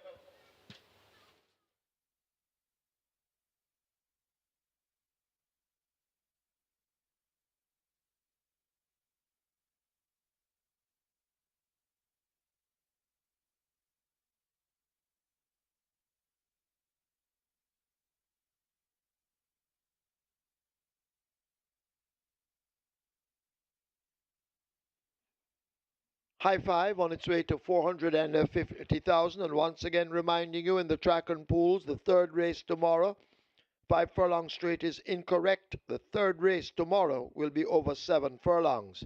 So please make a note of that. Race 3 tomorrow, 7 furlongs, not 5 furlongs straight.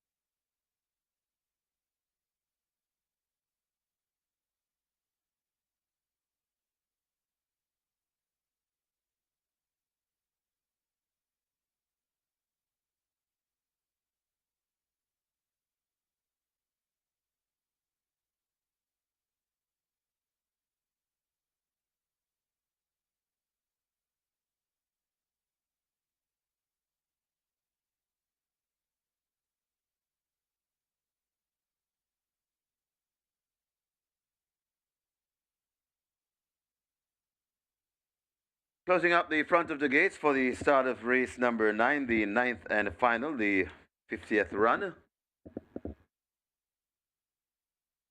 High five wagering on its way to 600,000, so high five, not surprising. Normally get a very nice high five to close a card on any race day. And after this is finished, live racing, you can enjoy simulcast wagering until about 10 o'clock this evening. Charlestown, Evangeline, and Del Mar already underway.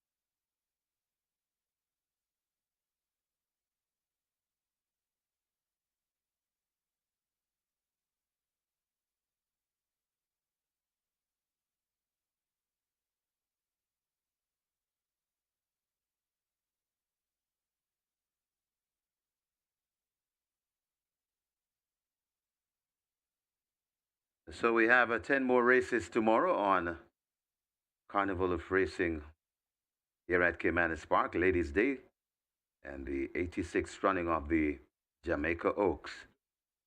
Mandatory payout tomorrow on the Catch 9. Please be reminded of that. So we have another mandatory payout coming up tomorrow, Catch 9.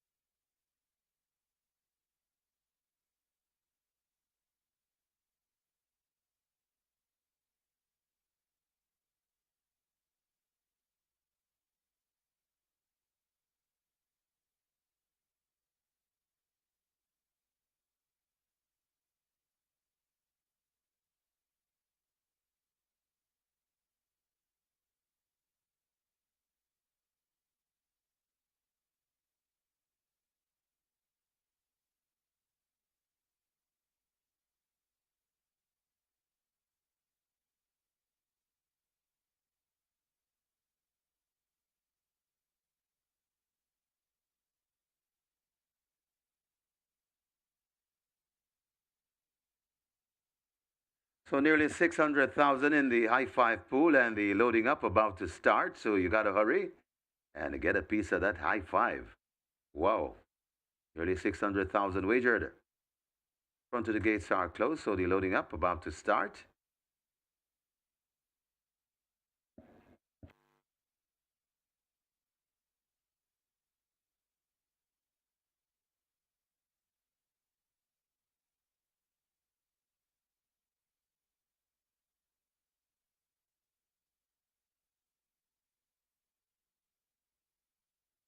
Horses loading. First one to come forward, that's Crimson.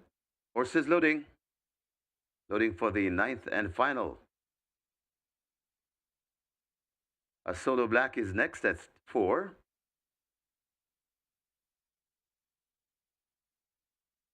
A Diamond Rock heads to 5. Zion to gate number 6. Maya lining up for 7. Expeditious coming into 2.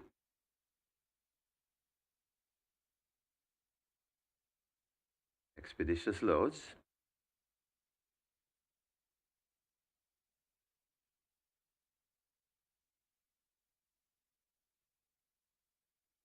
Next up we have a Shiboom. 1 of 2 for a long for Jack 2. Shiboom goes in. A T Brady. 211. Stormer come to gate 12 rather. A Lucy in the Sky, gate 8. And the final one, Storm, to complete the line. 7.5 furlong the trip. Best of luck with all your wagers. Start to Sims is ready, and we are ready to close the show.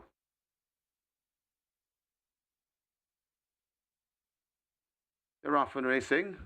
Crimson steps a bit slow and races at the back of the field as a Stormer come gets a fire on the far side.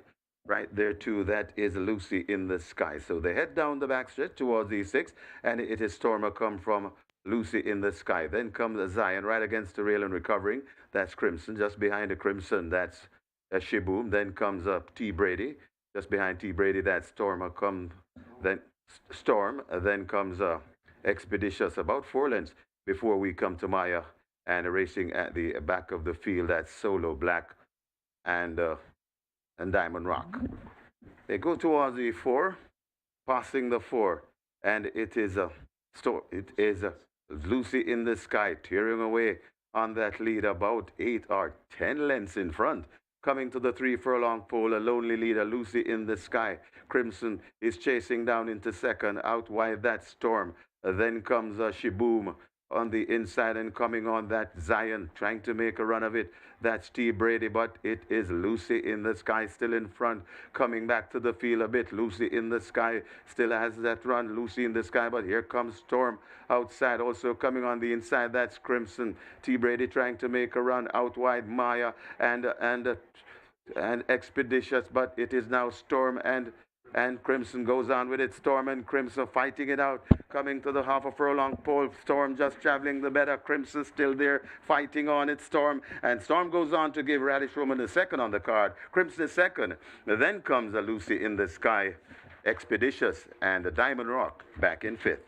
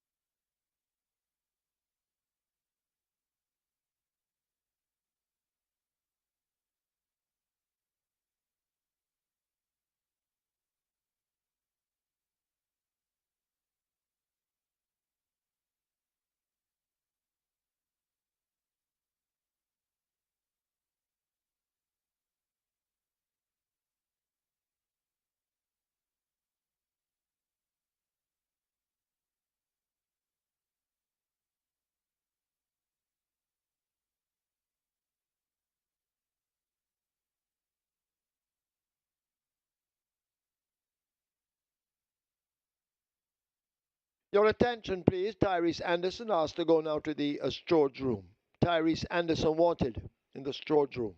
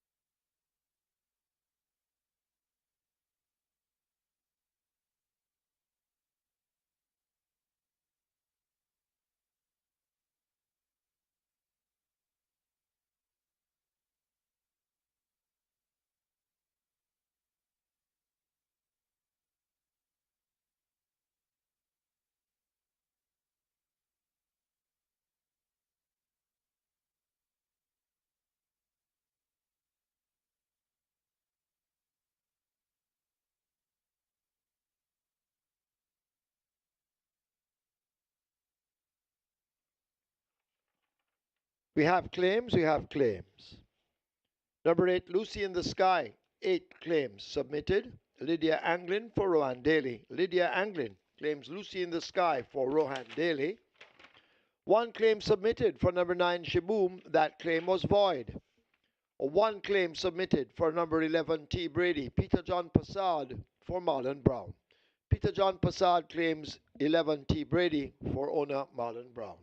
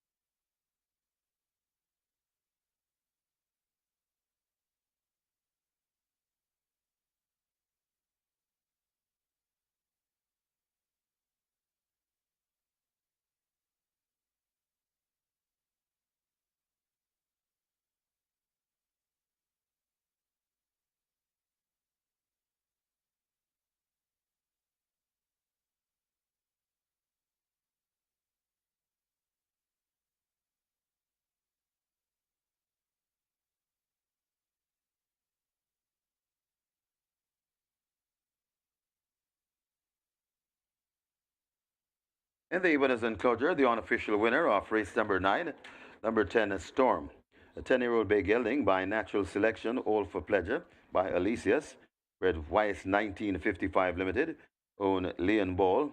Train Adrian Prince, the winning rider, 2 on the day for the champion jockey. Radish to Sneaky Fox Roman. The groom, Robert Ranger. Second, number 1, Crimson. Third, number 8, Lucy in the Sky. Fourth, number 2, Expeditious. And fifth, number 5, Diamond Rock. Final time for 7.5 furlongs, 1:37 and 4.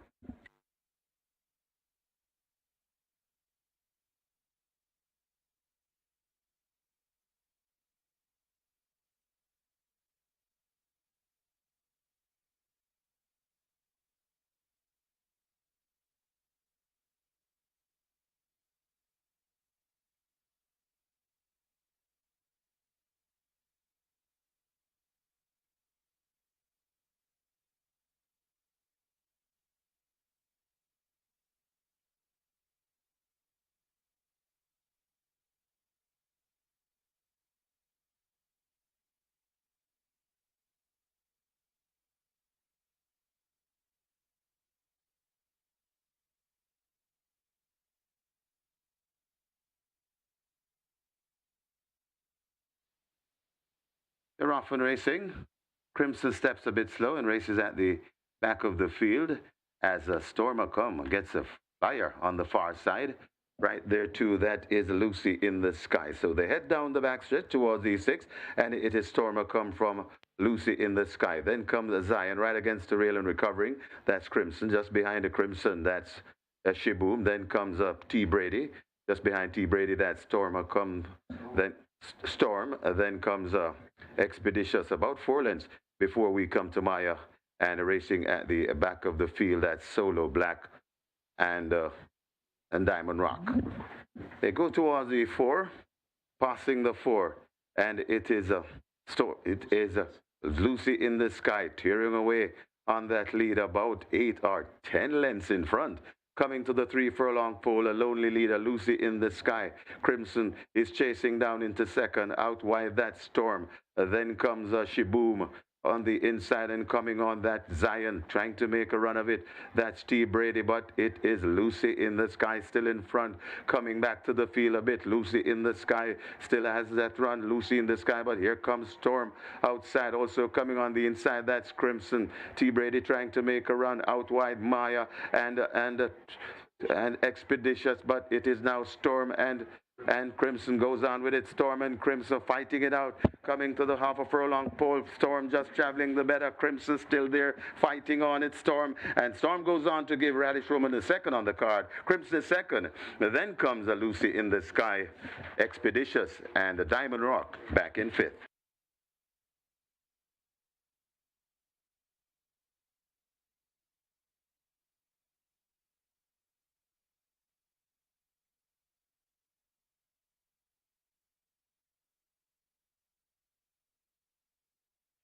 Result of the ninth now official. Horses to the testing barn: 1 Crimson, 10 Storm. 1 and 10 go to be tested. Splits 24-2, 48-2, 116-3. They raced 7.5 furlongs in 137.4. The margins 2 by 3 and 3/4. There were 200 winners of the Strike 4, each receiving 217,788, and 69 winners of the Twilight 6, 62,802.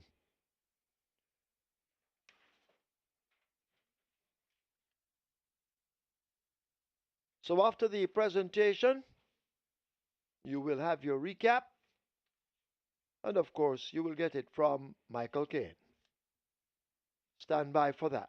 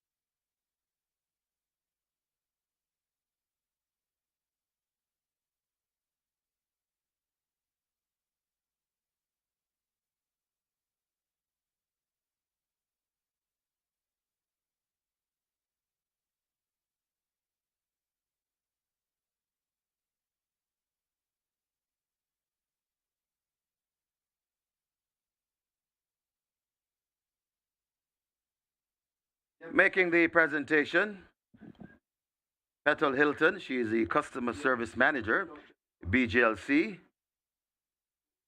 and collecting a representative of the winning owner, Leon Bowl. Also in the presentation party, winning rider, Radish to Sneaky Fox Roman. Congratulations to the winning connections, race number 9, the 50th running trophy.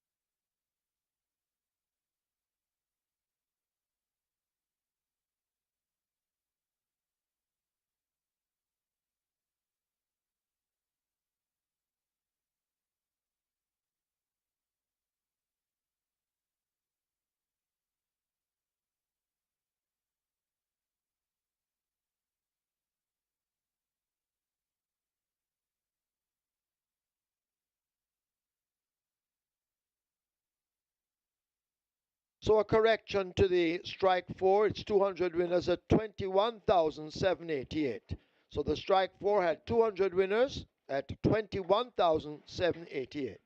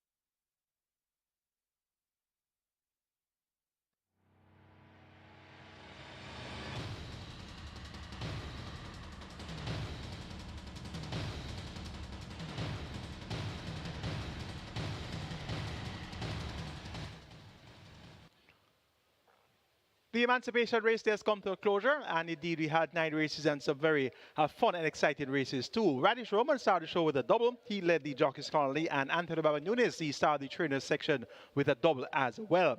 We have one race to recap. That's race number 8, our feature today, the Betting, Gaming and Lotteries Commission Trophy. We had a field of 9, a purse of 1.7 million. They went 1,100 meters or 5.5 furlongs, and the favorite was number 7, Pack Plays, Richard Shakes riding for trainer Ricardo Maffey. Good support came in for Mahogany, Dane Dawkins for Ian Passard. Also had some good support coming in for California Crown, Robert Haldane for Jason Acosta. And Unbelievable Force with Tyrese Addis right for Feliciano. They also came in for good support for the Betting, Gaming and Lotteries Commission Trophy. They're coming into the top of the lane. Pack Plays continues to chart the course. The stick now coming out in the left hand. Money Market trying to run Pack Plays down. Mahogany is also asked to close up Mojito is racing down against the rail, but it is Pack Plays who has the lead. Pack Plays out in front. Mojito coming with a charge against the fence, but Pack Plays continues to hold a good-looking lead. Mojito trying to close the gap, but can't. Pack Plays will win it on the Richie Shakes. Mojito is second. Mahogany third. Close between Fearless Soul and California Crown. So good ride there by Richie Shakes. Aboard Pack Place to get the job done, going 5.5 furlongs, stopping the clock in 106 and 450. But second made most of the running there did Pack Place. So Pack Place now has 4 wins locally. 3 have been at 6.5 furlongs and now adds a 5.5 furlong win to his resume. We have 10 races in store for you tomorrow. It's going to be Ladies' Day, Jamaica Oaks Day, the 86th running of the Jamaica Oaks. That's going to be the feature race tomorrow, $3.75 million in purse money.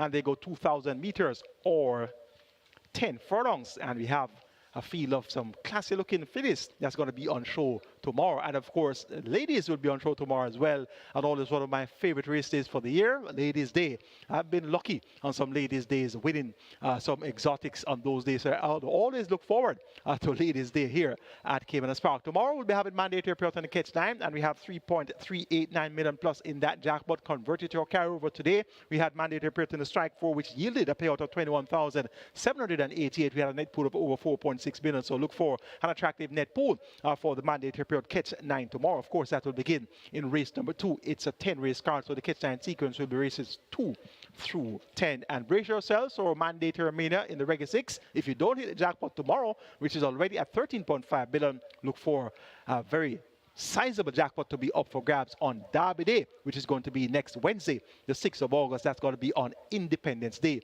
So have a very productive remainder of your Emancipation evening, and see you in a few hours time for Ladies' Day racing right here at Caymanas Park. I'm your analyst Michael Kane on behalf of the team of the Home of Champions Sports Back, also on behalf of our promoters, Supreme Ventures Racing and Entertainment Limited. See you for Ladies' Day later on.